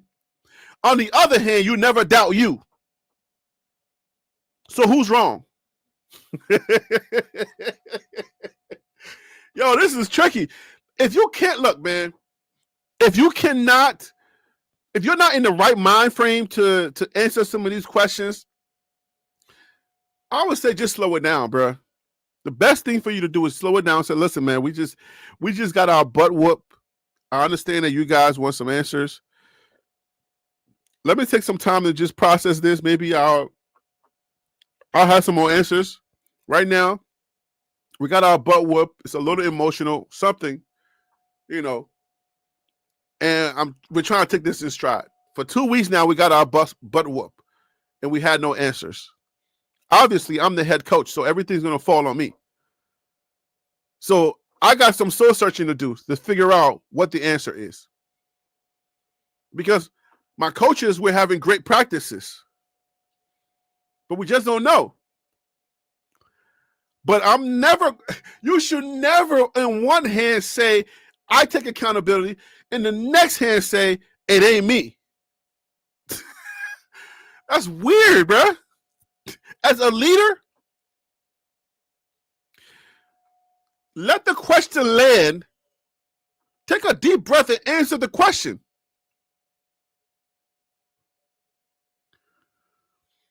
If you got confidence, you got confidence, but you can't say it's not me. I'm sorry, man, but I know sometimes these, it's a live press conference and these things are coming fast. And it's tough, but it's like, man, look, Prime, we love you, man, but you got to be very careful because you're coming across as arrogant. You're coming across as arrogant, man. Because you're saying, oh, I'll never lack confidence. It's never me. And then on the other hand, you're like, yo, I take full accountability. That's so weird. That's so weird. Coach. Oh, man.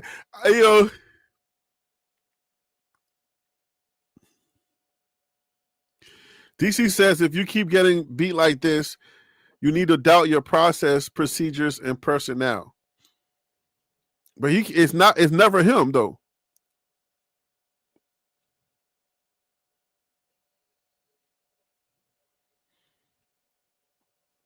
Yeah, you gotta get rid of those gold jackets, bro. I would fire all the gold jackets and just get some real hungry hyenas coaches that really want to put in that work. You know what I'm saying? So that's just how it has to happen. But Prime got to take his time in these press conferences because he's coming off angry. And in his attempt to let the chips fall on him, he's throwing people under the bus. And it's not coming off genuine. It's not genuine at all. And he got to be very careful. He changed it up, which is good. Like, somebody talked to him. Somebody spoke with Prime. Somebody said, hey, man, look, you're coming off a little angry. Maybe it was Rick George. People watch TLP, okay, by the way, because we're one of the realest channels around. We're not going to hold out. We're not going to hold back and try to be fluffy like some other channels around here. We may not have the numbers they got, and we may not get the interviews from the parents and people like that and all of that. But we keep it real around here.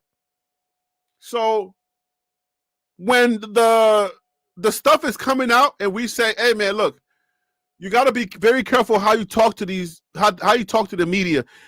I'm sure it got back to somebody because you actually see the difference.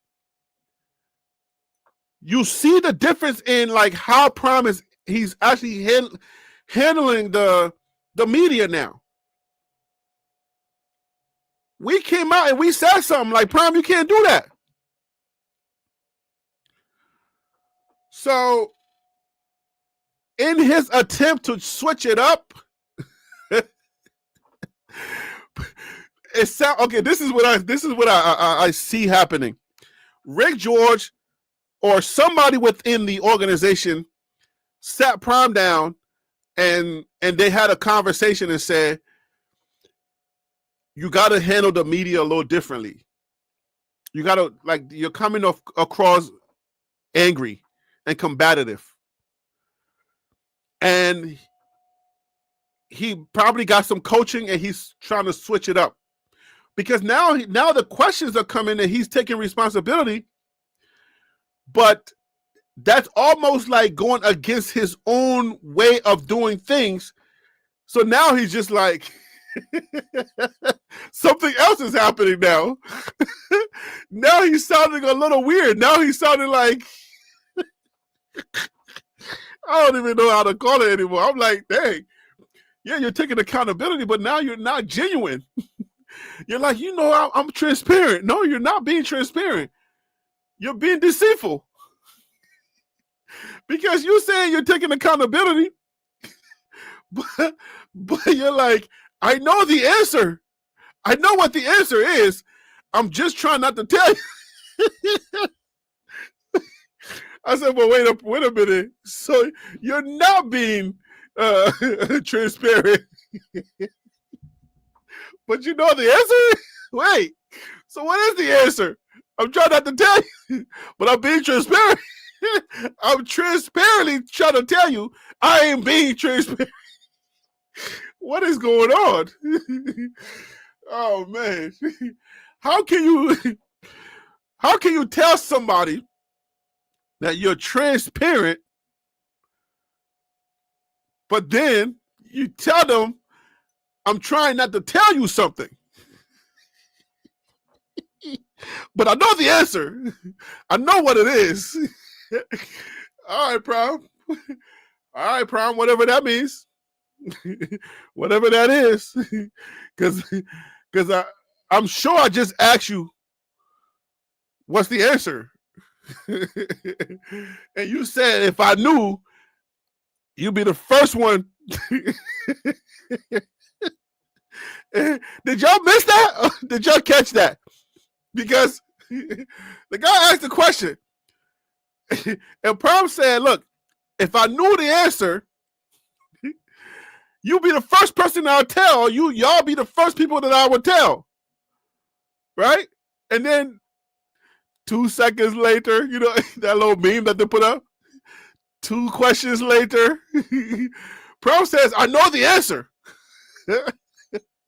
And people are confused in the room. Like, wait, you just told us that if you knew the answer, we would be the first ones to know because you were that transparent.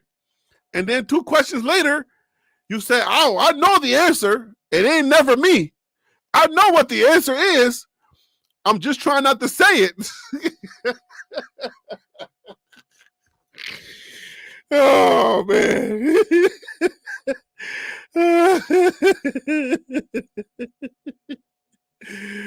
Oh, man. Yo, I'm telling you, this is diabolical. If you're not paying attention, Prom can lower you into something. You're like, wait. Hey, Prom, that's not how this works, right?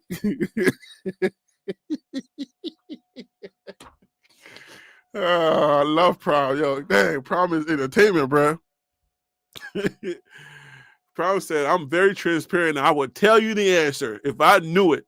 2 questions later, Prom says, oh, I know the answer. It ain't me. I know who it is. That dang Pat Shermer. He said, we're trying to protect these kids. You show us the kids you're trying to protect? Because some of these kids don't even care. Yo, some of these kids don't even care. I don't know what you're trying to protect because some of these kids don't care. After the game, they're on social media, checking their social media, seeing who's DM that have answered. all the DMs that they sent out, see which one has ends. Those kids don't care that they just got a 52-piece meal with extra side order. They don't care. They're done. The game is over. They're finished. They're done. Okay? Those are not the type of kids that can tell you that they care about that game. They're done. They're over with. You're not protecting those kids. It's the grown people you're trying to protect. It's not the kids.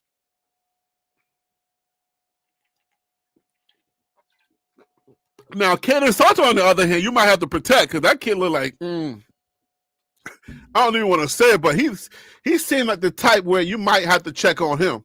If you know what I mean, wink and wink, wink, okay? He seemed like the type that you might want to go check on. Y'all remember what he said when he got benched? He said he was in the wrong headspace, bro. And then he got benched again. And I keep telling y'all mentally, this dude is not right. Mentally, something's wrong with this kid. I feel like he's not. Something bothers him. And I think Wild Dog was like, yo, you got to watch this documentary or something. But there's something about him mentally that he just, he gets down quickly. And I'm like, I'm not used to seeing that in a quarterback. When Prime described the quarterback that he wants, right? He wants somebody who's smart, confident in themselves. You feel me? Like the decision making, something about Kaden Salter's mental makeup is it's not. It's not there, bro. Quarterback material, I don't know. I didn't follow him at his other game, at his other school, and he got all those yards and whatnot. I'm sure it was okay. I didn't really get to watch him, but what I'm picking up from his spirit, I don't like.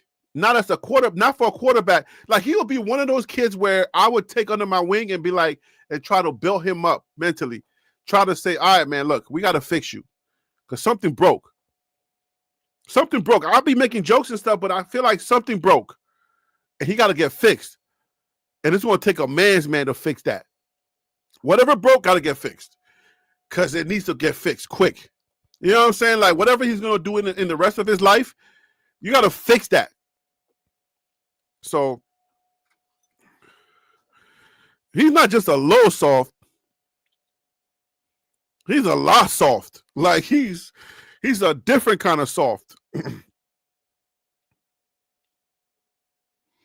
Yeah, he's a different kind of soft. He needs some hot pepper soup. What made you laugh, man? Oh man. I bet need more than hot pepper soup, man. I bet need to go to the grill bush and spend a few weeks.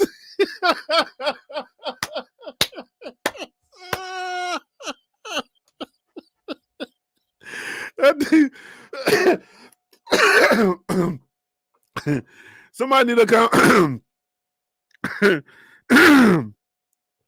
Somebody need to come and get K-Salt, collect him at midnight, and take him to the grill bush, and take him to the bush. And when he comes back, he needs to have marks on his body. That's the only way I see whatever is going on out there changing. Oh man, give me a second, guys.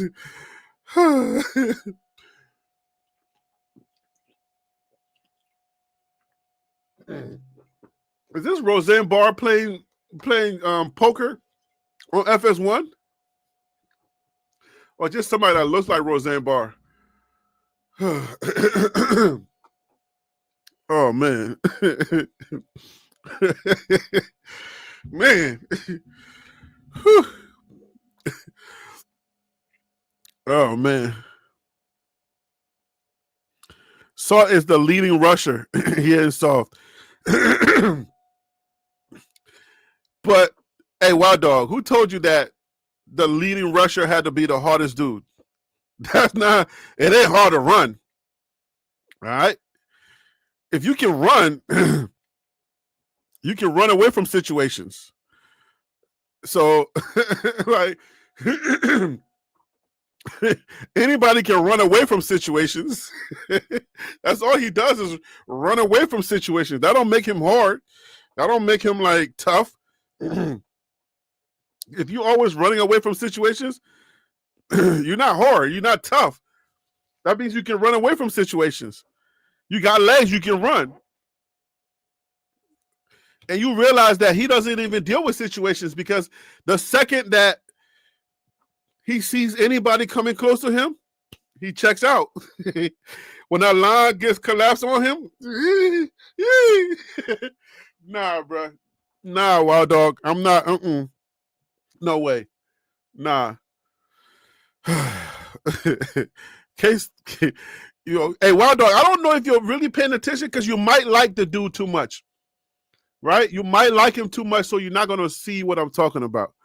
Like, dude, son is like, there's something about dude that I just can't put my finger on. I just feel like he's not, something is wrong, man. Something is wrong with son. Like, he got all that talent, but something is not connecting up here. Something ain't right, bro.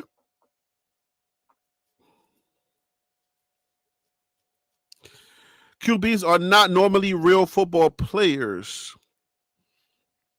I mean, like, I don't know what that means, but the QB is supposed to be, like, okay, I look at players like Cam Ward, I look at players like King, Hines King, or whatever his name is at Georgia Tech. See, Mr. Forbes, he checks out.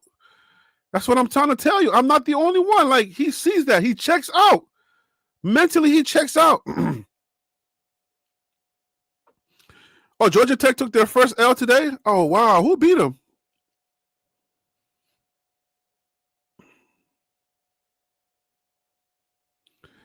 So, yeah. Mentally, he checks out. Something goes on where there's a disconnect. Like, I don't know, man. It's like you can see it. Something happens to him. Something happens to him. But I see, like, the rules. You want to protect the quarterbacks because, number one, the quarterback are the ones that they're the helmet of the game. Without the quarterbacks, you got nothing. So you definitely want to protect the quarterbacks because without the quarterbacks, and you can only dress a certain amount of quarterbacks. If you want to just let the quarterback just get hit at any moment, right? If you want to get the quarterbacks to just get hit at any moment, you will have to dress like the same amount of quarterbacks that you dress as linebackers and the other positions. I don't think you can have like 6 quarterbacks on staff because if you let quarterbacks just get hit normally, you're not going to have no game. Because the you know what I'm saying? The quarterbacks get hit like that. Like you get quarterbacks hit at, just let anybody do anything to the quarterbacks, you're not going to have a game. So you got to protect the quarterbacks because you want to have a game. That's just it. Unless you're just going to have to like start making sure that one of your wide receivers can throw the ball or something, and then you're going to have to convert them in real time. You know what I'm saying? Separate the mental. We have sports psychology for good reasons. Yeah, man. Something, I'm telling you, man, I feel something like Salter is not tough, bro. He's just something about his mental toughness. He got skills. Salter got a lot of skill. He can play the game. But there's one thing about having skill and then being mentally tough, and you connect those two. Who is his what's the name? What's the word? Who do we compare him to? Let's just use college, not even the pros. Let's compare him to somebody. With his skill set, if he had the mental toughness, I can see him being like maybe Avery Johnson, right? He could be an Avery Johnson. He could also be he's not big enough and he's not tough enough, so I can't say Hines King. Sauter is at another level. RG3? No, RG3 has toughness. Okay, I can use RG3. If he was if he was tough mentally, he could be on RG3. Right? If he was to connect all of it together, like with the toughness, if he had the toughness, Sauter was at Tennessee, but 6'7", bro. Like it's nothing. Like that means nothing. It's just like 6'7", it means nothing.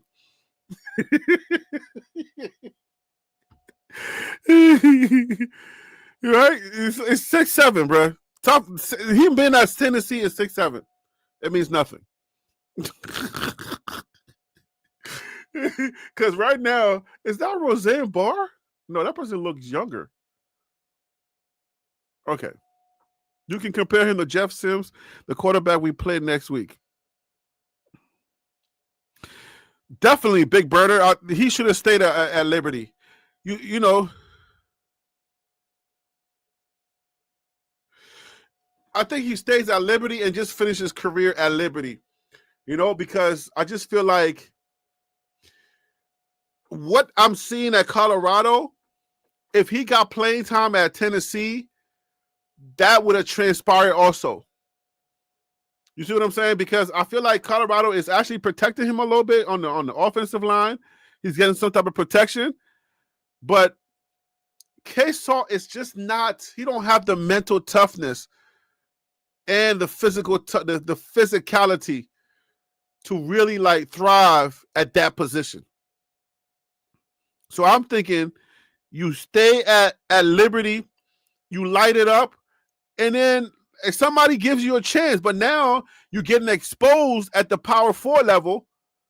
You know what I'm saying? You get exposed, and then whatever you were doing at the G5 or whatever, it's not transpiring. It's not helping you to move on. Because with the numbers that he had, actually, with those numbers, if he stays at Liberty and he finishes there, somebody would be like, look, let's give this kid a shot and see what he can do. But now he's getting exposed, and you can tell like he got skill, he got talent, but he's not next level. Mentally, he's not next level material. He's just not mentally, he's not, man. He folds so quickly, and then the NFL's a beast. So yeah, man. Yeah, pack it up, man. Pack your stuff. He's not going nowhere. And if you know me, man, you know I hate. Like I'm still looking for Tyler Brown to like still make it to the NFL. Like I really love young men to really like have the opportunity, but I look at K-Salt and I hope he can prove me wrong. Let somebody give him a shot and then he succeeds and put some eggs on my face, please. Please, for his sake, put some eggs on my face. Let somebody pick him up. Just hope it's not the Cleveland Browns, right? Let somebody pick him up and he goes out there and he lights it up because he's a mobile quarterback who has somewhat of an arm. And more power to him. More power to him. If you have NFL dreams, you got to make a move. He is about to finish up his master's degree. Yeah, those NFL dreams, man, like somebody better pinch him quick. Pinch him because you got to wake up. There's no NFL hopes there. I'm sorry. I mean, I know the family is probably like, you know, because I did an interview and I saw his mom and his dad and they were talking. You know, when you're putting up those type of numbers, you start thinking like, oh, wow, we might have a chance at this NFL thing. But if you are an evaluator, a talent evaluator, and you see what he's doing at Colorado, and he might be in a bad system, but bro, how many systems can he survive in? If you can't lead these young men in college, he's not a leader. Like they don't look at him like he can't gather them. He can't rally those men.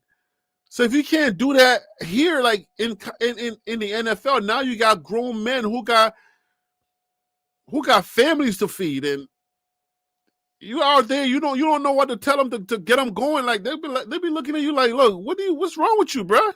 Like, are you sure you want to be here? Anyway,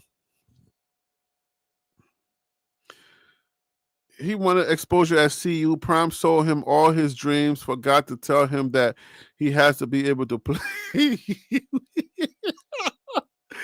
Oh man, if that wasn't a joke, I would be laughing. He would have done well in Oregon system. False. I doubt it.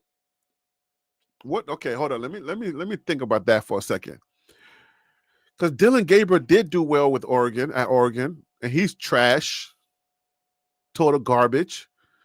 So, K-Saw at least can run a little bit, and he does have somewhat of an arm. So, seeking God film, you make a good point. I'm like Jakudo. I doubt it, but I'm saying, like, if Dylan Gabriel did well at Oregon, maybe. But Oregon plays a physical brand of football. And K-Salt is not a physical type of dude.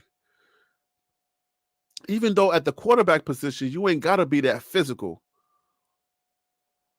So I definitely can see it. You know what I'm saying? Like maybe, yeah, he probably needed to be in a system. You know what? That is very plausible. That makes a lot of sense. Because you go into a system that just needs a serviceable quarterback. And you're somebody like K-Salt, who's a little weak on the edges, you soft, but you know you're going to have some good linemen, that's going to protect you, and you can run the ball every now and then. You're going to have some good wide receivers who are going to get open quicker. Yeah, maybe he's the type of dude that needs like a perfect system. You can't come into a, what Labrin say, yama system.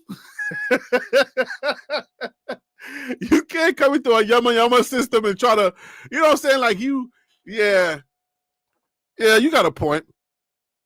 I would say, I'll give you that. He needs a perfect system. He needs a good system. A really good system to go into. So yeah, maybe that works for him. But Colorado it's not a good system for him. It's definitely not a good system for him. So yeah, I think he should pack his stuff up. I don't know if it's too late for the portal, but yeah, this is not working for him. I think it's Juju season. We stick with Juju now for the rest of the season. Win, lose, or draw. Bad interceptions. I don't care. Fumbles, anything. We stick with Juju. You stick with Juju. You get him ready because he needs to get that confidence with those games under his belt so that next season when he comes in, he's going to be a real teenager. Now he's going to be a real college student, right? Not like in 11th grade. Now he's really going to be a real college student, and now he's going to be ready. Oh, and we got a few games on his belt with that confidence. Yes, man. Colorado goes out, get a few more wide receivers, get some more O-linemen. You know what I'm saying? And then Colorado's going to be okay because every year the Big 12 is going to be wide open. And whatever's going on with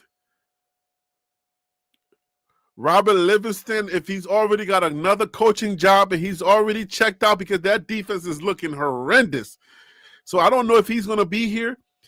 But let's regroup next year and see what happens.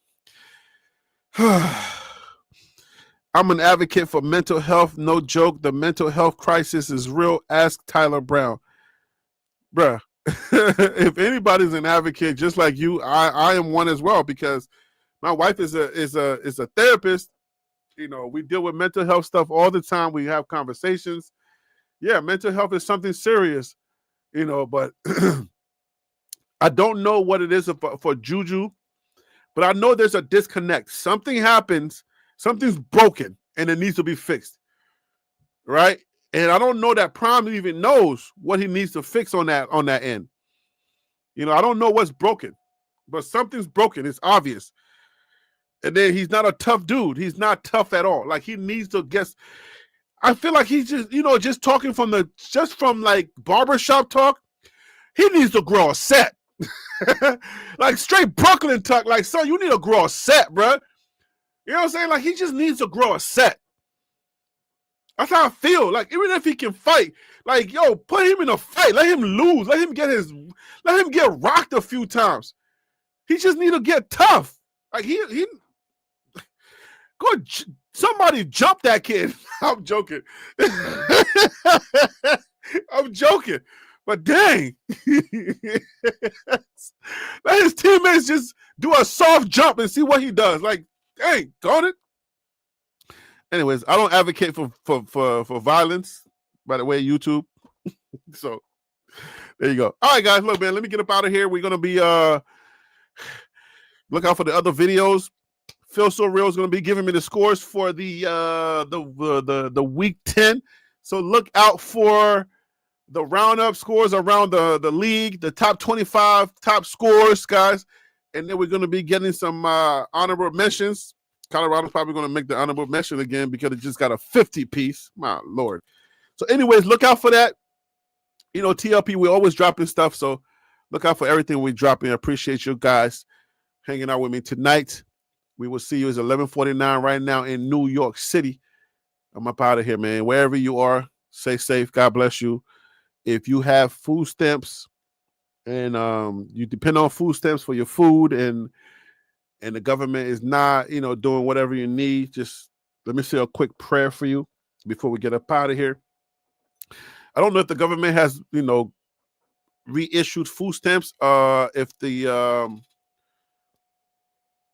government has any plans to help people that are in need of the food stamps, but let's pray real quick for those people because, what I'm saying, we are only as strong as our weakest links in our society and in our communities. So anybody that's struggling right now, reach your hand forward. Let's pray. Father God, I thank you for your grace and your mercy. Father God, in our society, because of our politics, we continue to step on people that need help. So I pray, Father God, in the name of Jesus, I ask that you please bless those who are in need of groceries. Please bless those in our community that's around us, that's in these chat rooms or anywhere around our sphere that needs help, Father God, because sometimes people are going through things that we don't know, that we're not aware of, they're here, but we don't know what kind of issues they're having. They may be having marital issues, they may be having financial issues, whatever health issues, Father God, I pray for all of those who need help, including myself. Father God, I ask for your grace and your mercy to please reach each and everybody that's a member of this channel, each and everybody that participates on this channel, anybody that comes on this channel to get some type of entertainment, some break or an escape. I ask you to bless them in the name of Jesus. Amen. All right, guys. Y'all be blessed, man. If you're in need, reach out to somebody. You know what I'm saying? And if you have and you know somebody that's in need, try to help somebody. That's what a community is all about. You know what I'm saying? Don't be too shy because your blessing could be, God can bless you by blessing somebody else. All right. So God bless y'all. Y'all have a great evening, guy. I thank you for being a part of this community. I'll see y'all on the next video, guys. Peace. God bless.